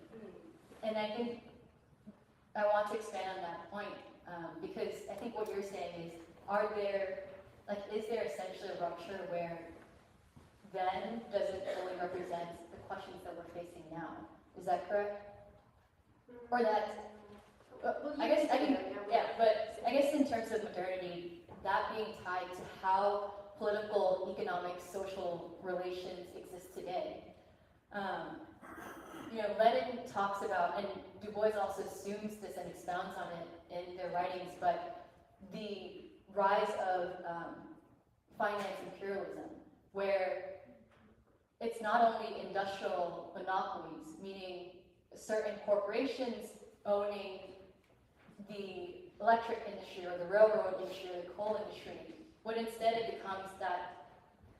becomes a financial imperialism in which it's not just these commodities, but actually banks that have deep relationships to these various industries. And in that sense, the boards of banks are also connected to the boards of these various commodity industries. And money itself becomes, so these banks that regulate money, originally their purpose was to process financial transactions, money moving from one end to another end. But because banks themselves have become so conglomeratized, they're able to understand how money flows both nationally but also internationally. And because they have that money on hand, they're also able to dictate who receives credit, who doesn't receive credit, meaning loans for various sorts of projects. And this is mainly pertaining to industry. And I say that to say that that as like the latest form or latest stage of development that Du Bois anticipates in World and Africa, but also Lenin speaks to in Imperialism, the highest stage of capitalism, is still very relevant to today of how economic systems run. But then that gets to also the labor piece. And that goes back to what the conversations have been around Du Bois and Lenin, and what is the role of the South and its relation to slavery, but also the North and the factories, where both are essentially human beings become capital. Human beings in which wealth that's produced, I guess I'm running here on, but essentially wealth that is produced is off the backs of labor. Right. And that, I guess Lenin speaks to this, but also Du Bois speaks to this, and Du Bois also specifically I think both of them speak to the political implications as well, where how does labor get a political voice? And I think in Reconstruction, that's when Du Bois talks about how actually the dictatorship of the proletariat, or the black proletariat in the South, was, as labor was able to participate in political and civil society, and representing a moment. And that is, I guess that political component is one piece, but also the social component that he elucidates on, which is like, what is the relationship between black labor, white labor, the planter class and industrialists, and how, even though the connections or the relations then don't map one-on-one to today's society, as we've said, how relations between the poor white working class is not necessarily the same, or the poor white working class and the black working class is not necessarily the same as it is today. But I think I expound on that to say that for capitalism and imperialism, I think those are the assumptions that Du Bois brings into writing about Reconstruction and the emergence of war, because industrial systems and financial systems become so, internationalized, where it isn't just a single country's market that they're dividing, but amongst various countries. And I think you had spoken to the decolonization that happened after World War II. That is tied to, because originally those countries are colonized, it also becomes a movement, or colonized for markets and for economic gain. The decolonization also represented something new, where countries and people that had previously not had a political voice or even economic voice something had changed at that time. And I hope that addresses the first piece. But then I know you also went into war, and how war in World War I, World War II, how has that changed in a time like now, where you see the emergence, I guess you quoted initially Iraq, but also now in Ukraine. In the free school, we also talk about China as well. How war then, I guess, in your reference point of World War I and World War II, how is that different from the current moment, and how free school sees these times? I guess when you talked about the Iraq War, I wasn't really politically conscious, I guess at that time. But when you said that the Iraq War protests were the first time that anti-war movement had to deal with decolonization not necessarily being like a good thing, is that what you said? I guess I'm just curious about like who made that argument, and like why? Yeah, like who made that argument, or like where does it come from? Because I haven't heard that before, so I was just curious. Okay, I feel like I have a lot of things. I'm going to try and keep it quick. Sorry, Mario, yeah, to open things up. 5 minutes? Okay. Just quickly on the Iraq War. Much of the left, and in particular the International Socialist Organization, and by the way, I wasn't politically conscious either, so I get this from reading. Yeah, I get it. We don't always know what happened. In fact, me neither. But my understanding is that the International Socialist Organization, among others, advocated for critical support of Hamas and other kind of right-wing organizations in the Middle East more broadly, but also specifically within Iraq, who were, for example, responsible for violence against the Iraqi Communist Party in particular. And that during the anti-Iraq war, there was a question posed about the adequacy of politics based on anti-Americanism, that it nevertheless couldn't and was unable to actually articulate a demand for socialism, or even a demand for something as simple and kind of not really socialist as the self-governing of people. And that it's hard to say that that even happened in the case of anti-colonial struggles. as in ruled by a nationalist clique is not the same as the self-government of the people. And we have to kind of keep that in mind, I think, when we deal with this entire history. And then one has to ask, okay, so what was the meaning of anti-imperialism for the left? If it's not these things that we might have thought it was, that I think a lot of people who were against the Vietnam War thought it was. I think there are a lot of people who were educated in, the anti-Vietnam War protests who got the impression that an adequate socialist or leftist or even revolutionary politics is opposing the policy decisions of the US government. And the Iraq War seemed to kind of explode a lot of these questions because of the clear inadequacy of the opposition to the Iraq War. And I was wondering how, what your experience of, the protests against the current kind of war effort might add to that conversation. To answer quickly Jimmy's question, which I think will also speak to some of the other things that came up. Jeremiah. I'm so sorry. I don't know what Jimmy, Danny, I don't know what I was thinking. Jeremiah, man, I just went for it even though I didn't know.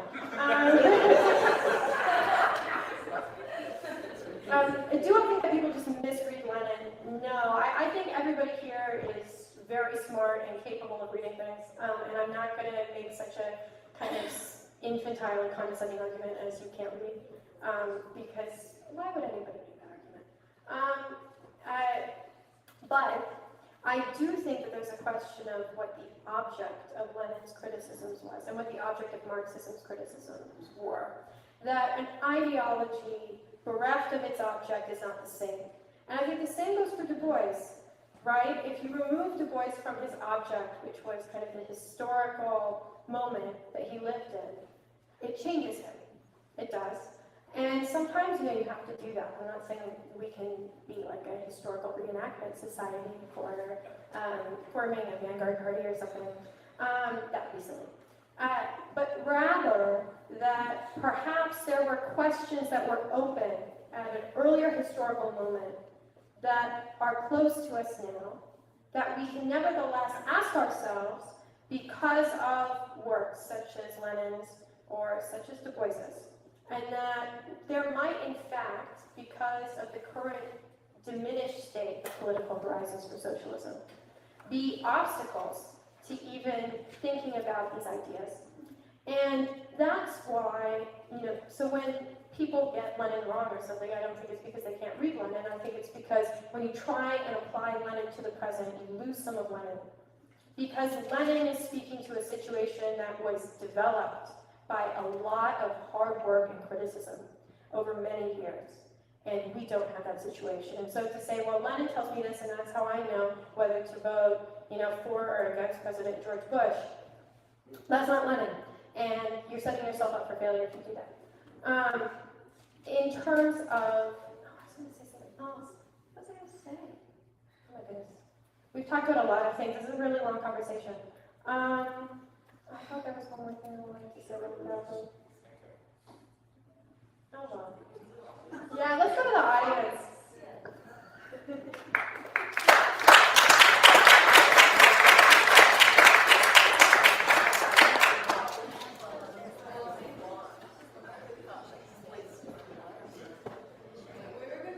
We don't have time.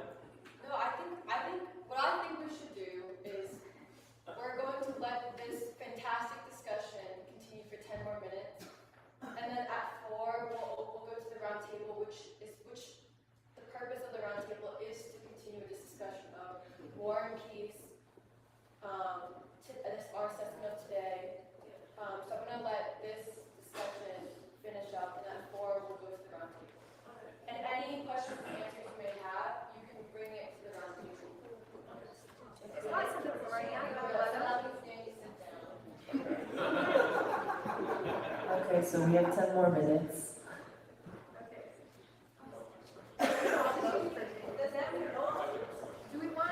Instead of having an open Q&A at the end of this panel, we're just going to integrate the audience into the round table. And I know we didn't get to finish questions. Oh, wait, no, I know we also didn't get to finish questions from the first panel, so that will also be wrapped into the roundtable. Thank you. I wanted actually the failure of Reconstruction, whether or not Reconstruction is a failure, because I think that's an important point or an important question. I mean, of course, it depends on how you ask, right? So it's not like people didn't do things and succeed in things they were trying to do. Now, what would be the point of criticizing Reconstruction, or of, you know, as Du Bois quotes these sorts of criticisms extensively in the section on the Black Proletariat, right, that Marxists had of the abolitionist movement. What would be the point of leveling those criticisms? Because they thought that it was possible to make the international revolution for socialism. And they thought that the current form of politics, the way that slavery was going to be overcome, was not going to be through the revolution unless such criticisms were leveled. That in fact there was missing a significant and important self-organization of the working class in America, in Europe, and elsewhere that would have made it possible to realize the demands of, you know, liberalism against oppression, right? Because the revolution against oppression is not the socialist revolution, it's the bourgeois revolution, right? The bourgeois revolution is the largest slave revolt in history, it's the third estate, right? To realize the demand for freedom from oppression in and through the revolution for freedom and for socialism, right? In and through the contradictions and crisis of capitalism. And that without that, what would happen is that the emancipation of the slaves would simply serve and service a new phase and era of capitalism, a new form of exploitation, all the old shit coming back again. And that's what happened, and we paid the price for it with segregation and Jim Crow, among other things. And so the failure of Reconstruction, and I think, you know, it's funny, we've talked a lot about academics, I will just shit on an academic one time today. I promised myself I won't do more than that. Which is that they always try and solve Reconstruction within America. What is it that we did wrong in America that, you know, we have all these problems? Is it that we didn't give people 40 acres and a mule? Is it that, you know, the Sumner died? Is it that we did the wrong thing here, there?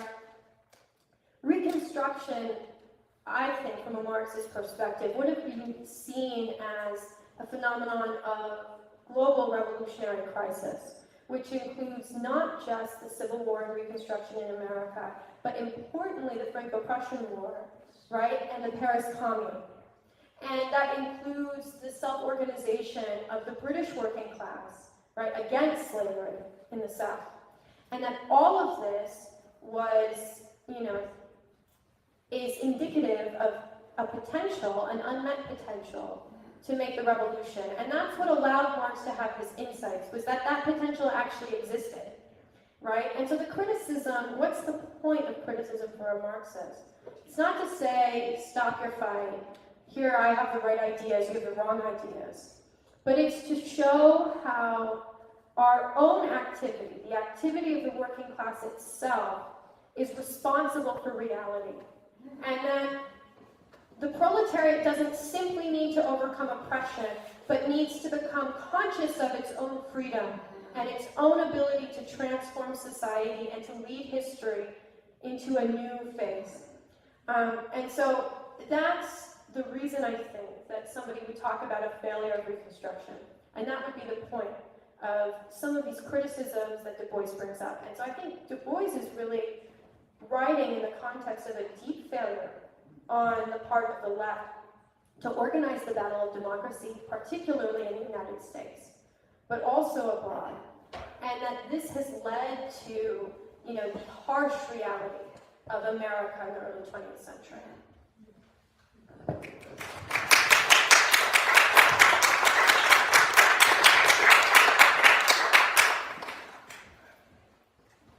I'm trying to formulate my thoughts, so I might speak kind of slowly. Yeah, I guess just to echo what Hellis and Shine already talked about, I definitely felt like my brain started freezing too. Just thinking about these questions, because I feel like the way, I guess returning it back to the discussion of Du Bois and Lenin too, is like, why even Du Bois and Lenin? Like if the question is just about like those who stood for anti-war, then like there's a reason why we're talking about Du Bois and Lenin, not just someone like Bertrand Russell and I don't know, John Dewey. I think even the question of diminished horizons for socialism, because like even talking about like why was it the civil rights movement that rose at the time in the 60s? Like why did something like that emerge where it wasn't something just organized by like these different various socialist parties that emerged in like the early 20th century, but that there was something that I think could only call upon a history of something like Reconstruction, of Du Bois' Black Reconstruction. And I think that's also the question for our times too, of like we're living in a time of crisis. We're living in a time where like all around us is this deepening crisis, both in terms of like seeing the world situation, but also like domestically in America too. And the question, I think, regardless of whatever ideology, is what is the way forward? Like what vision is there that rests within the people, this yearning, this desire to actually be able to move forward and to think about a vision for the future, one that's, shared in the earlier panel, we were talking about Du Bois, thinking about this new kernel for an emerging world, I don't even know how to call it, but like something that can come, and I guess the way that King talks about like beloved community. And so I feel like that's why even talking about Du Bois and Lenin together is like bringing up this question, like bringing up the question, not of an easy solution, just it means going out there and then suddenly like conjuring up a new community organization, one of several many that's already existing out there. These questions are hard, these questions are difficult, and I think part of it is being able to think about them and think clearly about the sort of history that I think constantly we're responsible for. Like thinking about, I feel like everyone else has said it better before me, but like the civil rights movement, I think deeply about like what is it that something, because even like Du Bois and Lenin, I feel like King is in that formation still. Like it's not just about like smashing Du Bois and Lenin together, seeing the continuities of both and saying that somehow like this is what the synthesis is. But, like thinking deeply about like, it was King who was able through a movement to really think on behalf of the American people. And I think those are the sort of thoughts I'm sitting with through this discussion.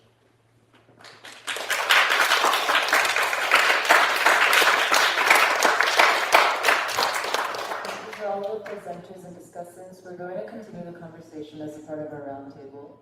Thank you.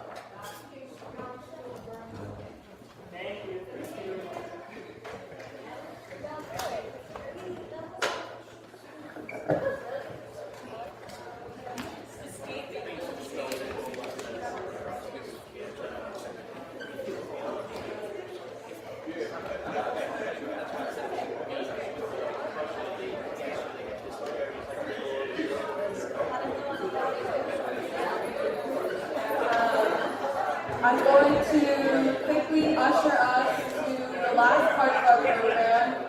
It seems like there's a lot of energy for discussion, so I want to make sure that we start our next round table promptly, so we have enough time for discussion. At least I know I have one eager participant in the front row, ready to start.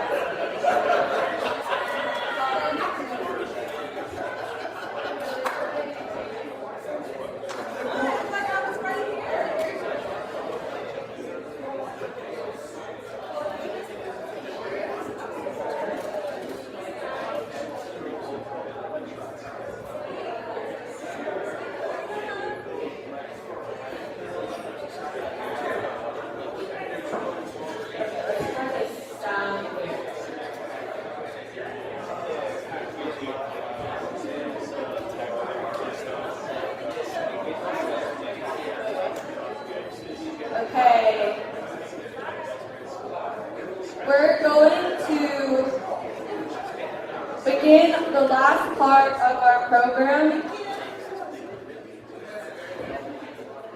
any comments, questions that you were hoping to ask after the last panel will only be asked after this roundtable if we have the time, which is why I'm going to begin the last part of the program, the roundtable, now. So I'd like to call up, we're missing one esteemed roundtablist, Magna.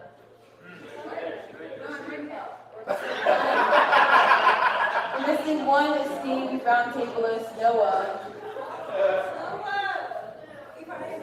Okay, we'll give him some time. So, the concluding roundtable of the symposium is titled, Achieving Our Nation, the Fierce Urgency of Now. So I wanted to just sort of recap the first two panels. In my view, the first two panels were dealing with knowledge, science, ideas, philosophy, but overall I would call it knowledge and the crisis of knowledge.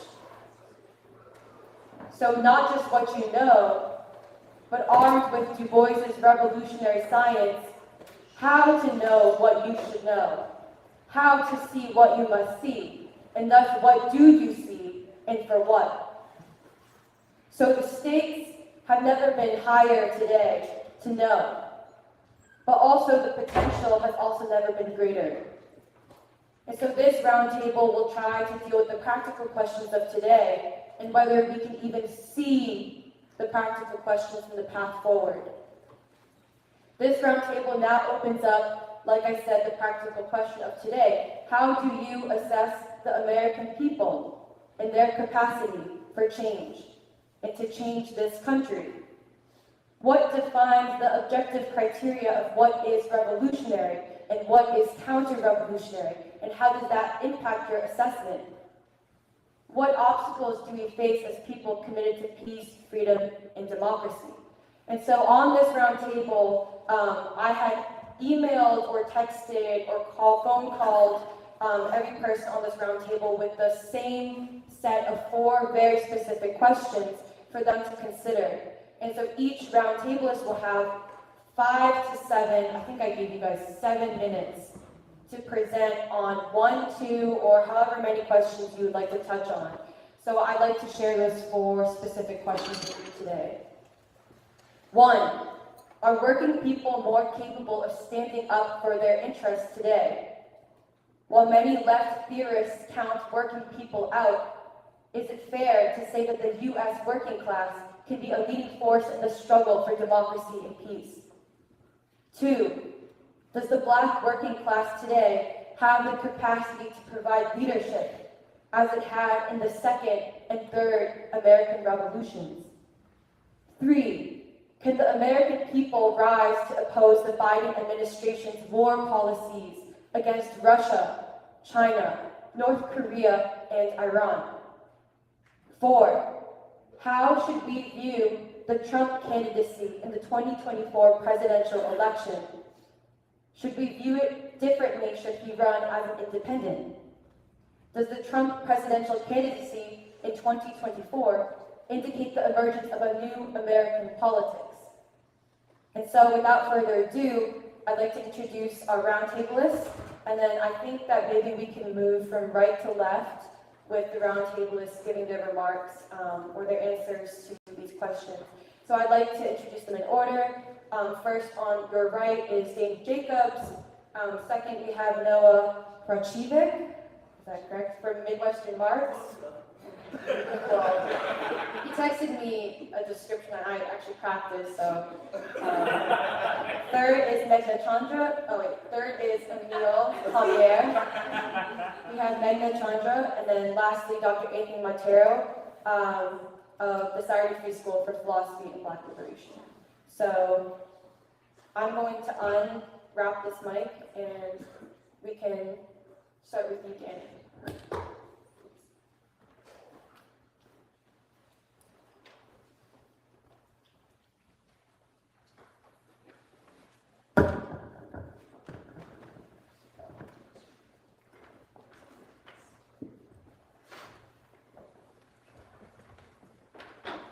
Thank you very much for the invitation to speak. My answer is basically yes to all can the working class organize and stop the U.S. imperialism, but I want to explain why I think so. So I have a few remarks. Because a government that is supposed to be for and by the people seems to not be for and by the people are rather angry. They want change. The people is a beautiful phrase. Why would anyone ever be against it? But what do we mean by the capital P, people? Those with two lungs, a brain, a nose? The term, the people, alludes to the classic revolutions of the modern bourgeois, meaning urban era. Abbé de Sieyès' revolutionary pamphlet, What is the Third Estate?, described the modern bourgeois idea of the nation as being all those who produced and held themselves to a common set of laws. The image of the toilers, downtrodden and dispossessed, who rise against a group of arrogant rulers who live outside the law, off the fruits of the labor of others, these parasitic rentiers that make war on the people, that have captured the government in order to institute a financial aristocracy over and against the people. This is, in fact, the most classic bourgeois image of revolution. Indeed, this was thematized in Victor Hugo's Les Miserables. No wonder Trump appealed to this when he announced in his 2024 bid coming out to Do You Hear the People Sing? What makes it bourgeois is not that it originates from someone wearing a powdered wig and culottes. In fact, famously, the masses of people had neither in the bourgeois revolution, but rather it followed from the very social relations people had produced. Quote, the American assumption assumes bourgeois society. In a society based on that inalienable property, that is, on labor, the basis of bourgeois society, the only legitimate government that could be deduced was that which represented the interest of labor, a representative democracy. This was the Gothic cathedral, as they will put it, that the ancients did not know. This revolution was such a classic image that it remained the model of revolution for Marx and Engels when they wrote the Communist Manifesto. But they experienced something new in 1848. In the classic revolutions, the people didn't really need leadership. They were already a whole nation, and they simply had to remove the privileged order in order to be something more. That's FCS. But the removal of the privileged orders in 1848 collapsed in on itself.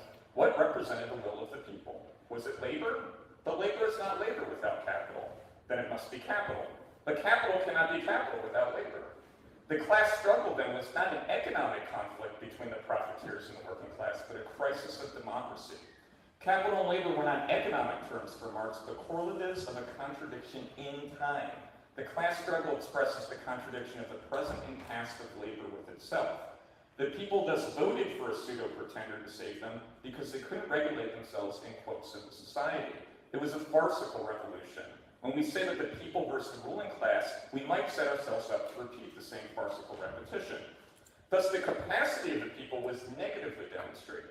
In treating the problem as the irruption of something alien into democracy, Victor Hugo had missed this in 1848. He treated Louis Bonaparte as a, quote, bolt from the blue. There was nothing to learn.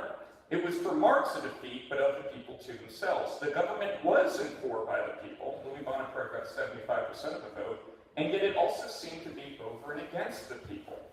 Reification, that our own activity appears as an alien thing from without, is unique to capitalism. In other words, the capacity of the people confronts the people as not the capacity of the people. The critical necessity of dictatorship of the proletariat for Marx is that of making the problem practical and tractable. It was not the end in itself or the goal, but rather the means to allow the contradiction between the political and civil spheres, for this is what is meant by proletariat, to exercise itself in a productive way towards its end of overcoming itself so that the capacity of the people was not used in vain. Marx carried the memory of this necessity. It had already fallen into oblivion just 2 decades later. The organization of the proletariat, the internationals, for that's what was meant by the party, was the institutional memory of the critical task. When Marx helped to found the first international in the 1860s, he knew that this question was going to repeat in that revolution that was happening in the United States, which he called the toxin in the preface to Capital. And it did. The very existence of Black Reconstruction testifies to this.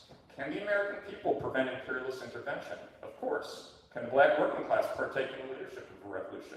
Of course. Why not? If we think otherwise, there is nothing to say. We can all go home. It is not the people's capacity that has changed, but the unleashing of the potentiality of civil society. The liquidation of revolutionary leadership in the 20th century has meant that we arrive back at a question such as, what are the people capable of? when really what has changed has been the lever that was supposed to open up the capacity. The question then should be how this came about, how this could change, and then the corollary for what reason. I was recently at an anti-war rally in Washington, D.C., with some various people up here, and the condemnations that came from the formal left should be no surprise because they bear the history of the left's liquidation. For the left has taught generations that free markets are right-wing, that individual rights are right-wing, that the Republican Party is always to the right of the Democrats, at least in sensibility. In other words, they have completely adopted a neoliberal assumption. I propose something simple then. We need to look at the undigested legacy of attempts to change the world in the last 2 centuries, even if it is painful. By that, I mean not counterfactual history about what they did right or wrong. It is not about figuring out what went wrong, for that is past, but rather, how have we received that history in terms of the seeming victories and seeming defeats? They shape how we think of not just what is possible, but what should be done. We still live in capitalism, and even progress is still, to quote my friend Lenin, progress in capitalism, as he pointed out in 1894. It may be fun and sexy to say we need new ideas, but to know what could be new is to know what is old and even more what repeats. It is not enough to say that things have changed. History is not a random number generator. Man doesn't make history from whole cloth. We are a product of that change. It is not enough to appeal to the truism of the particularity of the situation. A particularity of what, and how so? How do we judge the particularity, and on what basis should we accept such particularity? Martin Luther King's reminder that, quote, we are all caught up in an inescapable network of mutuality tied into a single garment of destiny, permeates directly into thought itself. Reason is a power of society. Reason is a tool of society, her firstborn child. It developed not in order to interpret the world, but to change it, that which you think is possible. Reason meant the capacity of people to change the world, but capitalism complicates this warm feeling. Capitalism also must change, nay, it must destroy itself to save itself. This is no speculation, but already a fact. Why do we want the proletariat to lead? To make this change, which they drive, palpable and conscious. In the absence of any left, Trump meets the necessity that the left has long avoided. They have fallen back into interpreting the world rather than changing it. So those are my opening remarks.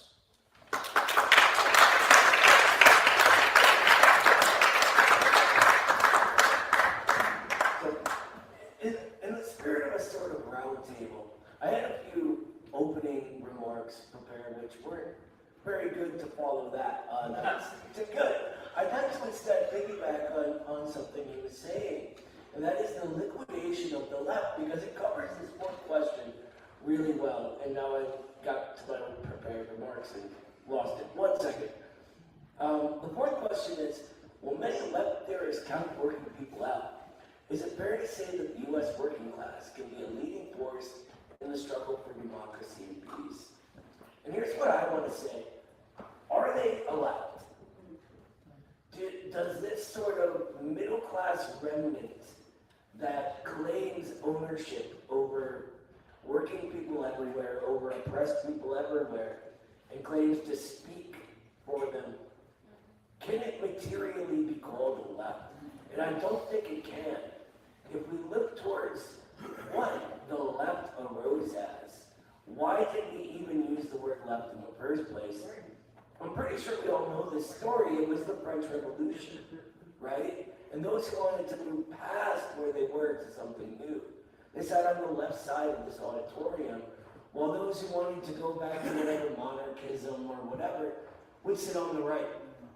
And so in a materialist sense, finding the essence of why we began referring to this sort of a force in society as a left means that these people cannot be called left. So how dare they speak as the left?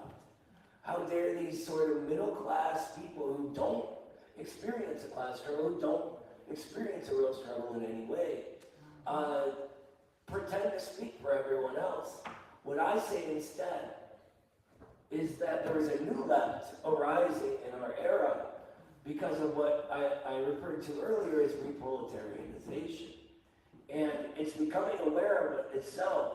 And yes, it's messy.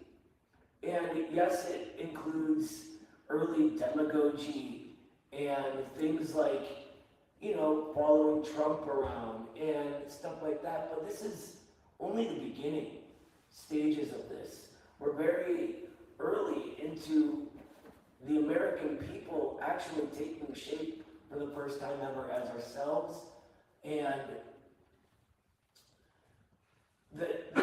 the entire premise of everything that happens in society is that it changes, and that it becomes what it must become in order to advance.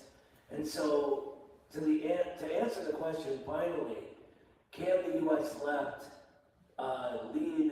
play a leading role in the struggle for peace and democracy? I refer back to Lenin, who absolutely believed that until he died, that when our revolution takes shape, that it would supplant even theirs, which at the time was the greatest revolution for them in history. And it reminds me a little bit of his letter to us, to the American working class, where he sought to inspire that revolutionary essence. And because he's been sort of stripped away from the American people, we don't really know those words. So I think I rambled a little bit there, but I would just like to say yes, but it's not the left that calls itself the left now. It is not these people of the last period who are struggling for relevance and angry at us as we pass them by. And I'll proudly say I'm passing them by. As we go, they're welcome to come with us, you know? And we wish they would.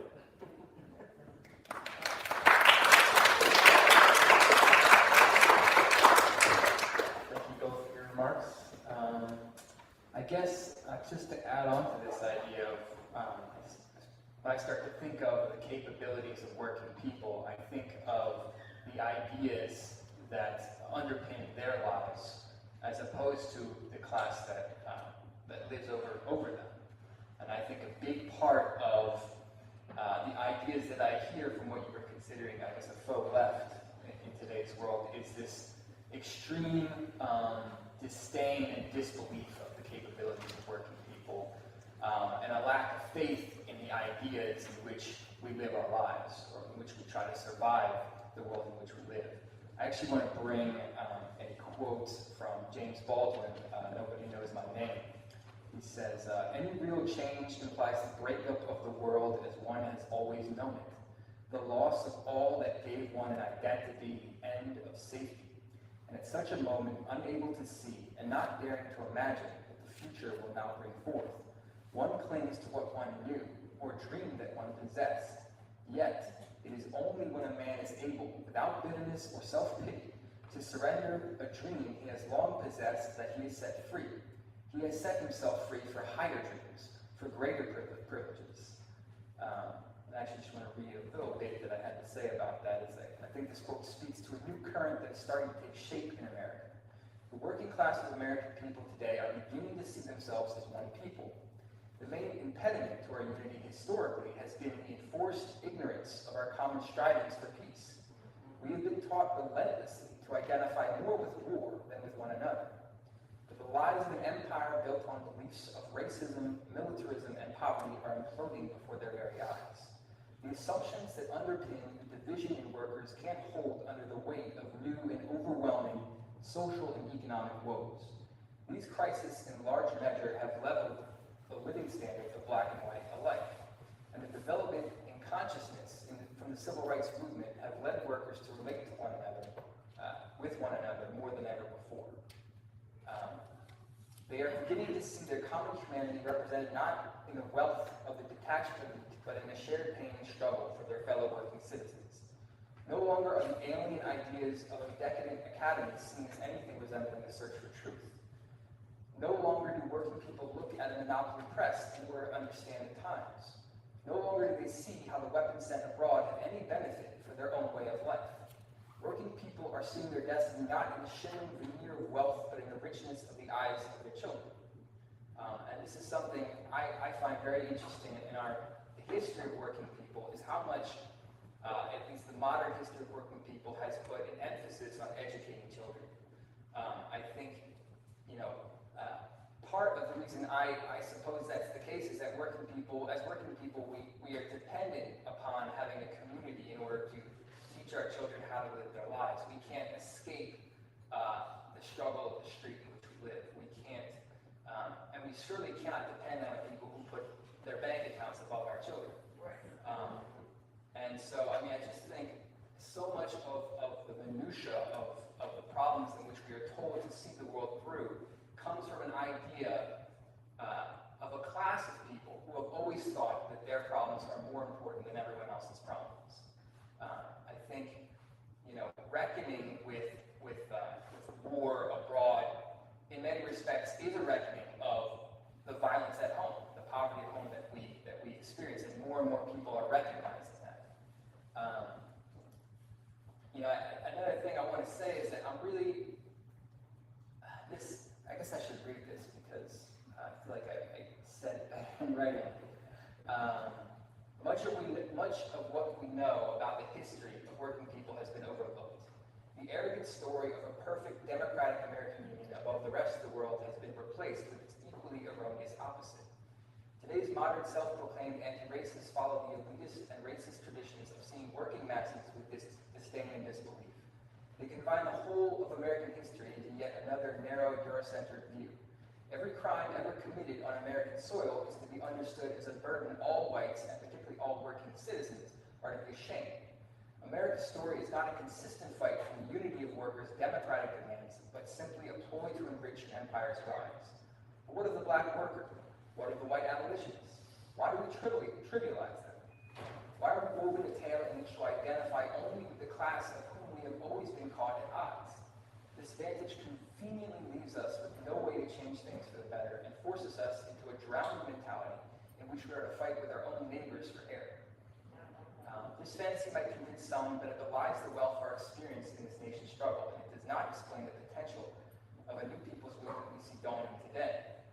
I do want to bring up, the story, the main part of the story that always affected me about Black Reconstruction is the Black workers' decision to intelligently organize themselves to leave en masse the plantations, to join the ranks of a northern army who, in large part, didn't see them as their equal, didn't see their humanity.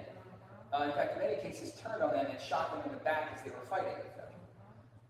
But yet still, this mass of Black workers saw the potential in these people. They were willing to lay down their lives and fight to demonstrate in whatever way that this northern group of people could see their humanity. It's stark in contrast to what the litmus test we're given today to understand how to see revolution or revolutionary thought, right? I mean, today we're expected to look at everyone's particular differences with me and say, there's no way that I could possibly join with this person. They don't recognize the trans theory that I have. They can't pronounce my pronouns. It sounds silly, but this is again, my problem is the most important problem. And how stark and different that is to the Black worker saying, you might not see me as a human being, you might even shoot me in the back, but I'm going to show you I'm a human being. I'm literally going to put my life out there.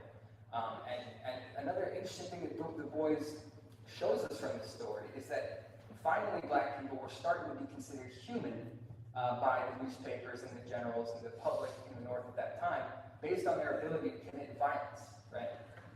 And that's still very much a problem that we have struggled with today. However, upon receiving this freedom for a brief period of time of having their own land secured, the first thing they decide to do is not what many white Northerners who were afraid of, and planters who were afraid of their retribution.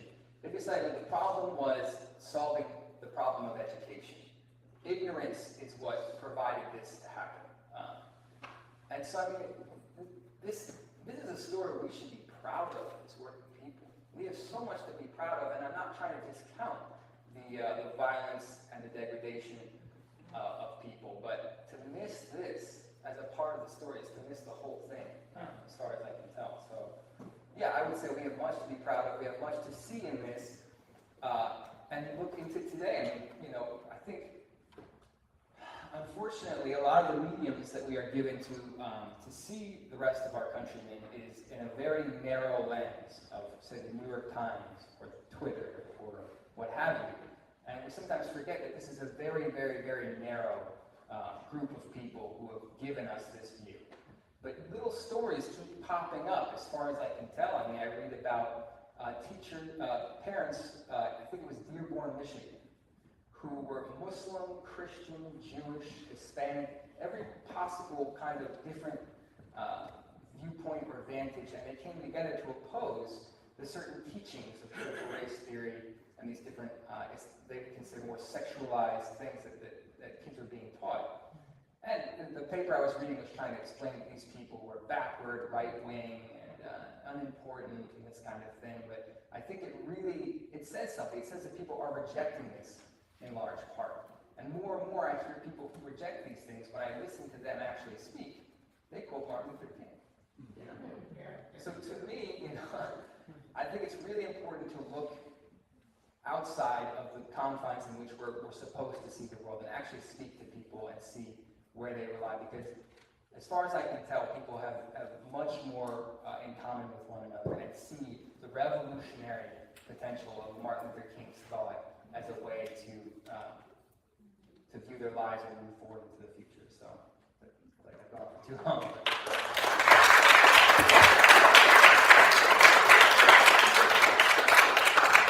Thank you so much, all the speakers before me. I actually want to jump off of themes that you've raised about what is the left, what is the true meaning of struggle from the perspective of working people, most especially grounded in Martin Luther King and W.E.B. Du Bois.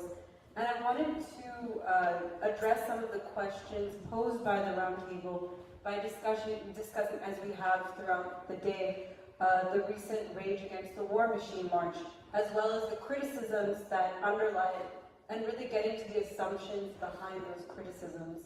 And so, as we all know, this march happened 2 weeks ago. It brought together anti-war advocates across the political spectrum, and the demands included not one more penny for the war in Ukraine, disbanding NATO, global nuclear de-escalation, slashing the Pentagon budget, abolishing the CIA and the military-industrial deep state, and abolishing war and empire. So I've never heard demands like that in my life, and even Doc was saying in one of his talks that even in the height of the anti-war movement, you never heard demands like this. So this march faced vicious attacks by self-proclaimed Black and left organizations like the Black Alliance for Peace and the Party for Socialism and Liberation. And I wanted to just get to what some of these criticisms were. And the way I understood it, one of the criticisms is that the left-right alliance is actually an alliance with racism. 2, that the Black left, represented by organizations like Black Alliance for Peace, were not consulted or included. 3, that the march included transphobic people and did not center marginalized peoples.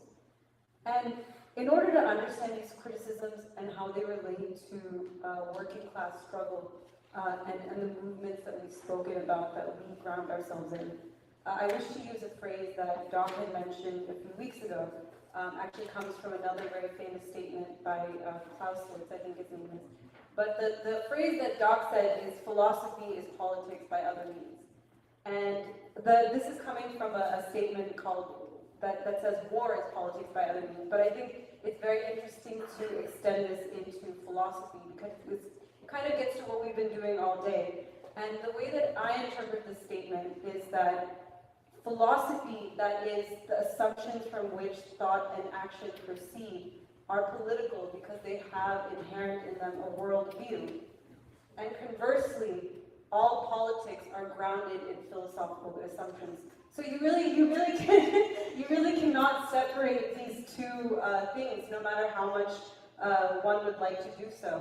And so, in order to answer the political questions this roundtable poses, we have to expose the assumptions of these critics and state the assumptions that must ground the politics of freedom for the American people, which I think the panelists before me have been speaking about, and the panels have been addressing all day. And I think that the assumptions these critics are grounded in, one is that the question of whiteness and blackness are matters of identity or identification rather than morality or allegiance to a world system. The second one is that what is racist and what is not racist is what appointed Black people, like Ibram Kendi is the most famous example, tell you is racist. And he has also said that Black people can be racist too, which is something new I've never heard about. Another one is that the interests of Black America and the oppressed can be separated from the interests and liberation of progressive humanity. So one thing we had talked about earlier, this idea that Gerald Horne had said that nuclear war is desirable because it will bring about Black freedom or something. And then this, again, this is what the panelists have spoken to already. What is left can be separated from the democratic aspirations of American people, Black and white. And so, you know, start to address these very difficult, weighty questions, I wanted to raise quotes from actual fighters for peace. And I think this also gets to what we were talking about earlier with history and time. And I think some of the ways that we in the free school understand history and historical moments is that there are some principles that are eternal. You know, I think that's also why we are so close to religious and spiritual traditions, because we do believe that, you know, there are truths that are infinite, and those are the truths that revolutionaries have to aspire towards.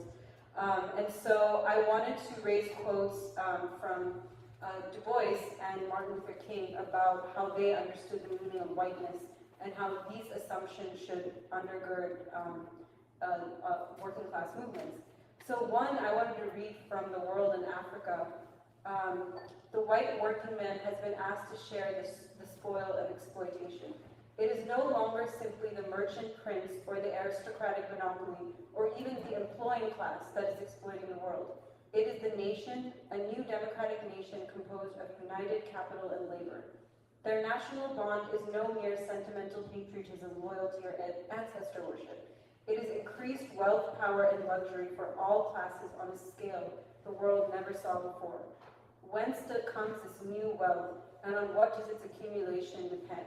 It comes primarily from the darker nations of the world, Asia and Africa, South and Central America, the West Indies, and the islands of the South Sea. And also what Du Bois says at the end of Counter-Revolution of Property about what did the bargain of 1876 represented. It represented a compromise with the ruling class in order to create this industrial imperialism. And just this what is whiteness? It is the compromising with the elite. It's the degradation of labor, and it's the establishment of empire. And whiteness is acceptance of this in exchange for material benefits. So that's one thing that I think is very important. And the second thing is this question of what does Black liberation mean? And in a way, you could say, what does it mean to be Black?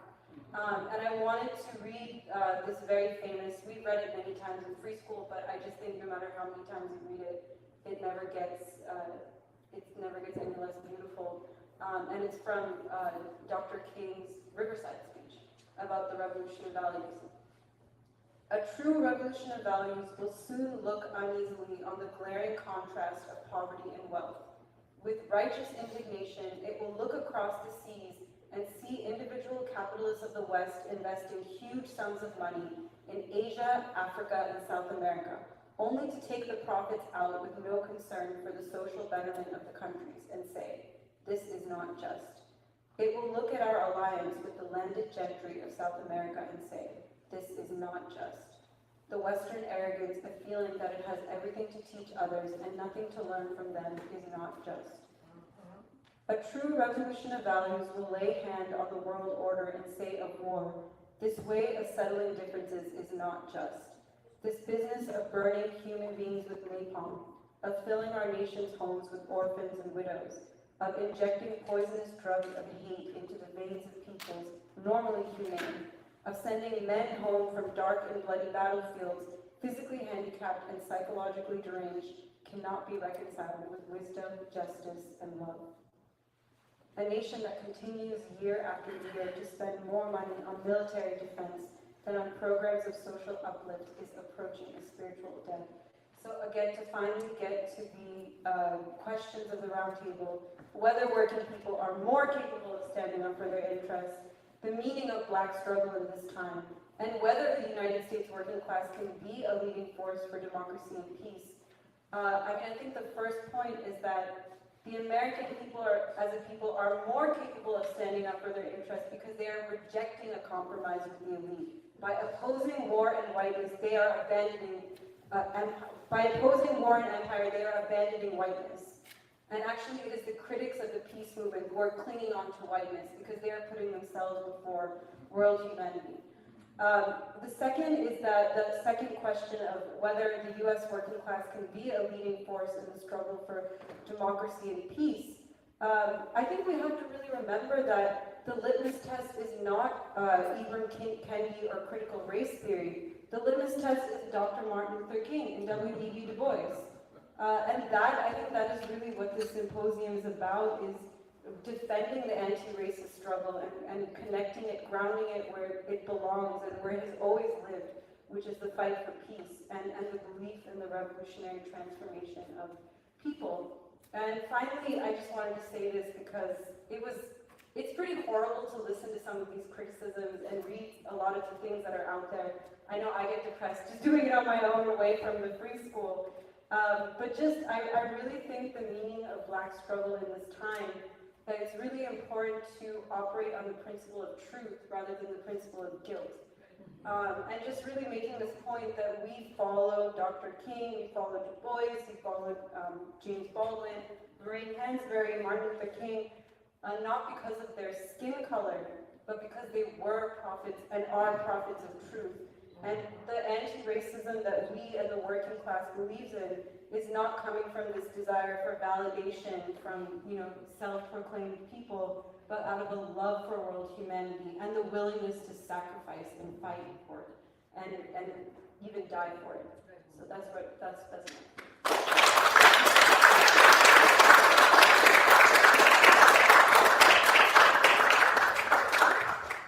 Thank you very much. It's great to be on this round table. I should say that in organizing this symposium, we started from the assumption that this would be an affirmation of the American people's capacity to struggle and to carry out a revolution, as they have carried out already 3 in the history of this country. And in so claiming, we are aware that we are up against a tide of negativism and pessimism under the guise of being left. That nothing can be done because nothing has been done. This, they say, is the most anti-revolutionary nation in history. And as such, working people are incapable of achieving anything, let alone democracy and the unity of the people in the name of a new democracy and for peace. Du Bois is but the theorist of the American class and revolutionary struggles. There is no alternative to W.E.B. Du Bois and Black Reconstruction, but his entire body of work. Hence, if one wishes to answer the questions of this roundtable, are the American people capable? Are Black workers capable of leading? Is the American working class capable of uniting itself? Well, first of all, just the basic instinct of a revolutionary is to give your own people the benefit of the doubt and not close the door on them before the battle has even been entered into. Du Bois argues, and the arguments are both subtle and complex. They are new, hence difficult for many people to understand. They defy the inevitable, almost necessary dogmatism that defines left theorizing and thinking, which is to say that for many on the left, there is no way out because the theory, as they construe it, is a trap. It is a dogma which starts from wrong assumptions and presumptions, such as all has failed in the past, and given prevailing conditions of, always inverted commas, of the left, there are no ways out. It is deeply interesting that the American left, after, I guess, close to 90 years, has not yet discovered Black Reconstruction. If one wants to talk about the failure of the left, to me that is its greatest failure. Not only have they not discovered it, they have not discovered it as a scientific work, the equivalent of the great scientific achievements of Marx, of Marxists of the 19th century, and of Lenin in the 20th century. You know, revolutions are always more complicated than those who are theorizing about them, or even those who participate in them, know. Because you don't know everything. You can't know everything. There are unintended consequences. For instance, take the United States. Indeed, the American people are more capable today of uniting in the name of peace and democracy and against racism than we have ever been. The ruling class constantly preaches the opposite. So we have found ourselves in the free school having to always argue against the opposite dogma that is now promoted by the, quote, left. I guess I would end here.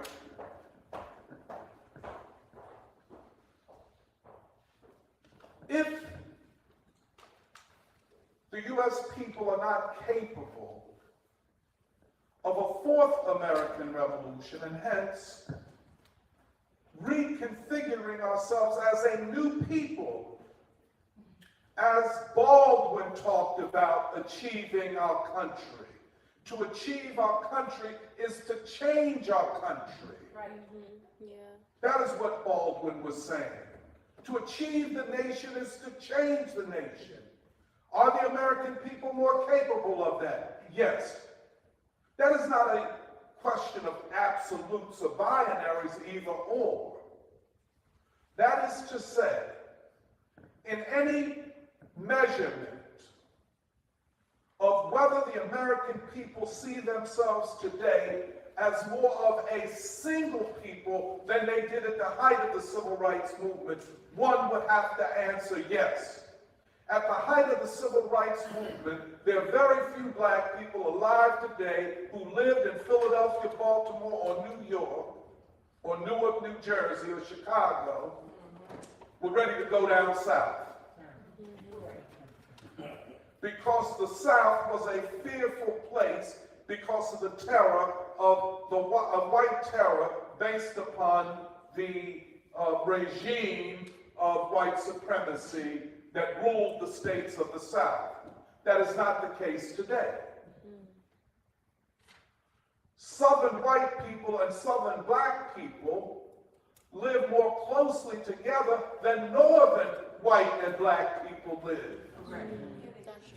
The South was revolutionized. Was a socialist revolution carried out? By the way, that's one of the mistakes of the, quote, left. That everything fails unless it is a socialist revolution. That is not the way you measure it.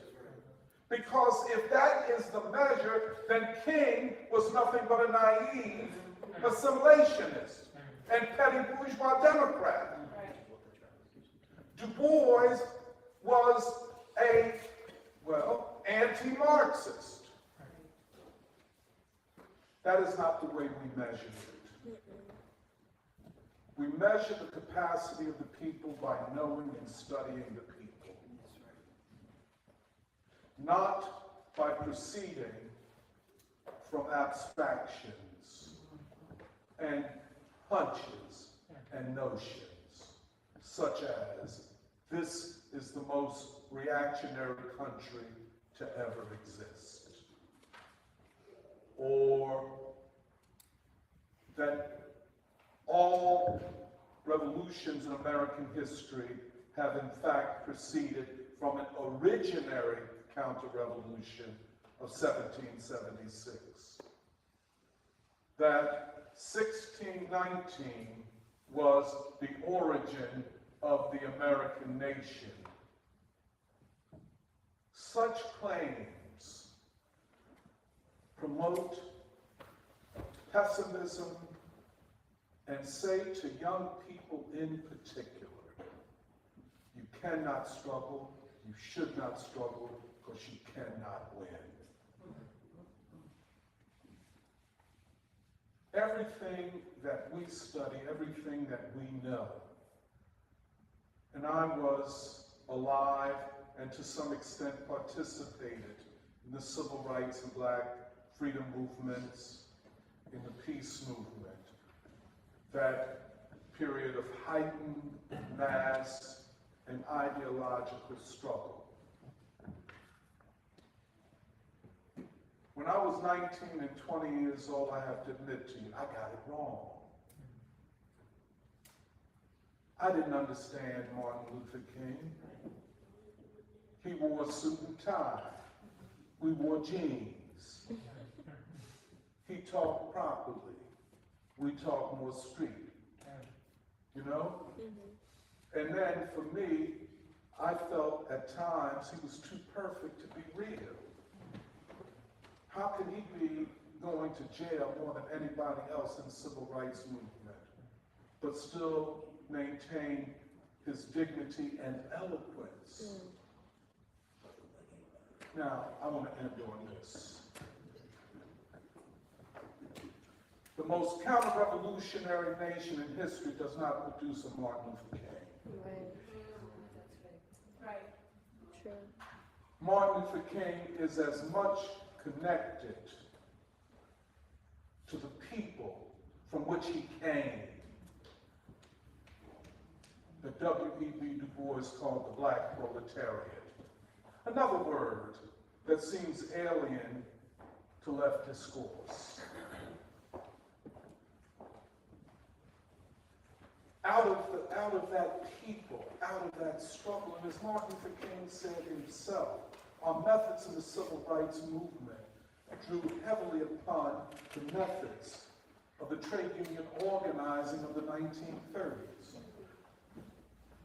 There's a great consciousness here. Now, I'll end on this.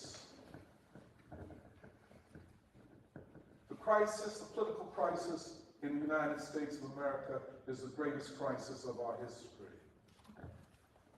In some ways, this looks like we're in a pre-revolutionary situation.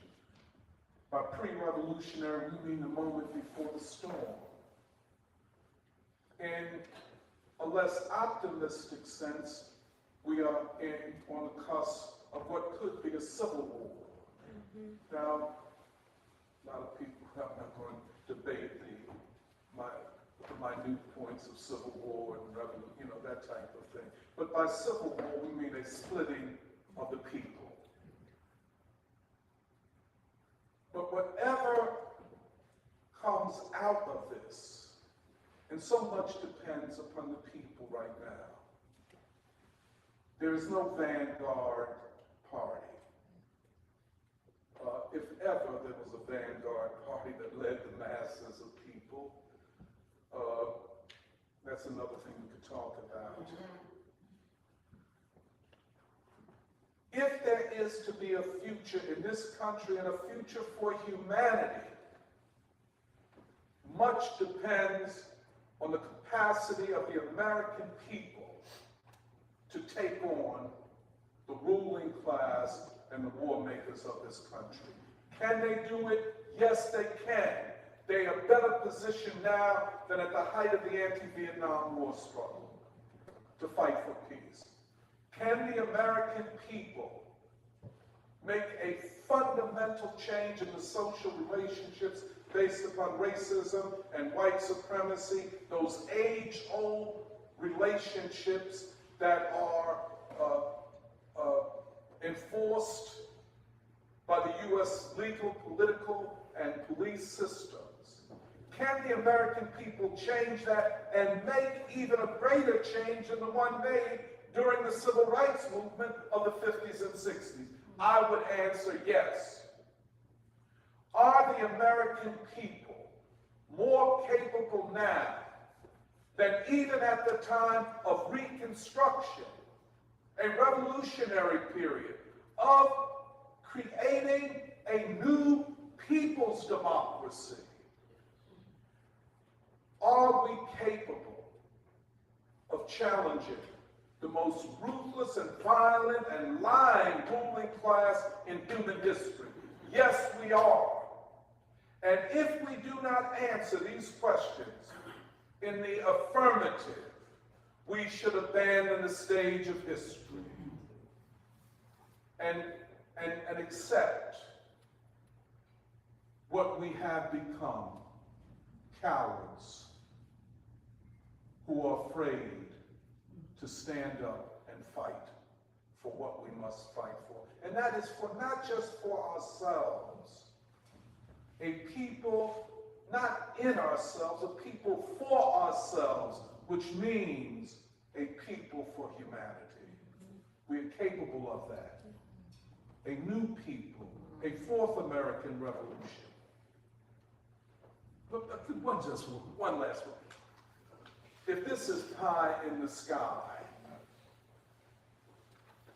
so were those enslaved working people who believed that one day they would be free. Right.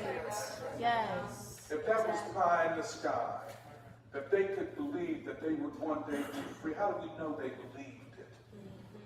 Listen to the songs they sang. If they believed in freedom, so must we. Yes.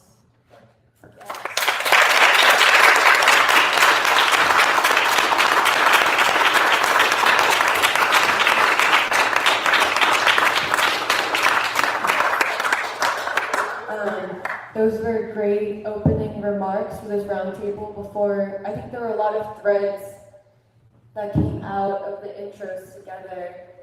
Before, I actually have some questions, but before I begin, I'd like to give the roundtablists an opportunity to respond to each other. Okay. All right, so very quickly. I sometimes worry that the word revolutionary means good and then counter-revolutionary means bad. And the reason I bring that up is it is very possible that maybe the most counter-revolutionary state could actually give rise to the most amazing revolutionary figure, because the same conditions for revolution also come out of a counter-revolution. And the reason I bring that up is that when Du Bois is writing Black Reconstruction, it's saying that the counter-revolution has actually given rise to the possibility of also overcoming it. This is, I think, the earlier two panels. And so I only bring that up to say, when I was driving down to this church today, my car did a lot of revolutions on its wheels, because the word revolution used to mean going back to the origin in that sense. And the question of where is that going, that's what really raises the question of what does it mean to be left and right, which really predates the French Revolution and maybe goes to Rousseau, who raises the question of freedom and perfectibility. And so I bring that up simply to say that at least for Marx and Lenin, they could be totally wrong. I'm just like echoing them, and then we can go, no, whatever, they're silly people. Is that for them, revolutions were going to happen anyways. They used, Lenin would talk about, is this going to be a revolution of the Junker type, or Marx would talk about Bismarck and Bonaparte as the executors of the 1848 revolution. And the question, again, going back to my analogy of this, I'm going to go back to the center, is what would actually be an emancipatory revolution in terms of that question? And so, to me, when looking back at the way in which America has changed, no doubt, absolutely it has. No doubt people have struggled in ways that I will never be able to even cognizance. I'm always struck by the end of Coming to the Lord, of when Du Bois says, even slaves that weren't religious had a religious experience, right? It's like as if they jumped out and became like men, right? He can also have it in the next chapter when he's talking about how fighting through the war made them men. And I bring that up because it's also this question of, as you were talking about unintended things, that these revolutions have also created the possibility for perhaps new counter-revolutions that we need to know. And so thinking even back to the question about writing off the working class, well, that actually comes out of the history of the left deep in the 20th century, where, you know, the children of parents who had, in their view, compromised with the state and the New Deal, they would say, oh, you're labor aristocrats, right, to quote my friend Lenin, right? And they would say, no, actually, we're forming a party, right? In other words, they would both use Lenin against each other. And we live with that. We live with the way in which the left has created, you know, obstacles to itself. And so, you know, that's why I brought up, like, I wasn't maybe surprised that the left was going to attack the rally, because they're like, oh, Mises, right wing or something like that, and they just take the neoliberal line. Whereas, as Tony, in one of my favorite interviews I've ever done, which was my interview with Tony, you know, brought up a great point about Trump, which is that maybe Trump is the necessity that we didn't expect, but that this is actually expressing a change. And so to me, what the lesson of Trump, which is more important than ever reading Hegel's Logic, reading Capital, or any of the books I've ever read, because it was a lesson of politics to me, is that he totally shattered the kind of perceived left and right, like what is left and right. He actually raised that in a certain way that the official left, in my view, is still struggling with. They're like trying to make him an accident. And so I wasn't surprised that they would denounce that rally, which wasn't even a Trump rally. It was, they were Green Party people, there were socialists there. But simply that the received views of left and right have actually, are like deep in certain people's minds. And people who are impressionable and maybe influential, and so it has an effect on them. Please, go ahead. If you don't mind. Yeah, this is, you know, I was sitting in this church, we were invited here by a great woman, the pastor, Madre, mother of the people, Jesse Alejandro, and I'm sitting in front of my dear friend, Reverend Keith Collins, and I think his wife, Sister Reverend Carolyn Collins in the house. Do we call them left? Or do you mean like people who call themselves left? Yeah, right. See, but I'm actually raising the question of like maybe we don't know what the left is today. That would be my you know, point. okay, go ahead. And see, I don't think we should wait on the left or even on ourselves to define what the left is. I could say, no, let me just, I think other categories might be helpful at this time. For example, if I asked Pastor Collins, how would you define yourself? He would probably say freedom fighter. You know what I'm saying? Or if I went to his church and, as we did, met people, some of whom had done 20 and 30 years in the penitentiary, sentenced when they were less than adults. And you asked them, I heard them say, we're not victims, we're freedom fighters. Right. I heard them say this myself. So, or if you took Martin Luther King, if you asked him, are you left or right? He might say, one time, I'm doing God's work. You know what I'm saying? So, we inherit in this country a not completely disconnected, but most people don't see the world in the political structures that defined Europe in, you know, the 19th and 20th century. And I think for us, I think the best method, politically and ideologically, is to go with those traditions. And I would say for us and the younger generation, the most important thing to know at this time and to be politically educated about is the great civil rights and black freedom movement. and to know that it was not one man, it was millions of men and women, that it transformed the country, and that the country that we live in today is not what it was, and is more capable of being what it must become. More capable. To not, well, I'll just not to preach to this. If we do not know this, then we get taken off point by all kinds of distractions. Trans rights is not the equivalent of the Black freedom movement. I don't give a damn how loud you talk.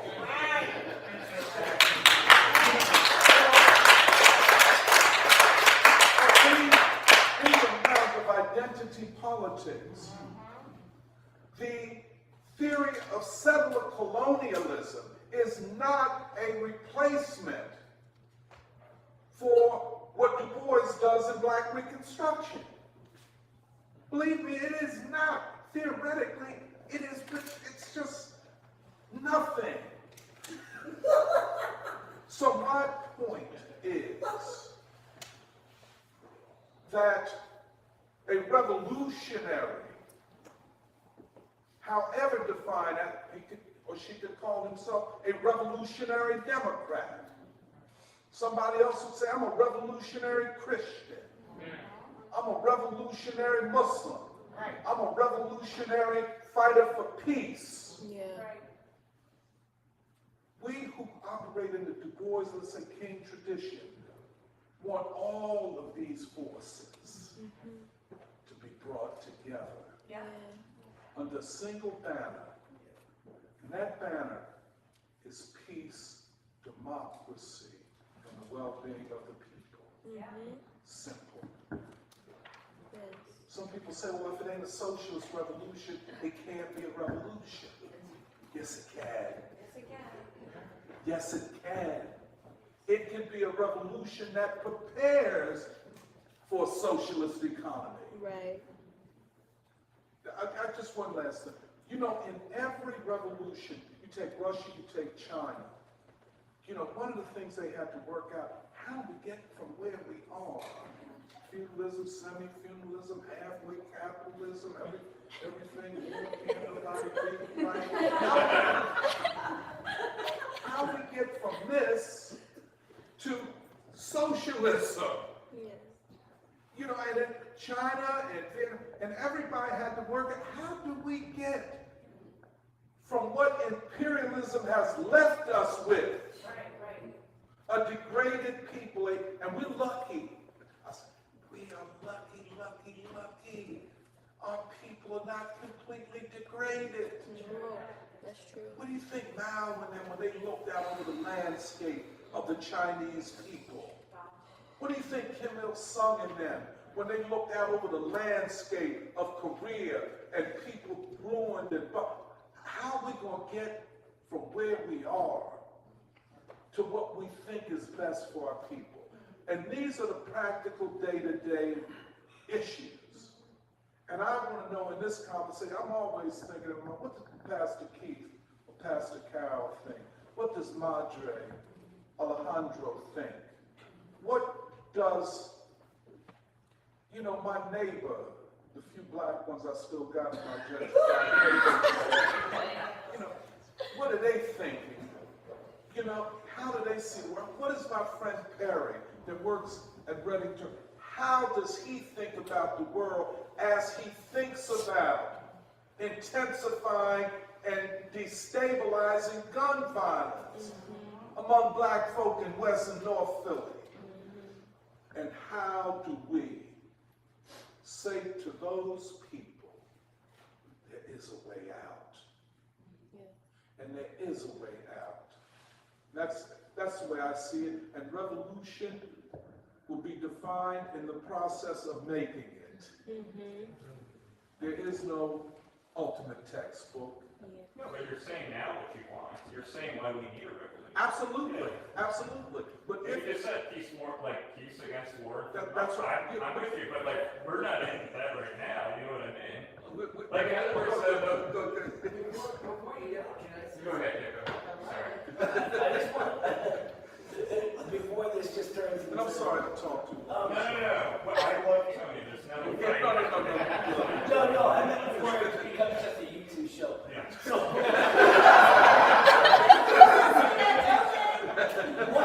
What I really like about, speaking about the Chinese Revolution, the Soviet Revolution, the Korean Revolution, is that these were people in the realm of practical necessity. And they were asking themselves questions that needed asked because of practical necessity. Or, as you just said, Doc, that the revolution is defined as it arises organically in reality. And these people who sort of want to say that's not a real revolution, or that's a counter-revolution, they seem to think the revolution happens in the realm of their own mind and must meet the standards that they created, and I don't know where they get these standards from, before it can actually be a revolution. Therefore, taking all agency from what Marx proves scientifically is the revolutionary agent, right? The nascent half of a contradiction, the thing being developed at a certain point in time. That's all I wanted to say, so I didn't mean to go. Actually, can I pop in here? Well, because what you said, like I'm kind of combining a lot of things here. I think with Doc, what you said about the question is, how do we get from here to socialism? Or another way of saying is, how do we, if you're a revolutionary, you're asking yourself, how do we get from here to the new society, the new country, achieving our country? And I think hearing you talk, Noah, I just wanted to add in a little bit of a question. It's also a point for me as a moderator. But I think the other thing about Du Bois' Black Reconstruction, but also you see it in his body of work, because he's flesh of the flesh, bone of the bone. He's coming from the standpoint of himself and his people. He talked a lot about prophecy, which Pastor Keith brought up earlier. And I kind of wanted to bring in the question of the Black prophetic tradition, but prophecy. Because in Black Reconstruction, and Danny also alluded to this becoming the Lord, but Du Bois makes it a point to say, what made the Black proletariat a revolutionary agent, so we're measuring here, what made them a revolutionary agent was not just them recognizing a necessity, but there's something else, and I call it, and maybe this is incorrect, but I call it almost like a prophetic capacity, prophecy, to be able to see the signs of the coming of the Lord. To always be, to always see freedom, to always believe in freedom. That, I think, is, because I think that kind of also goes back to one of the questions of the Roundtable, which is, I think also it's like, who do we understand to be the revolutionary agent? And I think this was brought up with, in all of, I think, your presentations, there's also the question of, is there sometimes a mistake in focusing too much on what is considered left, as if that is the revolutionary agent? Versus, so I kind of also wanted to bring up the question of, this left, thinking moving forward, what's the relationship between what we consider to be the left, and if it's useful or not, and then the people. Especially because we're seeing a lot of these contradictions come up with what Magnum mentioned, people being upset about a left-right alliance, a perceived left-right alliance for peace against the CIA, against foreign empire. And then now with the question of Trump, if he runs as an independent, what does that mean for people who call themselves left, for people who want to be revolutionaries, but what does that mean in substance? So kind of just wanted to bring out some of this, add to the conversation. That's a very big question. I don't know much about prophecy. My grandparents being who they were, kind of drove my dad into atheism. So I grew up in a house without religion. But I do want to talk on definitions and this notion that these forces who, during the last period in our history, sort of filled in the hole that I believe left, the actual left in our society when the Soviet Union fell. And what they do, and Engels speaks on this in the Dialectics of Nature, and he says that definitions are the death of scientific thinking, which really strikes me because this, in our economy, in our civilization right now, fits what has become of our base social relations. People relate to things in society as brands. And this comes from full monopolization, right? And this is an expression of it in how we treat each other, and that's wild to me. But to get back to, oh crap, I just lost what I was going to say. So what they do is, every definition is a brand for them. They are the left TM, right? And the left TM does not work with the right TM. And what that does is it reifies these things, and we cannot see change within the forces of our country. And if we're not seeing change within our country, then we're not seeing our country for what it is, because its entire history has been based in change. And so when they talk about, oh, you can't ally with these people for this or that, I don't see them as right. I see them as gaining a very progressive character in response to the challenges of our era, standing up against our government, taking money from us, basically food from our children's mouths. I reference this all the time, but there's a dumpster right by my house about a block away that I watch children eat out of. That should not happen. Standing up against that is a progressive character, and if they are criticizing people for that because of some special brand of utopianism that they got from Ludwig von Mises, then they are revealing themselves as not having that left character that they've taken in as their entire personality. And that's it.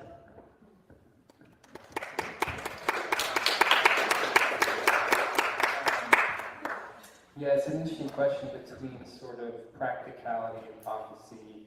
The way I kind of, I guess, hear the question is, what is the potential in life? What is the energy that we may take for granted from the condition that we live in? I was thinking about what you said earlier today about, I'm trying to remember exactly how you phrased it, like a mannequin, or just like seeing people in sort of two-dimensional paper mache, right? Two-dimensional ways, right? And then sort of prescribing an assumption, a cynical assumption of reality as it is, and that's missing the potential of what can be. Tony spoke to this understanding that King and you could say James Lawson and Diane Nash and others who participated in the civil rights movement as going south and seeing potential in people who were outright hostile to them, to the point where someone like Fred Shuttlesworth had his house bombed while he was trying to sleep and still wouldn't leave because he saw the potential that was emerging here. Just this idea that in the attempt to transform society, you are transformed, So, and this story I was bringing up before about the black soldier, the black worker, leaving the plantation, going north to people who were actively shooting at them, right? And who didn't believe in their own humanity. Well, after fighting with these people, towards the end of the Civil War, there are accounts of these brigades marching down alongside black brigades, singing John Brown's Body. Yeah. So, the unbelievable shift in consciousness that occurred in a matter of mere years, right? That possibility, that potential is really something that we cannot overlook. That's just as real as anything else in our life. So, that's, I think we're doing ourselves a great disservice. And of course, we're talking about working people. Who else is going to do anything in this world? That's the people in charge of our country, unfortunately, as much as they overlook us, they push, they take to the bank that we're going to get up every morning and do their work for them, you know? So we have to recognize that there's a real reality there, that we have a potential that we have yet to reach, and that ultimately I think is infinite. That's one of the things I take from Du Bois is optimism. Is he sees human nature in all of its infinite possibilities. Right, that's right. Yes. I think if these forces would have been sort of trying to comment on the revolution happening during the Civil War, they would have just, told these slaves to stay where they are. Because these people they're canceled. They have no chance of ever changing, and you can't do anything about that, right? It just strikes me as a vast dissimilarity. That's all. Thank you. I was just thinking of the question of going back to the left and right and then freedom, which is that for a lot of human history, the question of freedom was at the level of the freedom to be. It's kind of embodied in Alexander Pope's The Essay on Man, What Is Good. You need to kind of reproduce the customs and habits that you were lived into. And the modern era kind of opens up the question of freedom to become, which is the question that Tony, you were just asking, what shall America become? Like, in other words, you have a revolution to actually move forward. And I guess the reason I bring that up is the kind of famous line from the manifesto is all that holy is profane, all that solid melts to air, that capitalism is revolutionary. And so the question of the left in the present is one of mastering that dynamic. And so to me, when I think of the left, like, by the way, I actually don't think I'm part of the left, not because I disassociate myself with the criticisms, but rather because to me, for there to be a left, there needs to be something politically effective that's actually pushing the change. Meaning, the criticisms that are coming, we're all spectators, right? It's like, okay, you're not going to show up? Well, I'm going to go, and maybe whatever, the world yawns. It doesn't matter in that sense. So the reason I bring that up then is I agree that the question of the left, remember I'm part of platypus, like maybe it's a platypus in the present, and maybe we're trying to figure out, is this a beaver, is this a duck, or maybe it's this, interesting animal, is that I'm totally open to raising those questions. Or maybe not using the words left and right, that's fine, but there obviously is this question that the world changes, how does it change?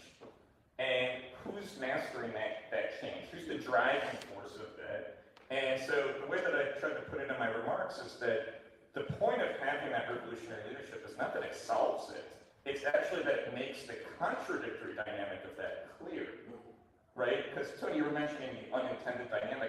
I can't even reflect on if there's unintended dynamic without reference to something. I can't, reflect on that was intended or not intended, or any of the mediated effects. So that's why to me, I'm like, I'm the 101 person, like the really simple, like we just have to, it's not about forgetting the past, but to me it's really like a simple 101. What does it even mean to have a movement, like an anti-movement? You know what I mean? Can I just offer a possible, based on a concrete, almost immediate situation? We know Donald Trump is running for president in 2024. We expect that Joe Biden will run for president in 2024. Trump has said that he will run as a peace candidate. Biden cannot run as a peace candidate. This is the most dangerous presidency in America's history. Okay, now, there are going to be a lot of white working people and lower middle class and out and out poor white people who will identify with Trump because they see him as the slapback to the bi-coastal elites. Wall Street, Silicon Valley, the corporations that deindustrialize their small towns, the politicians that have lied to them, who sent their sons and daughters to war. Now, and Dan and I talked about this. What do we do if you have a choice of Trump, the peace candidate, defined by the, and here we go again, inverted commas left, as they say, perpetrators of a fraud, saying that he's a racist, he's transphobic, he's this, that, and the other. They're going to try them all out. What do we do if the, quote, left, and I'll tell you what I'm going to do, but let me just go to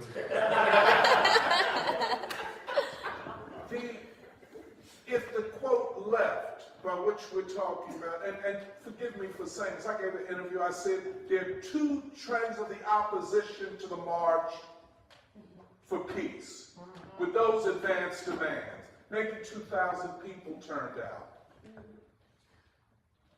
There's a neo-Trotskyism, and there's a neo-cultural nationalism.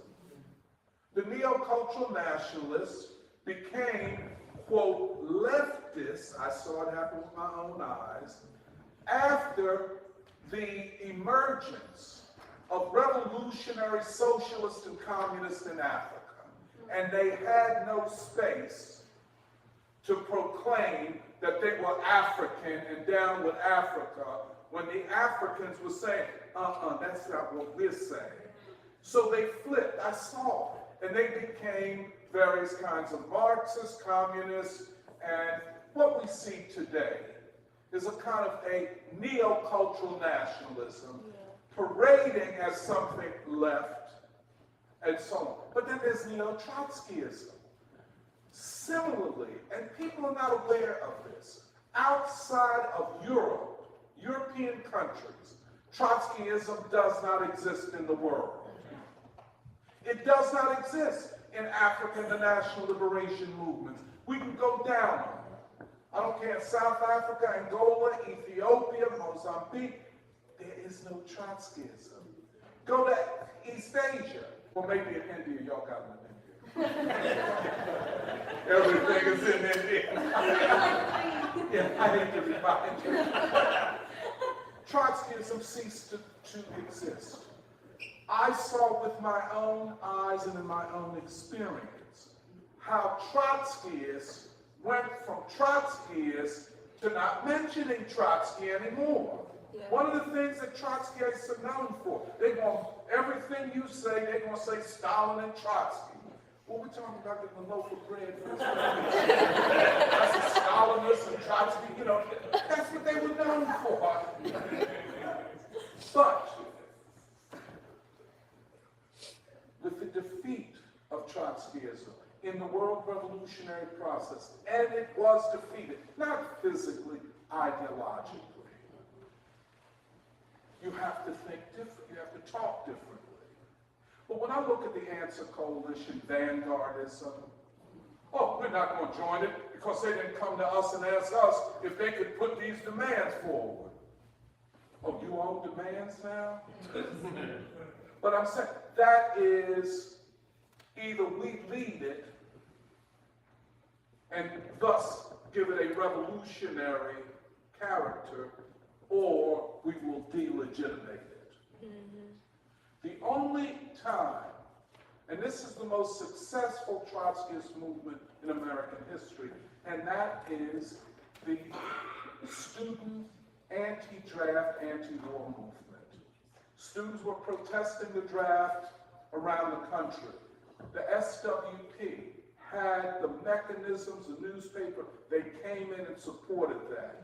But then they tried to contain it, you know, and just keep it a student movement. People say, make it, you gotta broaden it out. And then here come Martin Luther King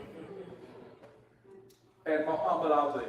And overnight, the troops in Vietnam are saying, we ain't gonna fight our black and brown Vietnamese brothers. And black folk at home were saying, we're not going, if we called to go up, we ain't going. Just that simple. That's the only time. And my point is this, that we have to look to the people. We have to learn from the people. In this thing called revolution, there's such a thing known as humility. You know, when a Martin Luther King arises. Revolutionaries, that it ain't our job to find out everything wrong with Martin Luther King. Well, he believed in God and we godless communists or whatever. By the way, I was in the Communist Party after 30 years. That's what I say to Noah now. I'm saying, look, why you join the Communist Party? I mean, that ain't what you think it is. See, now I said that because...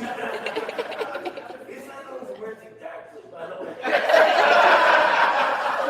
Because I was interested in terms of a sociological study. What do you think you've just joined? And are you making the best use of your time? Because history has a way of casting its own judgment upon political movements. And people have a way. See, people don't say, I don't like you, they just walk away from you. When they start walking away from you, that's the thing you got to be careful of. But yeah, I'll just stop there. But I think that going forward, we have a lot of lessons to learn. And I would say, I hate to put it this way, and they're not in Europe. The European working class, sadly, and the German working class, you know, probably the highest development of the West European working class, they cannot get themselves together to oppose Germany sending tanks. If you don't know, Germany sending tanks to the border of Russia? Do you know the last time that happened? And the tanks, by the way, have the same symbols that the Wehrmacht had. And the German working people cannot mount a struggle, and they know the U.S. blew up Nord Stream. You know that. And you can't get yourself together. But here in the United States, about, you know, reactionary country, which means not reactionary ruling class for the people that say that, they mean reactionary masses. The enemy of the people of the world and of themselves. And if you didn't know it, the white people are the enemies of the black people. They out to kill us. You understand? Okay. You know, interestingly, in the advanced capitalist country, this might be the one with the greatest potentiality to challenge and perhaps be part of the undoing of this neocon, neoliberal, globalist military regime. I think we can do that.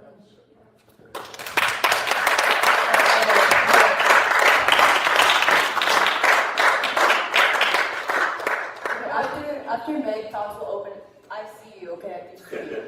You'll come next. Yeah, I was just going to say, I think this is why the knowledge category of the black worker is still so important, because you have these poor white people in these rural areas who have been so degraded. Like this, parts of America look like the third world. And as Pastor Keith was saying, that train derailment, the kind of disregard those people are facing, the crisis of legitimacy there, you really do see this, I mean, this is what you read about with the black worker and that consciousness that's developing. And I just want to say, I think this concept of the coalition, I mean, even more than left and right, the concept of the coalition of the discontented is really important. Because, I mean, I was also just thinking, because I study gentrification, and a lot of the gentrifiers are leftist. And that's the thing, and they're more leftist than the working class black people who literally have fought for peace and justice and democracy. But they're the leftists, they're the socialists, they're the ones with Black Lives Matter signs, they're the virtue signalers. And so, I mean, what does socialism look like to the perspective of people who are leftists, or who are getting gentrified out? But then what does it look like deindustrialized North Philadelphia and deindustrialized rural America? that has so much more, that is the coalition of the discontented. What has been done to these people, the disregard, the hatred for people, the murder of these people, that's really where this revolutionary consciousness, and I do second the point that Doc was kind of making, that the people make history. You know, it's really, and if we want to be revolutionaries, we have to learn from the people and and be a part of history and make the choice, be on the right side of history. So I just wanted to say that. That was beautiful, by the way. Thank you. I've heard from certain figures on the left with these inverted, I like the inverted, saying inverted commas, it makes it better, right? It's going to be full, then I want you inverted commas. I just want sophisticated. It's more sophisticated. Sorry. No. Okay. I told myself, I won't mention names, but on the left, that Trump represents a release for white people to be racist, to let out the inner racism they knew was there all along. I'm a carpenter, right? I work with almost exclusively Trump voters. And when I asked them why they voted for Trump, not one of them said, "Oh, he let me be racist." Imagine that, right? Not one. Mostly it was, he's going to bring back jobs to Cleveland. You know, my dad worked at a factory his whole life, and they had a good living. I ain't got that. Among other things. So, all of them, when I talk to them about socialism, about revolution, about people's power, at first they're like, why would you be a communist? I don't even get that. And I'm like, look, man, all it means is that we fight to fulfill the promise that the establishment you already ate broke to us. That we have a country that is of, by, and for the people. And they get that, and so they like socialism. It's really that simple. It doesn't have to get so complicated as to make up wild things about people based on who they voted for, you know?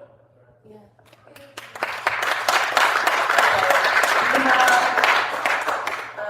We have a bunch of people standing up. I know, Ransom, you had a question, but I want to reward those who stood for so long. I thought I would say you first. Okay, I can say you first, Eddie. Was it Jade? Oh. Okay, I'm sorry. Wait, movement to that. He was waiting for the last. Ransom? Women and children. Oh, okay. How about this? What we're going to do is we're going to start with the two people who had questions in the last panel and then move to you. So let's start with the gentleman in the Puma hoodie. And then do Eddie, say you, and then we'll go from there. I do see you, Ransom. Eric. So what I wanted to say, I guess from last time, but I guess it does really carry on through both, like all panels, is that we've actually seen the revolution slow burn. So these were moments like the civil rights movement, like, Reconstruction. And one of the things about the working classes, for an entire nation of working class people to be able to unite, they have to be humanized to each other. And one of the greatest disservices, one of the greatest crimes against humanity that happened during Bacon's Rebellion, it was the elimination of the humanity of one and the grotesque blindness to that humanity inflicted upon the other. What those revolutions did is they redefined black people as human beings. And they kept on proving more and more, again and again, that the lowest, considered the lowest of the proletariat in this nation, were actually human. And the realization of that think is pretty much almost here. Because interracial marriages are up by an extraordinary amount. As, of course, the last census, Fox News went absolutely nuts about that. And we're seeing things that they don't like us to see, right? So everyone goes with the death, we're part of the murder of George Floyd. You know, there was the current narrative is it was all a Black Lives Matter movement. That's not true, because spontaneously in suburban, like white suburbs, people started marching in places they'd never seen a march before in their lives. So I think what we're seeing, and I think to answer the question of, you know, is, you know, a revolution possible? I think the slow burn has finally arrived to the point where there's almost nothing. There's almost nothing between us as far as, you know, race. Like, we are all humanized to each other. Like, people no longer look at each other and say, you know, like they see human being first, then of course they see God, right? So I think that we have a really good shot at that. I think that's, you know, one of the things, like when Noah was saying, you know, oh yeah, thank God for Trump because finally allowed us to be racist. No, people were like, no, the guy promised us jobs. Look, and then I remember one interview, a guy was like, look, yeah, sure, I voted for Trump. I mean, because at least he had the decency to lie to us. That he was bringing back jobs. And I think that's what this has all been about, is class. And I think that they're trying to take that away from us.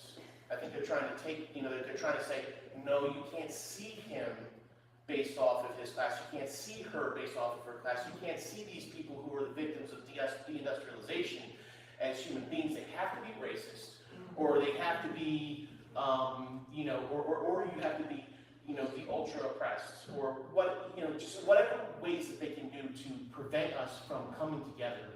And honestly, I think the biggest threat to revolution at all is simply allowing that to go uncontested.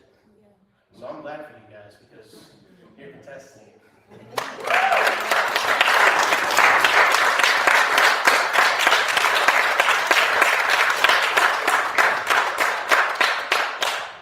All right, so my question brings together all three panels. So, you know, going back to the previous one, Lenin and Du Bois, I see it as both affirming Lenin as well as highlighting the great power we have for revolution because of the gifts of Du Bois. And I view it that way because I look at the method in which both thinkers form their framework of thinking, which is not a contradiction.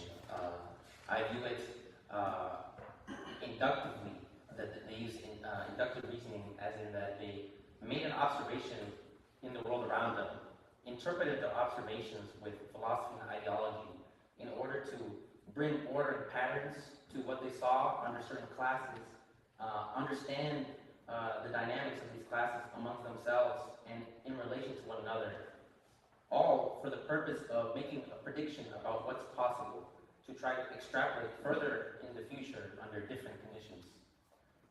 With Lenin, you know, his chief innovation is, I guess, more looking at the economic forces, the relation of classes to one another, and their relation to the means of production, leading to sort of class struggle. And I really see Du Bois using this as well. I think he is capable of looking at this economic analysis and interesting. And they're not in contradiction, not just because Du Bois comes to a lot of the same conclusions that Lenin does, but because he also uses that method to understand economic forces, but then sees that that's not enough to explain what is happening in America. That doesn't explain the relationship of the white worker and the black worker alone, the relationship to the means of production. And it doesn't give you enough power to explain what's possible.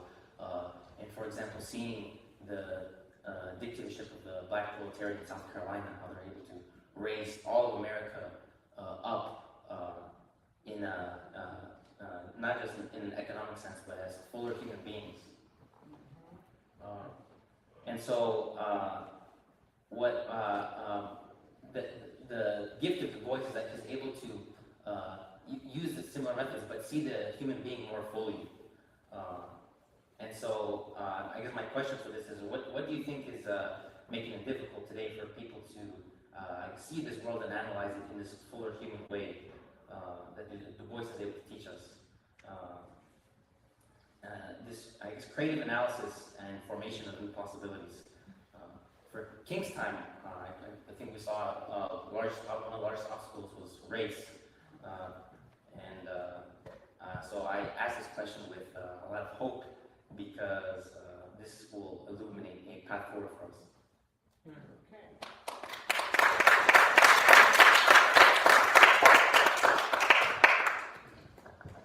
Okay, I'll start since no one else seemed to go. I think when you mentioned their method of analysis, this interests me a lot.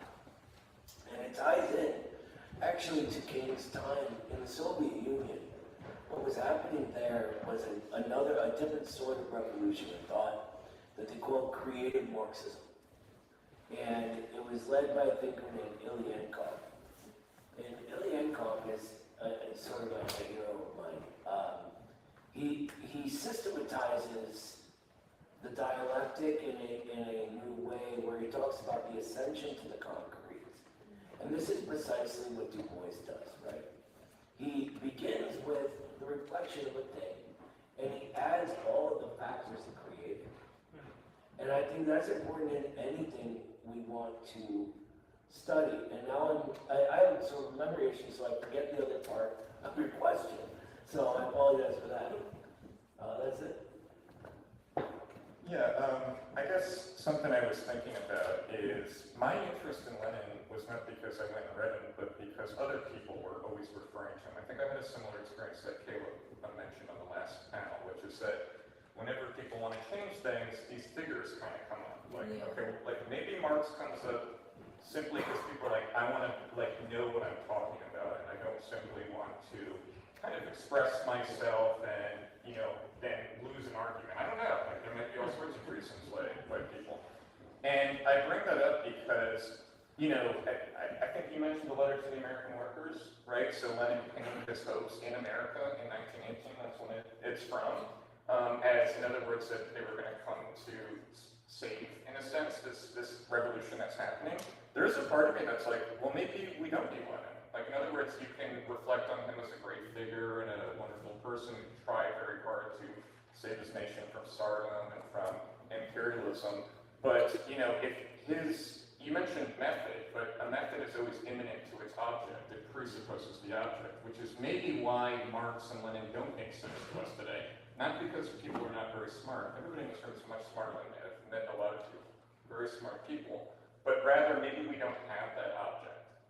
That would be one thought, but then I think, well, why is it that people around my age or older than me, when they want to change the world, don't make reference to Lenin and Marx? Because it's somehow something is still there that, like, they're finding purchase with Marx and Lenin.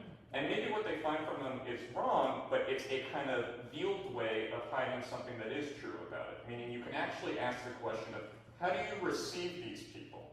Like, what does it mean about how Lenin looks to us, how Marx looks to us, how Du Bois looks to us? I've brought this up several times in the free school. The 1619 Project think they're following Du Bois. They do. They think. They will say, oh, we're following. Doesn't he say the psychological wage of whiteness? They'll say this. They do quote this. And yes, we can shake our head and go, ha ha ha, but I can say this on chapter whatever. But you have to consider that these thinkers, people have mentioned the people in the masses. Yeah. They're immanent to the reality they're describing. Right. And so Marx is a material force, and Lenin is a material force, and Du Bois is a material force, and therefore we receive it in a contradictory fashion. That's why I've tried to keep it as an open question. Because maybe on the one hand, you can't do what is to be done today. Maybe that's a weird thing, and yet I guarantee I could go in Philly right now for 10 reading groups. What is it done? And it's true. It's true. So I bring this up to be like, why do people reach for that? And yet maybe that was very an Iskra moment, and he's kind of dealing with the economist. And what does it mean that that's what people reach for? And I try to keep that as an open question instead of going, this is correct Marxism or something like that. Because I try to say, what could they presuppose when they wrote that text? And can we presuppose the same thing? And maybe instead of me judging Lenin and Marx, how did they judge me? Right? How would they judge me today? To say, oh, you actually lacked the kind of object that I could critique. So I just wanted to bring up that point. Yeah. So can I go back to Ilyankov to go to this? Ilyankov has a fantastic essay called On Universals. And the Marxist concept of universal in particular is important to use whenever we read any theorist, if we want to take practical lessons. You know, if it were sort of like about the object of Du Bois, in the immediate sense, it's really the Reconstruction. We're past that now. You know, we don't have that. But we can understand that as the particular instance of a universal phenomenon that we see in different contexts. We see revolutions building in an objective way. In fact, all of society for Marxism is a contradiction, overcoming itself, and the process of people becoming themselves based on the relations that they're forced to enter into with each other in order to be a society, right? And these aren't, you know, willful that we, hello, I'm Noah, how you doing? They're the relations that form us and sort of condition who we are, how we think, and how we answer questions. And so I would say that the object is the always universal object of knowledge. So we have 15 minutes left. I want to make sure everyone asks their questions. So I'm going to have Zayu and Ransom speak. We're going to group you together to ask your questions. And then we'll have Aaron and Samir go. Thanks. I wanted to touch on the many moving pieces from the previous panel and bring it in with the current discussion they're having. And I hope I'm not making a particularly controversial point when I say a history under the condition of capital is self-contradictory. So meaning things that we consider that may have a progressive potential that could ultimately be regressive. And the very provocative example Aaron just gave on the previous panel was that the entire history of Marxism, perhaps, first of all, has an origin in capitalism, and in effect, contributed to the furthering of capitalism. So that's what it means to say, for example, the Reconstruction or civil rights movement are unfulfilled because they continue to task us today. Myself and everyone I see in this room. So I think that goes to the discussion on revolution we're having at this point. And I think there is not an antinomy between so-called liberal bourgeois revolution and socialist revolution. It's not that this revolution is either liberal or is socialist, but rather that perhaps under the self-contradiction of liberalism today, that it really necessitates a socialist revolution to fulfill these demands for peace, democracy, well-beingness, of the people. But with the caveat that that was at least the original understanding of Marxists, which I would argue no longer holds today, because there is no Marxism today. So, but still, I think, the necessity of the socialist revolution was a question in history. And I just wanted to offer this comment and would love to hear the panelists' thoughts on this. Ransom, you can speak now. Okay, thank you. Okay, real quick, my name is Ransom, and we've been talking and focusing on the black worker or black proletariat. I am a black proletariat, meaning I'm one. I started working at Temple Hospital as a service worker in 74 and worked in the same department for 42 years. The union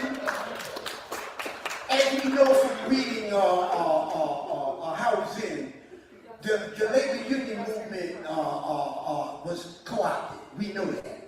My union happened to be one of the more radical unions. See what I'm saying? 1199C. Okay? I've seen 3 full-blown strikes, and it was 2 of those strikes were during the period before they had the limit. They could limit the number of pickets after a certain, period of time, and we kicked ass. You know what I mean? Doctors, whoever was trying to cross the picket line. It started raining bricks or whatever. Right? So now, but what I want to do is, since we're talking about the working class, I want to focus on the state of the working class. 1, this is the highest infant mortality rate in the Western world. 2, this is the 3rd lowest literacy rate in the Western world, and incredibly high for the black community. Okay. Mass incarceration. This is the highest percentage of a people, of a nation, that is incarcerated, that has ever existed in world history. Okay? Now, the labor union movement. They moved on the air traffic controllers in the early 80s, and that was the signal for the all-out war on unions in the United States.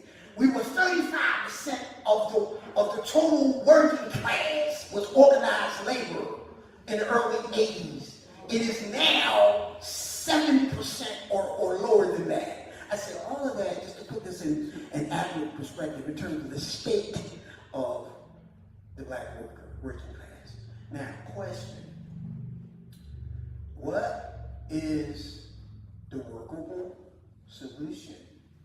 Because I remember that when the city workers in Wisconsin were on strike, and I forget how many years ago that was, and then they passed some kind of ordinance where their unions couldn't collectively bargain for them, and we just gonna give you whatever we gonna give you. And the people in France said that if they didn't even fight with you, something like that, we would have slashed and burned. And until you're willing to do what we do, when we don't get what we want, you're not gonna have nothing.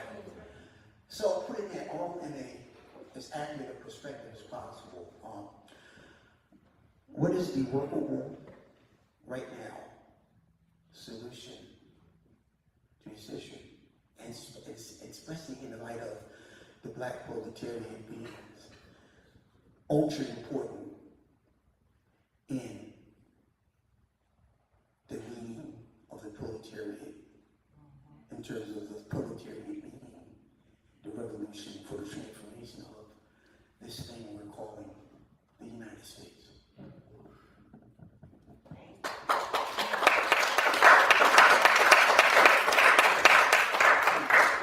Well, I'm not sure. What a question. I just wanted. Well, I actually was going to say I think Emily should speak to this because she works for SEIU.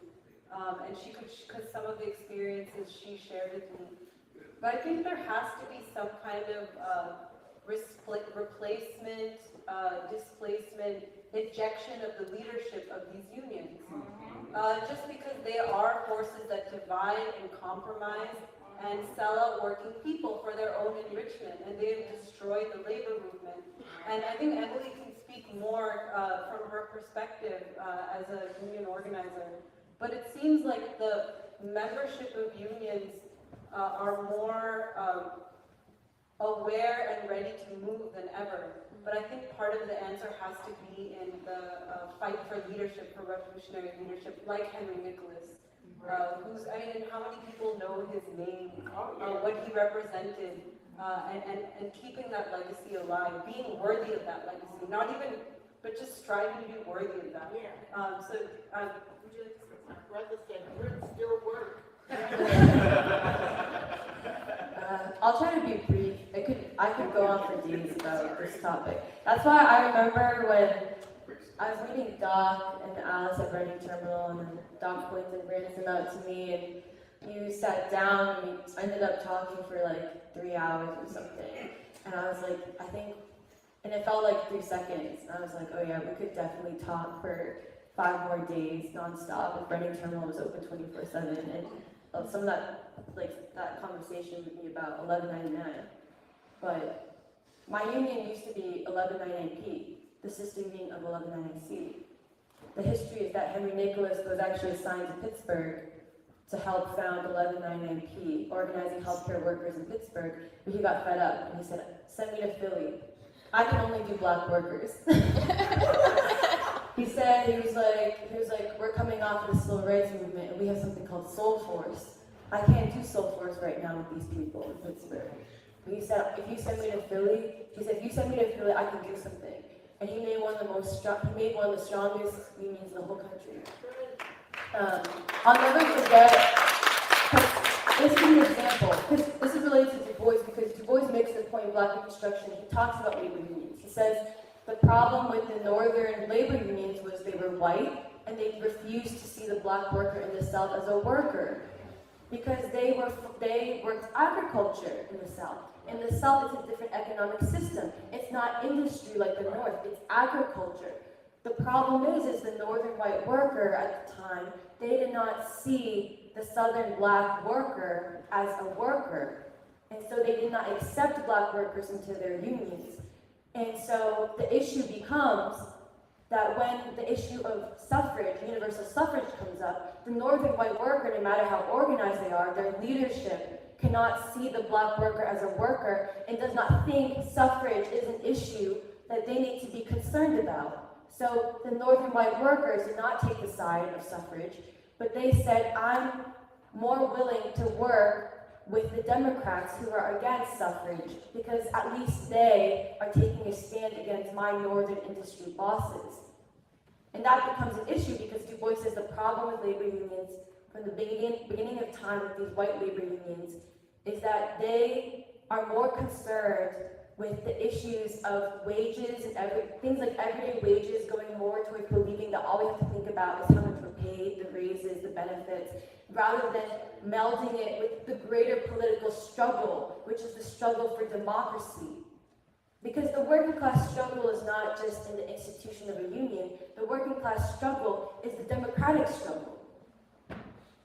And so that's a problem you see today with labor unions, because they're, yes, bargaining for strong contracts is important. But what is that when you're not also concerned about the strivings of the workers you represent? Because that was the whole purpose of trying to raise wages in the first place, better working conditions. And that was Henry Nicholas's strength, because I discovered Henry Nicholas, the president of Lenin and Du Bois, he led a strike of Temple University hospital workers, not for themselves, but they went on strike because they said, we think that every patient who comes into our emergency room should get free treatment.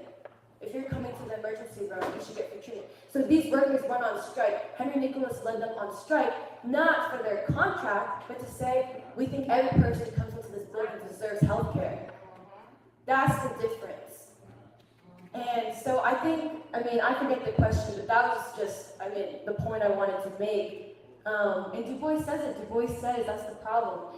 And I think this comes up with the civil rights movement, because I think people forget the Montgomery bus boycott. That's a working class movement. That's the class struggle. That is a group of working class people, postal office workers, domestic workers, who can barely, who pay to go on these buses, but say, you know what, I'm willing to walk 12 miles back and forth to work because I refuse to go on a bus that makes me sit in the back. That's a work, and then what they did was essentially a general strike. They removed their participation in a system that was unjust. That's a working class movement, and I think it was Jeremiah's paper where he ended by saying the civil rights movement was the greatest experiment to prove that Du Bois was right. He was damn right. And the black proletariat taking leadership of a whole proletariat. The black proletariat in American history, its leadership, the consciousness, the prophecy to believe that freedom is always possible if we so choose to believe. It's not just about the black proletariat. It's in the black proletariat that you can see the possibilities of any proletariat, the whole American proletariat. And that's what the northern white worker could not see. And Du Bois is sympathetic. He says the issue is knowledge. Is that they just did not know. There was no knowledge. They could not know. The brightest of the bright of the white leadership of these workers did not have the knowledge to be able to see that the southern black worker was a worker. And that was the downfall. And that ultimately is why the alliances that came up, northern industry with southern, the southern poor whites, the southern planters who remained, the aristocrats, it created that unholy alliance that was the downfall of Reconstruction. Reconstruction, its downfall was not because of the black proletariat. They did actually, their successes are in the state constitutions of South Carolina and all these other states that exist to this day. Free public education. It's because the poor white, North and South, did not have the leadership and intelligence at that time to see the black proletariat's leadership. And together advance the democratic struggle. And I know I went for a long time, but I'm going to quickly call Erin up and Samir up, and then I think we'll try to close the program. Okay, thank you very much, everybody, for your remarks. Oh, can you hear me? Can you hear me now? Okay, great. Thank you so much. I feel like if we're going to talk about, social democracy and neo-Trotskyism, and, I hate to be the one to do this, but we have to talk about neo-Stalinism too. We've got to talk about the Popular Front. And we've got to ask ourselves, wait, because it's not as bad as you think. We've got to ask ourselves, right, do we as socialists, or do we as people who are struggling for freedom, want to take responsibility for democracy under capitalism? I've heard a lot of talk tonight about the Trump voter and white people around in the countryside or something. I didn't know so many people who my grandma, but anyway. I wonder if people have heard how sometimes socialism is talked about by Trump and by others, right? That it is, lack of freedom, lack of choice, that it's poverty. This isn't just because, people in the American countryside are uneducated or something like that. It's because in the 20th century, avowed socialists, avowed Marxists, leaders, communist leaders, people that in many ways I would admire, took responsibility for suffering and degradation at the hands of capitalism and said that it was socialism. Or they said these are our allies. History's replete with examples. I mean, you could go all the way back to the 1920s and talk about, the alliance of the communists in China with the Kuomintang. Or you could talk about something today. You could talk about AOC voting for the Ukraine war, right? You could talk about FDR. FDR said he was for freedom. He said he was for four freedoms. Are those the same freedom that those in favor of the communist revolution are fighting for, right? Are the communists going to say that the New Deal, the welfare state, which is a police state, right? And Jim Crow that was passed along with it, are we going to take responsibility for that? Do we want to take responsibility for that? And so I think there's a political question that was posed by Danny very early on that's not just a matter of having the right program or being a doctrinaire, which, I don't want to suggest that we have to do that. I'm not coming here with a program for you guys to say, bow down before this correct Marxist program. Not at all. I don't know, maybe this is a bit too much of a sacred cow, but do we want to take responsibility for everything that issued from the civil rights movement, right? And American democracy and the American state as it was influenced by the Civil Rights Act and all these sorts of things. Do we want to take responsibility for, as socialists, for neoliberalism? Aaron, let me just say this. Yeah. What would you not want to take responsibility that came out of the Civil Rights Movement? The PMC black middle class politics, racketeering of many, many, many communities across America. That was not to the benefit of the majority of people in those communities at all, right? You wouldn't want to take it, you would not want to take responsibility for that. Danny, I don't know if you've got to say something, but I think this is a political question, right? how far are we willing to take responsibility for democracy under capitalism? Can we respond? No, let me, let Doc go first. But Aaron, I hear you, and when you ask the question, do we want to take responsibility for democracy short of the overthrow of capitalism? Is that a fair way to put it? And short of freedom. Short of real freedom. Yeah. Yeah. Well, The masses. let me just ask another question. Do you think, Aaron, don't go. Oh. Are you then saying that the revolution must be one great event? Or is it possible that it could be a series of accelerating events? I don't want to view the revolution as a natural object that I'm observing and understanding. I want to think about how we as intellectuals are putting ourselves forward as potential leaders for people. And if you are trying to lead someone through something so difficult, right? And that's why I really love that Rosa Luxemburg quote where she talks about the path to Golgotha and the people who go under, right? If you're trying to lead people towards something that's very difficult, because generations haven't accomplished it. Clearly it's difficult. That demands a certain level of self-criticism. And it demands a clarification of the problem of freedom, not just in thought, but in action. And you can't have it without clarifying it theoretically, right? Lenin started a newspaper. You need these sorts of things. And if you apologize for, as a leader, as a potential political leader of the working people, if you apologize for, any of the manifest horrors of history, right, that have happened under capitalism, they're not going to follow you. Why would they? Why? Let me just say, don't go anywhere. Okay.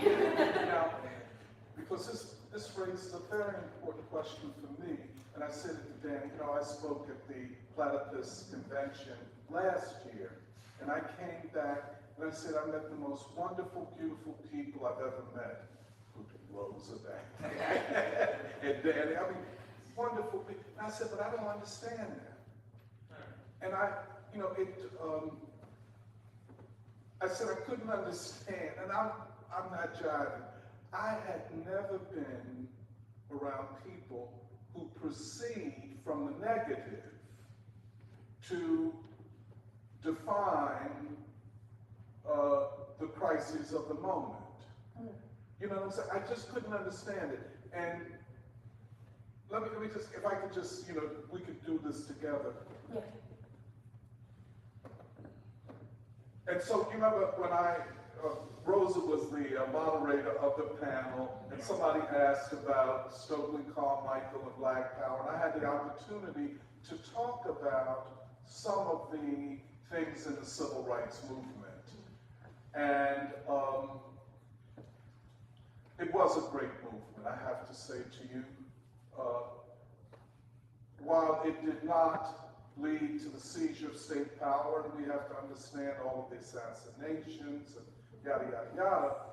But I was asking myself, and in that panel I asked, not probably in these words, why are y'all starting from the negative to understand something, and I'm thinking of the Black Freedom Movement, that achieved so much for the American people, though not achieving everything, so on and so forth. But I do feel like, I understand the problem. I mean, I do think we have to, and I've encountered this in many different forms, not just talking about the civil rights movement and democracy, but also things like, do we have a better standard of living than in the past? If there's been progress in the last 100 years, that is a confirmation of the current hegemonic system. It means that the leadership of reality, because... Wait, no, yeah. let me just ask you a question. And so you were saying that all of these reforms, and I put quotes, are bourgeois and liberal, and were really given to the people by the ruling class. I think that the opportunity, because I feel like these criticisms, they're not directed at some dude who left his house in Georgia. to go in a protest, you know, and do something like quite heroic. Lots of people have done very heroic things, right, in the past. It's about the people who have claimed to be intellectually and politically responsible. And in that sense, I do think that the opportunities that may have existed for the working class to have an independent, right, role in politics and to realize their potential as a historical agent have ultimately been quashed, and that we live in the aftermath of that. And we have to face that problem. You see what I'm saying? And Yeah. I'm trying to say this, because Danny and I discussed this too, and it's epistemological, it's methodological, it's really deep in all of those things. And I would just suggest that try to know the people better. We cannot explain the politics, the history of this country. We can't even explain the Civil War and Reconstruction without understanding, in the instance of Du Bois, the Black Proletariat. You could say, well, or the Civil Rights Movement. You could say, well, this was all Martin Luther King and SCLC leading people in the wrong direction, or leading people towards a bourgeois solution to Black freedom, Black liberation. That claim has been made not just by, people who think like you, but by many Black people, including Malcolm X made that argument against the Civil Rights Movement. He was wrong, however. We have to know the people. Okay, I'll stop it. No, Danny just really wants to talk. I keep seeing the hand. Yeah, go ahead, Danny, I'm sorry. It's like a gopher.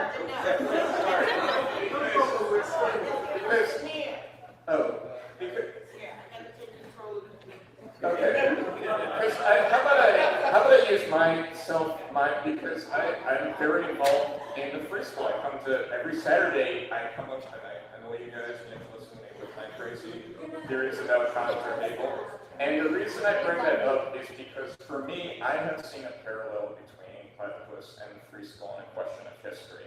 And I will never forget, and it's unfortunate that that room doesn't exist anymore, but my image of Tony is actually you in front of the mural of Martin Luther King.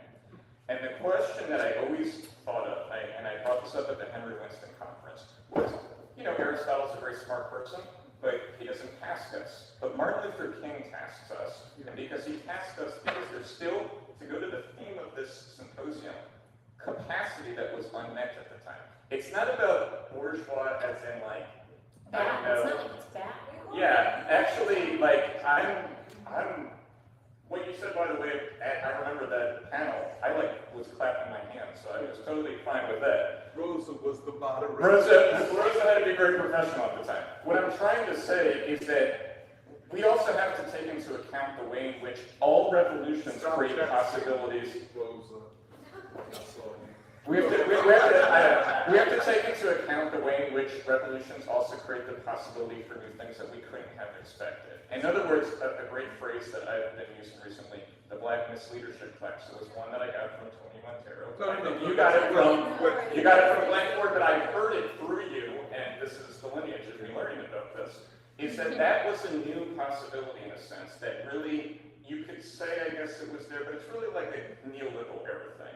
And so what I feel like Aaron is trying to get at is that these things also create possibly new obstacles. And to the question of a democratic revolution, to really get a democratic revolution, you got to go beyond the democratic revolution. That's how I understand Black Reconstruction. Because the way in which he talks about, the founders couldn't have imagined this, and they couldn't have imagined the executive like this, and he's talking about Andrew Johnson, and he's talking about Seward. And so, let me just... Why do you associate democracy with liberal democracy? Right. Because socialism actually is the repetition of the bourgeois revolution. Well, I don't know about that. That's me at least following Marx and Lenin. Okay, and maybe they're wrong, but that's who I'm following. But I'm just saying, why when you say democracy, that immediately we default to liberal democracy? Because why could we not default, as Du Bois does, to the dictatorship of the proletariat? Because the dictatorship of the proletariat is an expression of the contradiction of democracy. And so it's requiring a class that actually Why has should to. it be the resolution of? Yes, and thus the overcoming of democracy. Well, that's my point. But that's my point. That's why I just said it would be All right. This is a phone call between me and Tony. Always got to get you to call me. I know.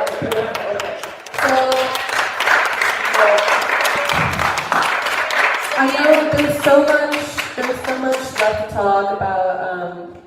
Jade, did you stop the question? Okay, because I just out of respect. Samir. Okay, Samir, would you like to do the last question? It's up to you as the moderator. Yes, Samir. Okay, yes, if you would please ask your questions. Sorry, Jade. Thanks, Emily. This question is related. Many of the panelists have attacked the left, quote unquote, or otherwise, more than the right. And I have an answer to this question, but I wanted to hear what you guys thought about this unbalance, this disbalance. I'm not sure what the right word is. To put this question into context, I'm thinking about Platypus's motto, "The left is dead, long live the left," and I'm also thinking about Karl Liebknecht and Rosa Luxemburg being killed by the Social Democrats in Germany. And my question is, with the left, with all the criticisms that literally all of you levy, then what's moving forward? How do we, as I identify as left, move forward? Do you think, and I'm thinking about people like people who are leftists who later in life become, Republicans, like leaders of the Black Panther Party. We're all developing politically, even though if we think we reached the end of our train stop, and we're hopping off at communism, we're all still developing politically. And so, you guys personally, how do you think in the future you're addressing this, the emptiness left behind by the left, and do you think it's a left-right alliance? Are you, similar to the Lurishites fighting degeneracy, or are you going to try to revive the left? Can I start real quick? It's funny because 2 days ago, I was attacked and called a Lurushite, or said like, "Hey, do you still love the Lurishites?" And then, literally, 3 minutes later, was attacked by a Lurushite for the same thing. It's wild because that preconceptions we all have. And I think the preconceptions of what the left is, that's the problem.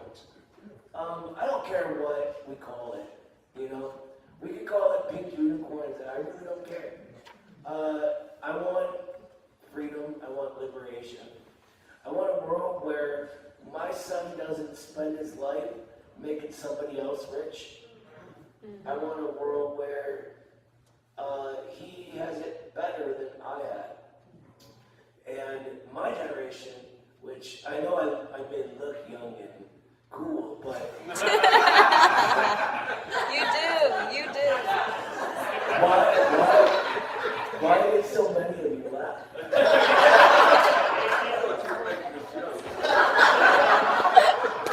It's the tattoos. We thought you were making a joke, you said. I'm like technically the last year of Generation X. That was the first generation in American history to be worse off than the one before it. That is a marked change, and that begins to create everything we see here today. And so, I really think dropping the brand marketing economy and just being what we need to be, no matter what we call it, is how to move forward.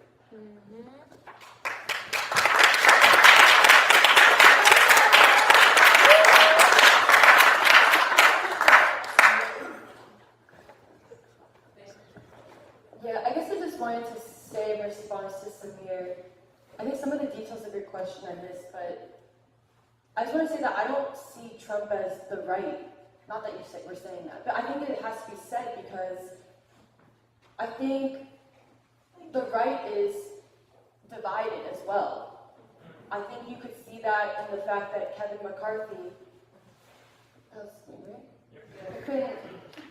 it took him how many rounds to finally get voted Speaker of the House. That's a divided Republican side. And so it's not, that's why the whole left-right thing, actually, it's sad that the Democrats are more misalignedly united than the right, which at least has, like, I'm going to use your phrase, has people contesting the status quo. And I think that's why it's important, the question, the reason why we, the Free School, asked the question, well, what will happen if Trump runs as an independent in 2024? If he's not going to run as Republican? That's something different, there's something new. It's no longer a party thing. It's like even using the frame, it's showing that there's a coalition of the discontented that is forming. And Trump is the only one speaking to the number one question that everyone really has, which is, why are we sending so much money to Ukraine? When people can't buy a carton of eggs, can't buy bread, are worried to turn up their heat in the winter. And, I guess Megan wanted me to tell more about my union, but a lot of my work is I have to talk to workers from rural Pennsylvania. Most of them are white. And they tell me when, I've been to also, strikes in rural Pennsylvania, people in my union tell me, oh, be careful, you don't look like them. There's a lot of Asian hate going around. And I go up there, and they're suspicious of me, not because I'm Asian, but because I'm from Philadelphia, I'm from the city. So they think, they're assuming that I look down on them. But once you have to earn their respect. Yeah. You have to be humble. And you have to show that you're willing to be there with them on the line. That's what they respect. They want to know that you don't look down on them. And that's what people aren't happy about. People are tired of being disrespected. Both not just on a moral level, but tired of being disrespected that our foreign policy is the way it is. In this, I'm going to take from a speech at the anti-war rally, which all these, Black Alliance for Peace, all these organizations were against for some reason. There was a fantastic speech given at this anti-war rally by Dennis Kucinich. I don't even know if he identifies as Democrat anymore. I don't know if anyone really identifies as Democrat, Republican, whatever. But he was like, we used to be a country known for making steel and cars, and now we're the number one country known for making enemies in war. Mm-hmm. When did that happen? That's not what George Washington wanted. Right. And he recalled that. He said, the Declaration of Independence, he said, let's go back to our original documents. The Declaration of Independence says that once the government no longer meets the needs of the people and serves the people who are supposed to represent them, we have the God divine right to overpower those in power. Right.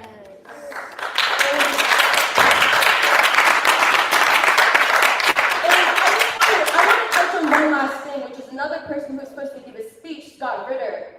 He's white, he used to be in the military. He gave this fantastic speech, moving. It brought tears to my eyes. He said, not only did he talk about King, he said King had a dream. He was supposed to speak at the Lincoln Memorial. He said, King spoke here. King had a dream. And I had a dream too. We should have a dream. We can't give up on that dream. I have a dream that this government invests more in the people than it invests in trying to control a world humanity that no longer wants to be controlled. And he said, I know that this dream is not impossible because I was transformed. I was conditioned to kill. I was trained to hate. He was literally a Marine. Or I think he was also in the UN Arms Department or something like that. He was in intelligence. He said, I'm the greatest example of how this country has qualitatively changed. Thank you, Martin. This is my perspective. Thank you, Martin Luther King Jr. for leading a movement that was able to make Scott Ritter, who was literally trained to kill, change his mind and instead invoke Martin Luther King Jr. and said, we need to take the path not take it. Yeah, which is transformation. I forget how I ended up here, but this is where I ended, and this is Samir. Yeah, I don't think the right is really the right either. I don't think Trump is the right, and I think when Trump runs as independent in 2024, and if he proclaims to be the peace candidate, when everyone we know in history has been punished for taking a stand for peace, then I think the choice is clear. I'm not going to make it.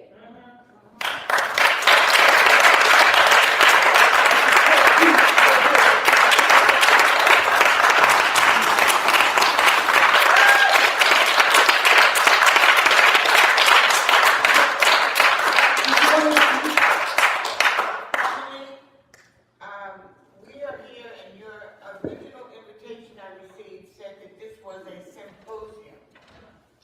And so I decided to look up the definition to see specifically what I should expect. And so the definition said that a symposium is generally defined as a meeting organized so that experts in a given field can meet, present papers, and discuss issues and trends, or make recommendations for a certain course of action. And so our course of action, which was already defined by W.E.B. Du Bois, was to be revolutionaries, without him saying those exact words. I read several of his papers, some I read today while we were talking, to see exactly where your thoughts were coming from. And so one of the things we always do in every class that I teach at the church, I want to challenge our circle, our moderators, and I don't know if we can even do it now, but it should be done. That when this many people leave a meeting like today, we leave with an assignment. You said you know what to do. I heard the doc say, and I know who I would how I would handle this in a different conversation. You have a responsibility as leaders, because now today, all the speakers became our leaders. What is our next step? Now, I will say this.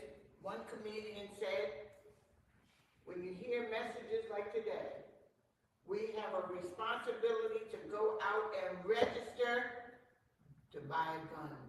When he first started talking, I thought he was going to say register to vote. But he said register to buy a gun.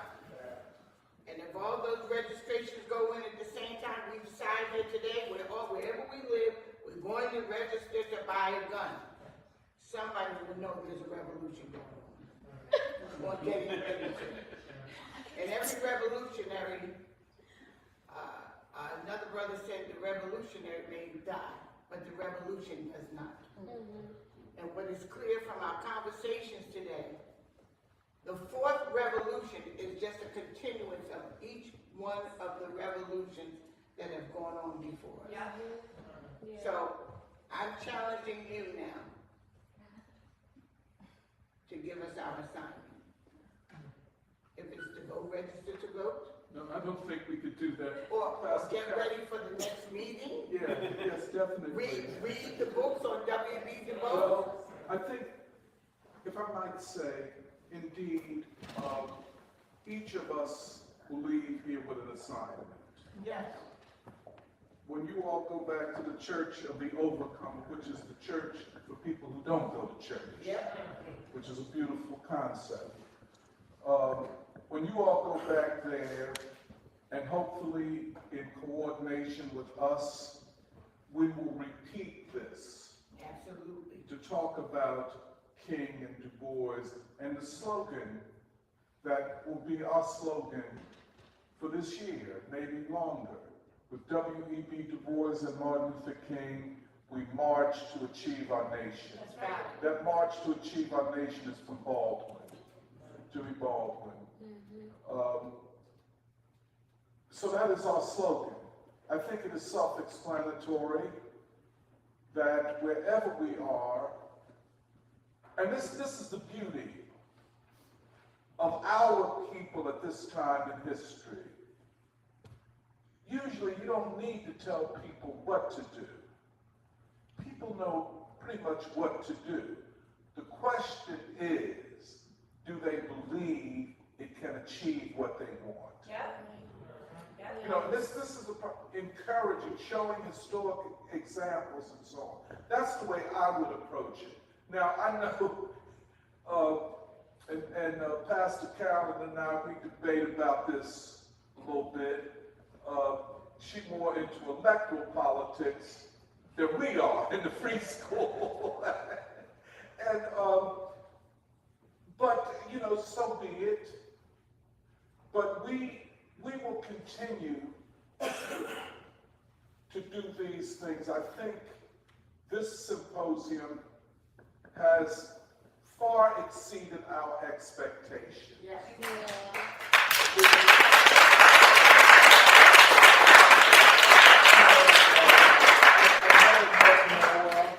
And the people from Midwest Marxist Institute. I see so many of my friends from Platypus. I love y'all dearly.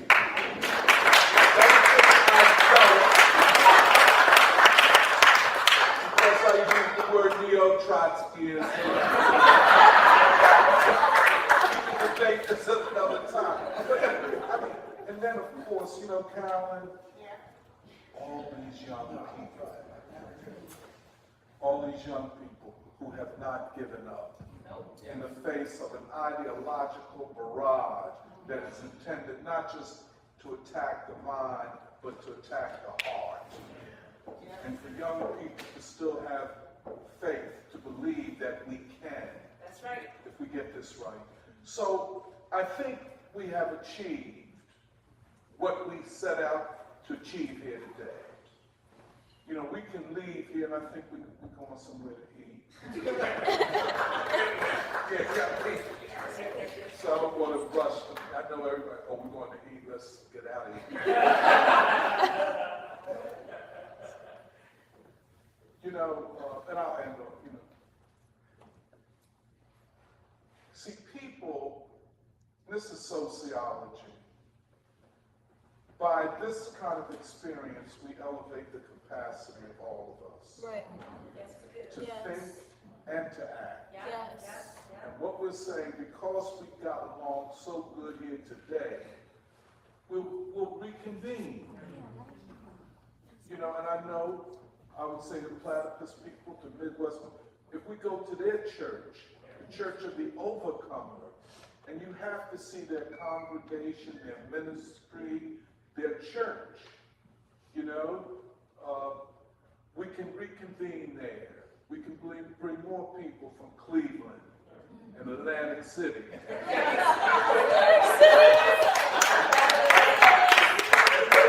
all the very sophisticated people out of New York. But the point is, now that we know each other, now that we have a common language, we can do this again. We can rebuild. And then people who are not here today from the free school, of course, they go on the Savior's Day of the Nation of Islam.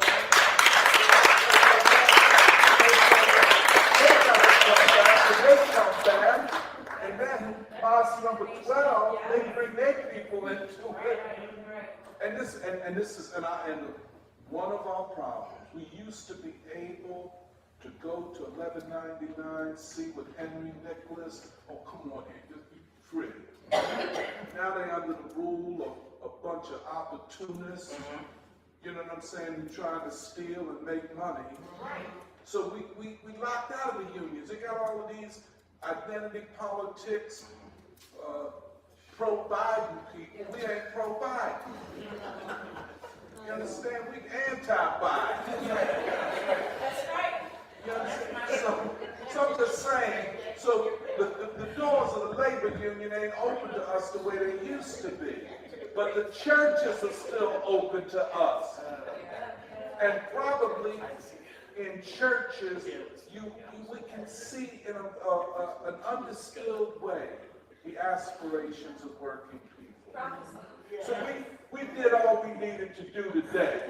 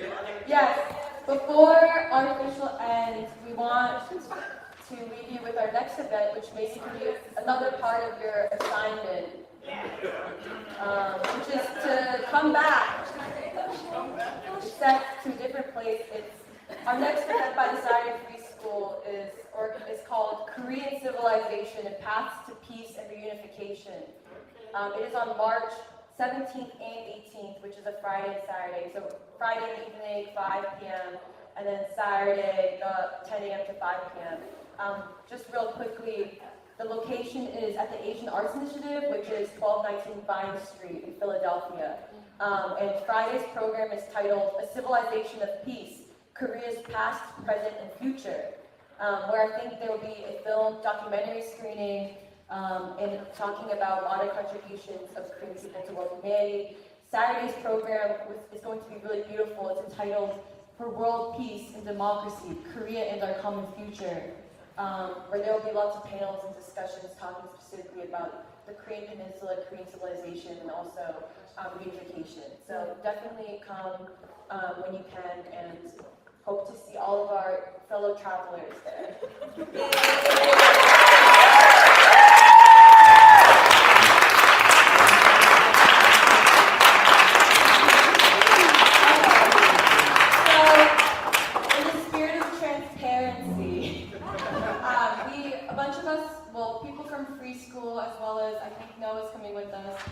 This is the first time you're hearing that.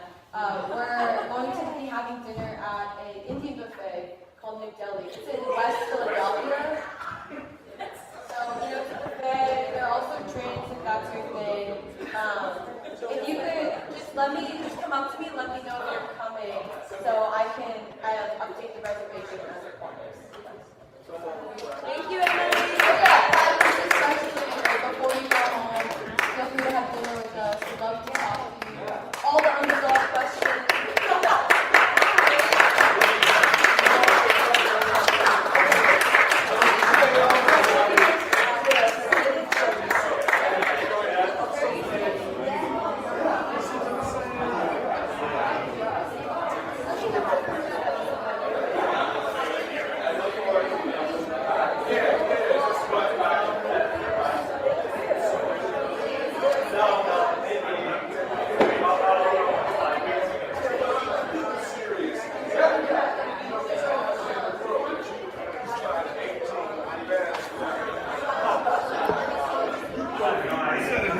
Whose phone is this?